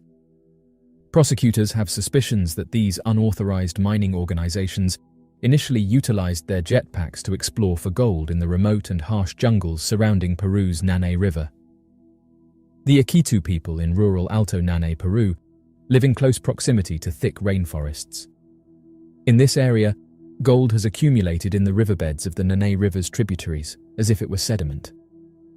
The Iquitu informed journalists that the recent invasion, which started on July 11th, has subjected the residents to relentless assaults by mysterious beings. However, many locals have said that news outlets have twisted their words and said that the entities were not wearing grey clothing, but rather their actual skin was grey, and that the entities gave off no noise and no jetpacks were seen during these encounters. On top of this, these entities were not affected by their weapons and had the ability to give off a blinding light, which would disorientate the eyewitnesses. Some have suggested that a possible cover-up is happening and that the illegal activities are being used as a front for what's happening right now. Others backed this up by saying that the entities were over 7 feet tall and were very slender. As of right now, officials are trying to suggest illegal miners as a possible cause, but as some have said, human miners are not immune to bullets. According to Jairo Avila, an Iquitu leader, he stated to radio programmers that these individuals are advanced entities.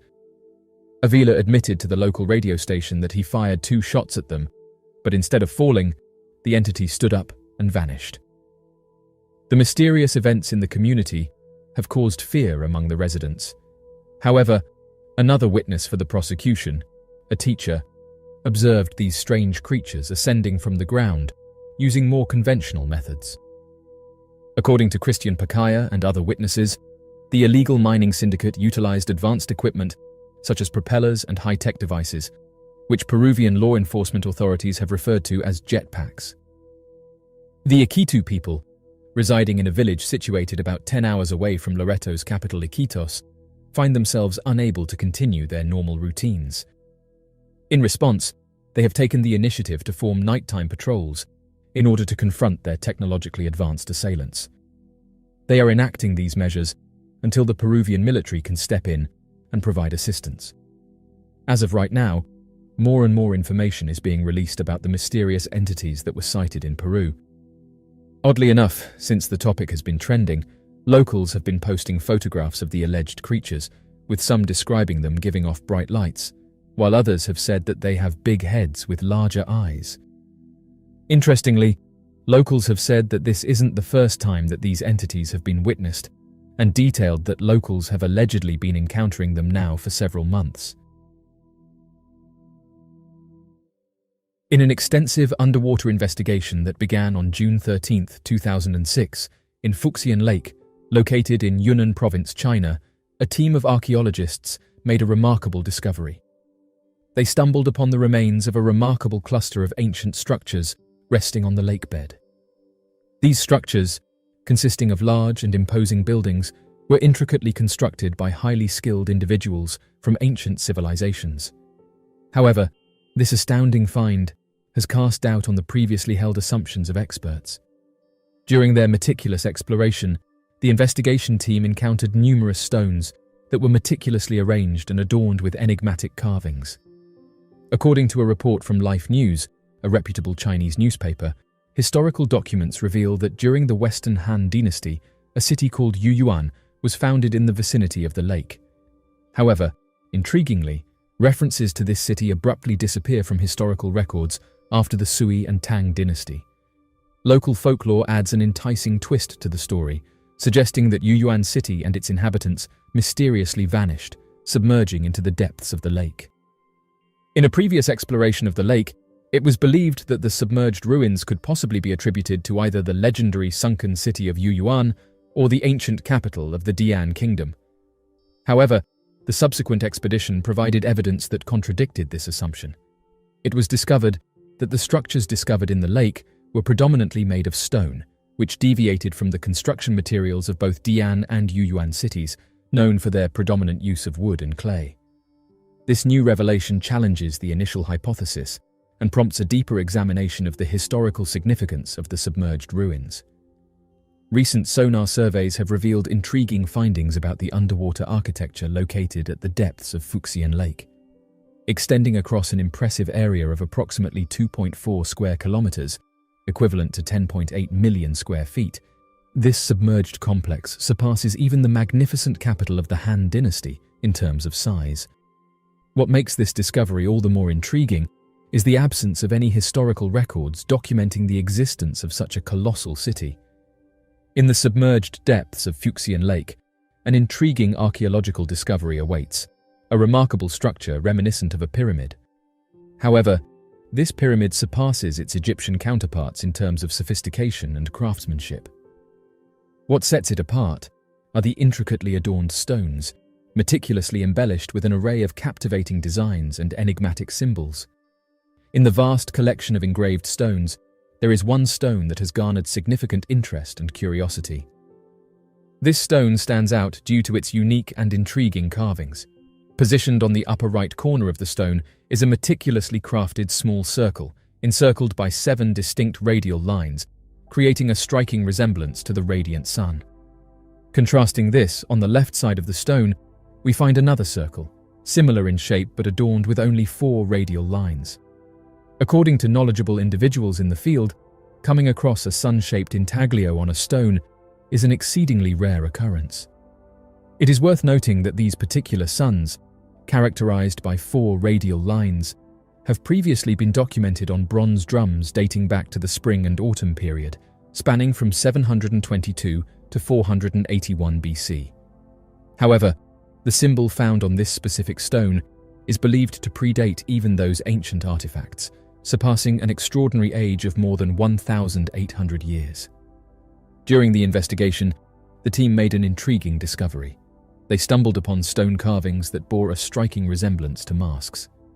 What caught their attention were the flat cheeks and indented teeth depicted on these masks, which deviated from the typical facial features of human beings. Other symbols discovered at the location consist of numerical signs representing 0 and 1, as well as elegantly carved formations of 7 holes in the stones. Additionally, a variety of simple illustrations were uncovered, including one bearing a resemblance to a human face. Furthermore, certain stones exhibited engravings resembling the Roman numeral 1 and the letter Y in sequential arrangement. The presence of these diverse markings and depictions adds to the intricate nature of the site's archaeological findings shedding light on the potential significance and meaning behind them. The enigmatic purpose and function of the Fuxian Lake Pyramid have been the subject of spirited debate and conjecture. Given its striking resemblance to ancient pyramids built by civilizations for various purposes, a range of theories has emerged. Some researchers speculate that the pyramid may have had a religious or ceremonial function. Ancient pyramids around the world often served as sites for rituals, burials, or astronomical observations. The Fuxian Lake Pyramid's stepped terraces and geometric precision could suggest a similar role in the culture or belief system of its builders. Others propose that the pyramid could have been a marker or navigational aid for ancient mariners on the lake. Its prominent position beneath the water's surface might have been strategically placed to assist travelers in navigation, much like lighthouses or landmarks do today. Alternatively, some theories suggest that the pyramid could have been a tomb or mausoleum, akin to the pyramids of Egypt. However, the absence of clear evidence, such as burial chambers or inscriptions, leaves this theory speculative. Preserving the pyramid for future generations presents a delicate challenge.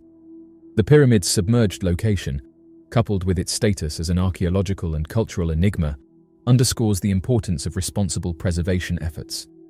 Researchers and conservationists have called for measures to protect the submerged structure from potential damage caused by pollution, tourism, or development around the lake. Efforts to map and document the pyramid's features, as well as to establish a protective zone, have been proposed to ensure its long-term preservation. As of right now, the lake's pyramid remains a captivating and enduring mystery that beckons explorers, researchers, and enthusiasts to unlock its secrets. The questions surrounding its age, origin, and purpose continue to challenge our understanding of ancient civilizations and their enigmatic creations.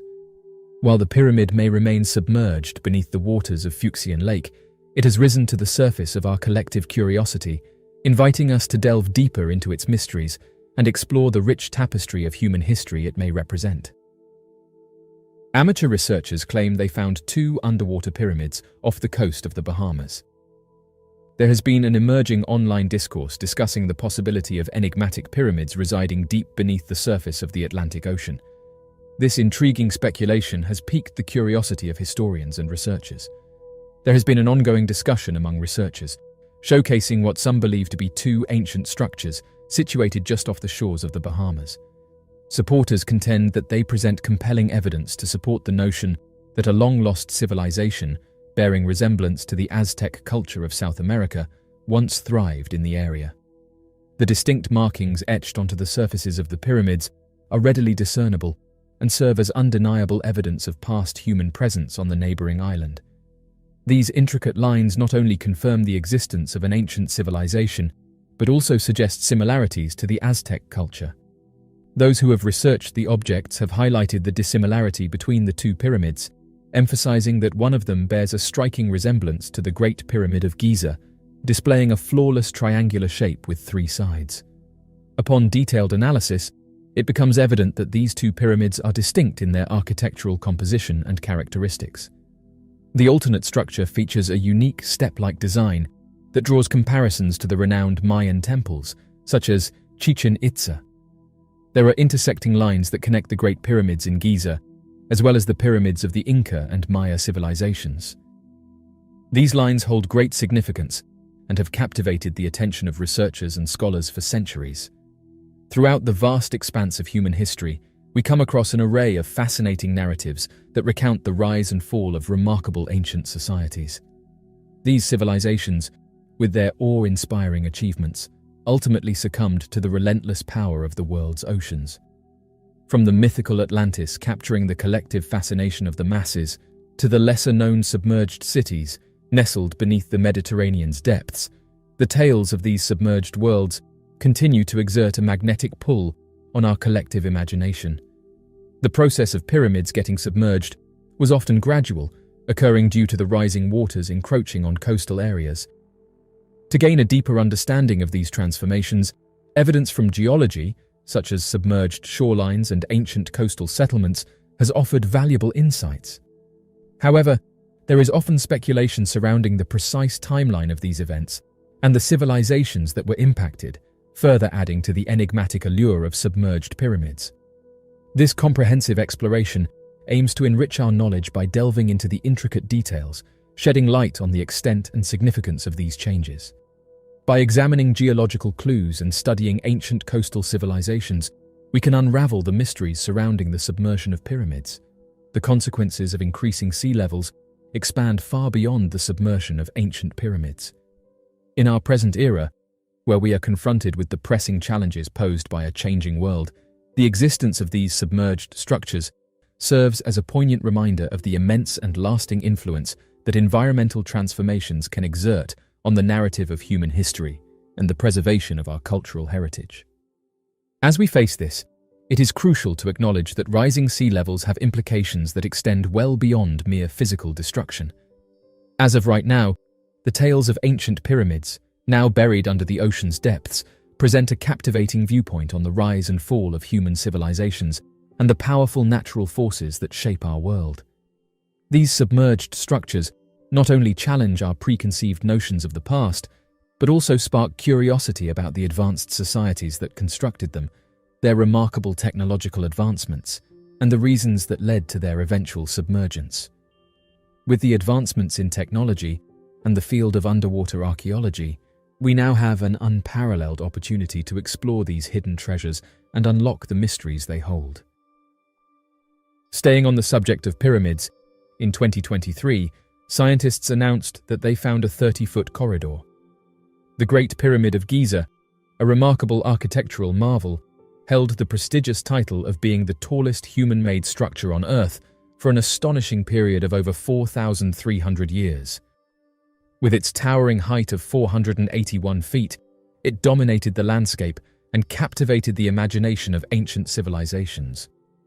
Although the Great Pyramid no longer holds the title it once did, it still stands as a testament to the ingenuity and mastery of ancient Egyptian builders.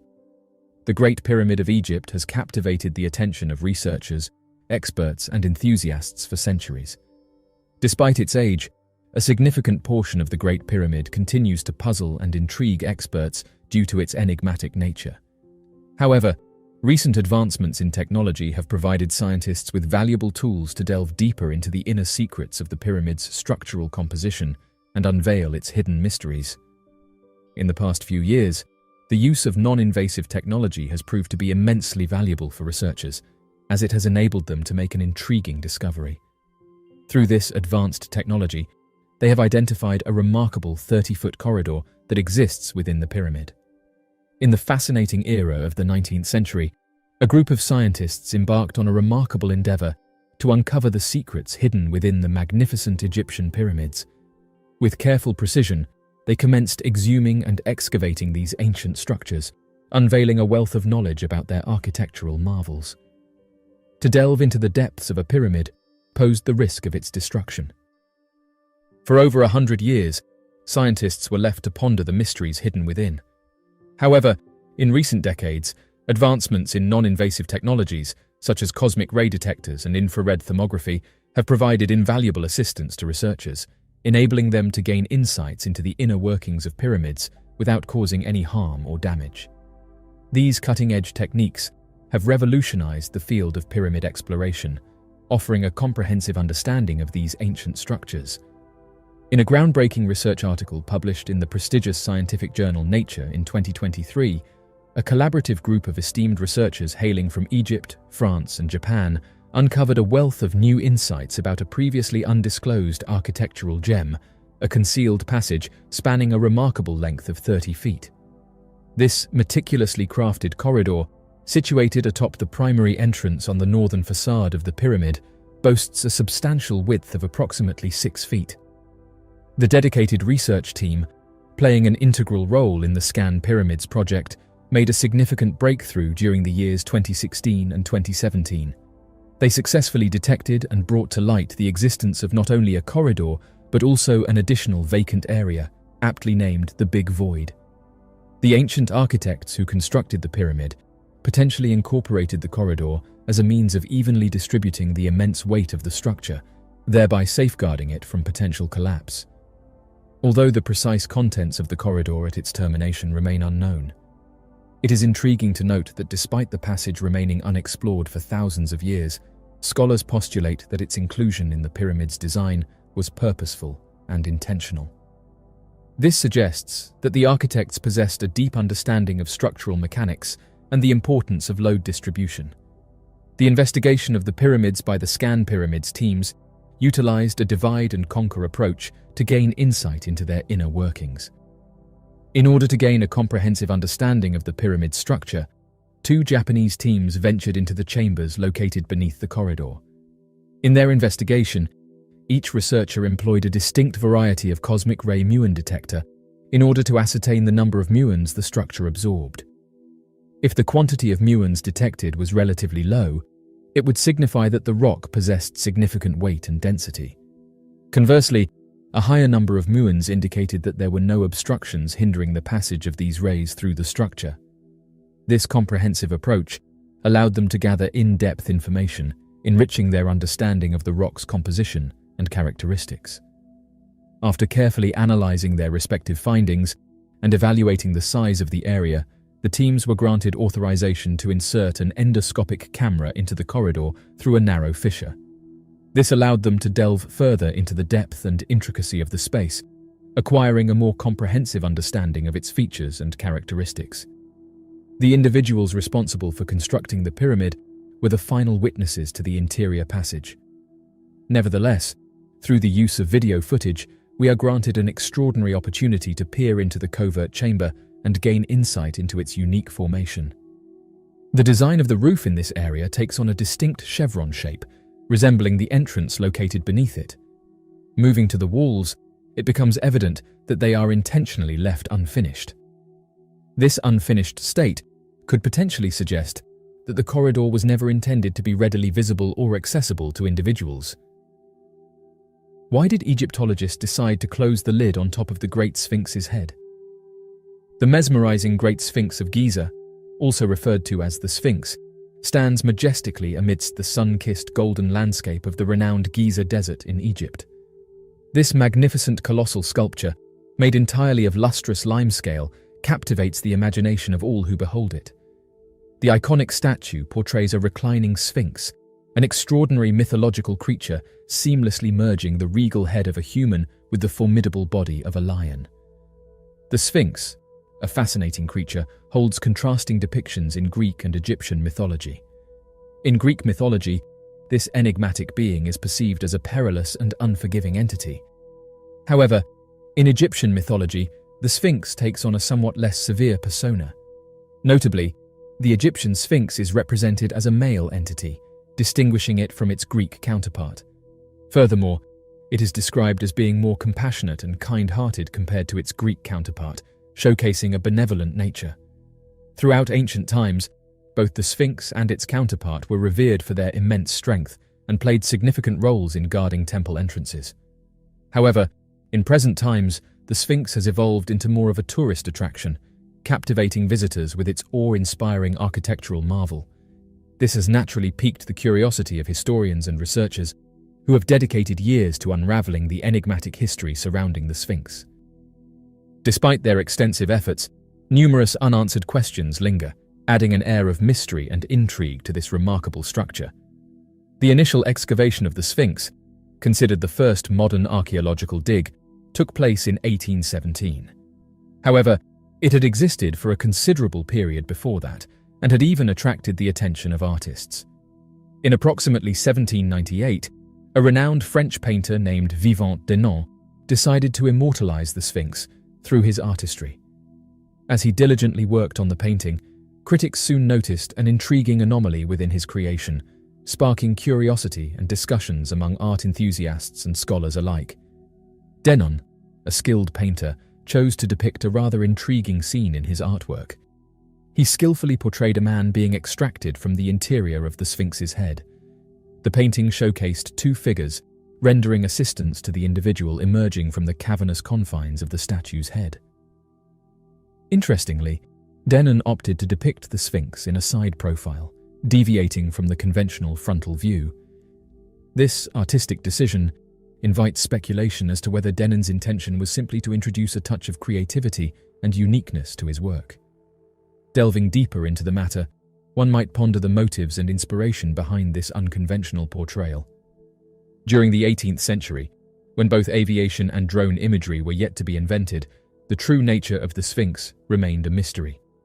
However, in the 1920s, the advent of aerial photography unveiled an intriguing discovery. Resting atop the Sphinx's majestic head was a notable feature that caught the attention of many, an opening large enough for a person to pass through.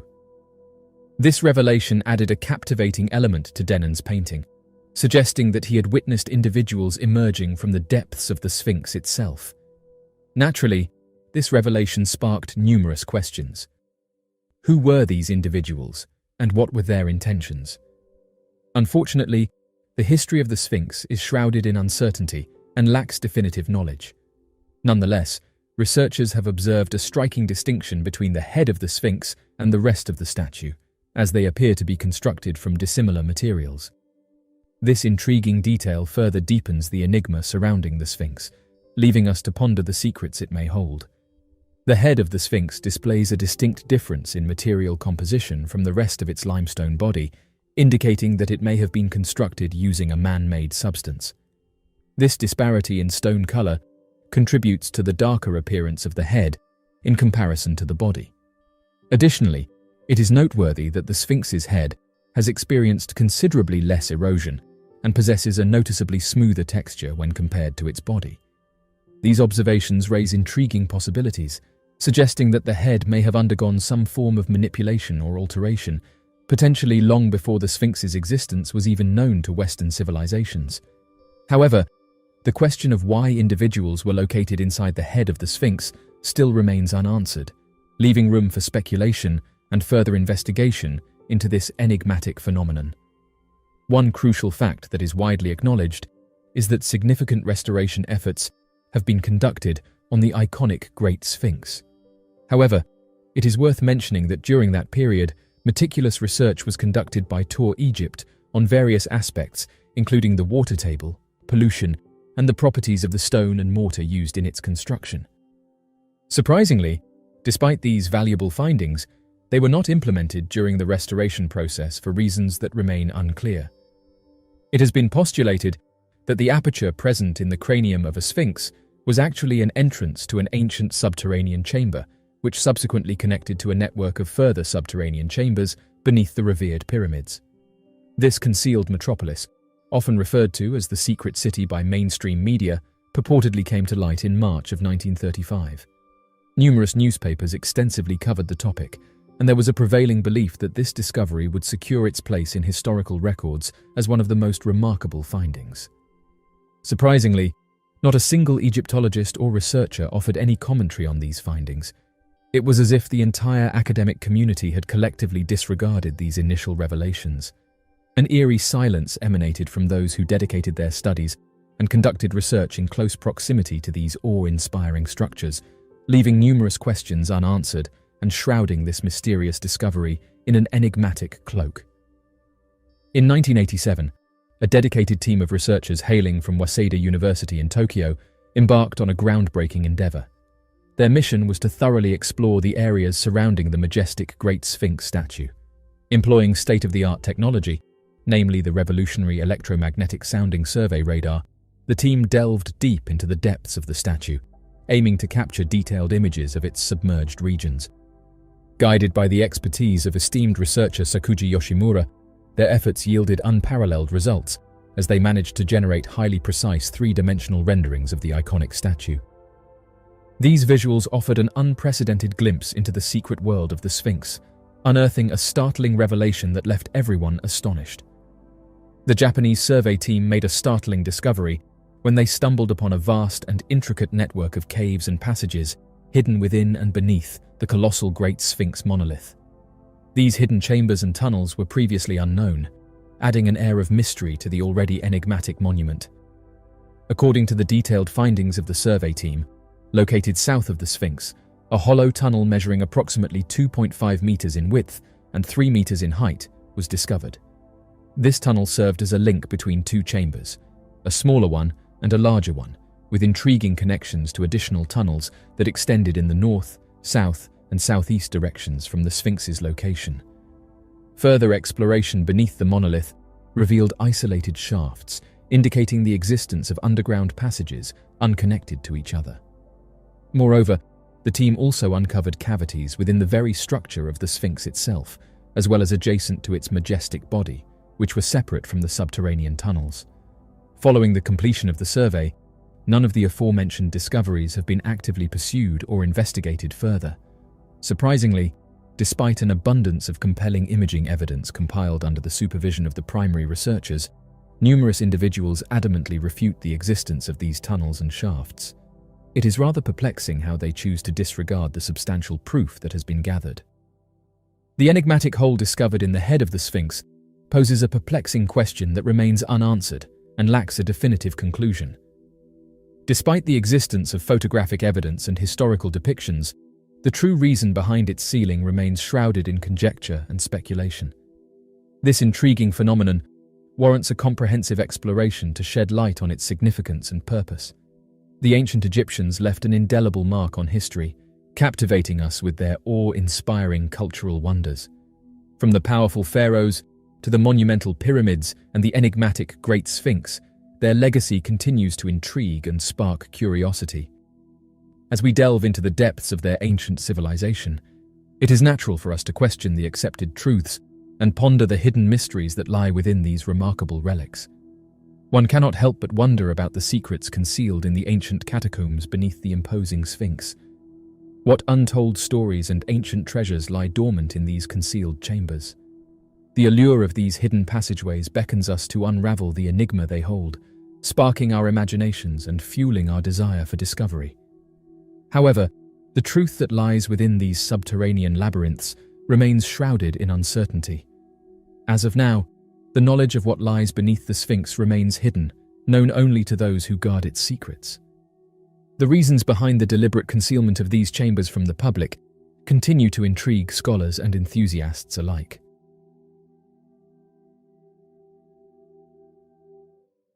Over the past several years, there has been a surge in reports linking unidentified flying objects to the Navy. In 2007, the Department of Defense initiated the establishment of an exhaustive UFO research program.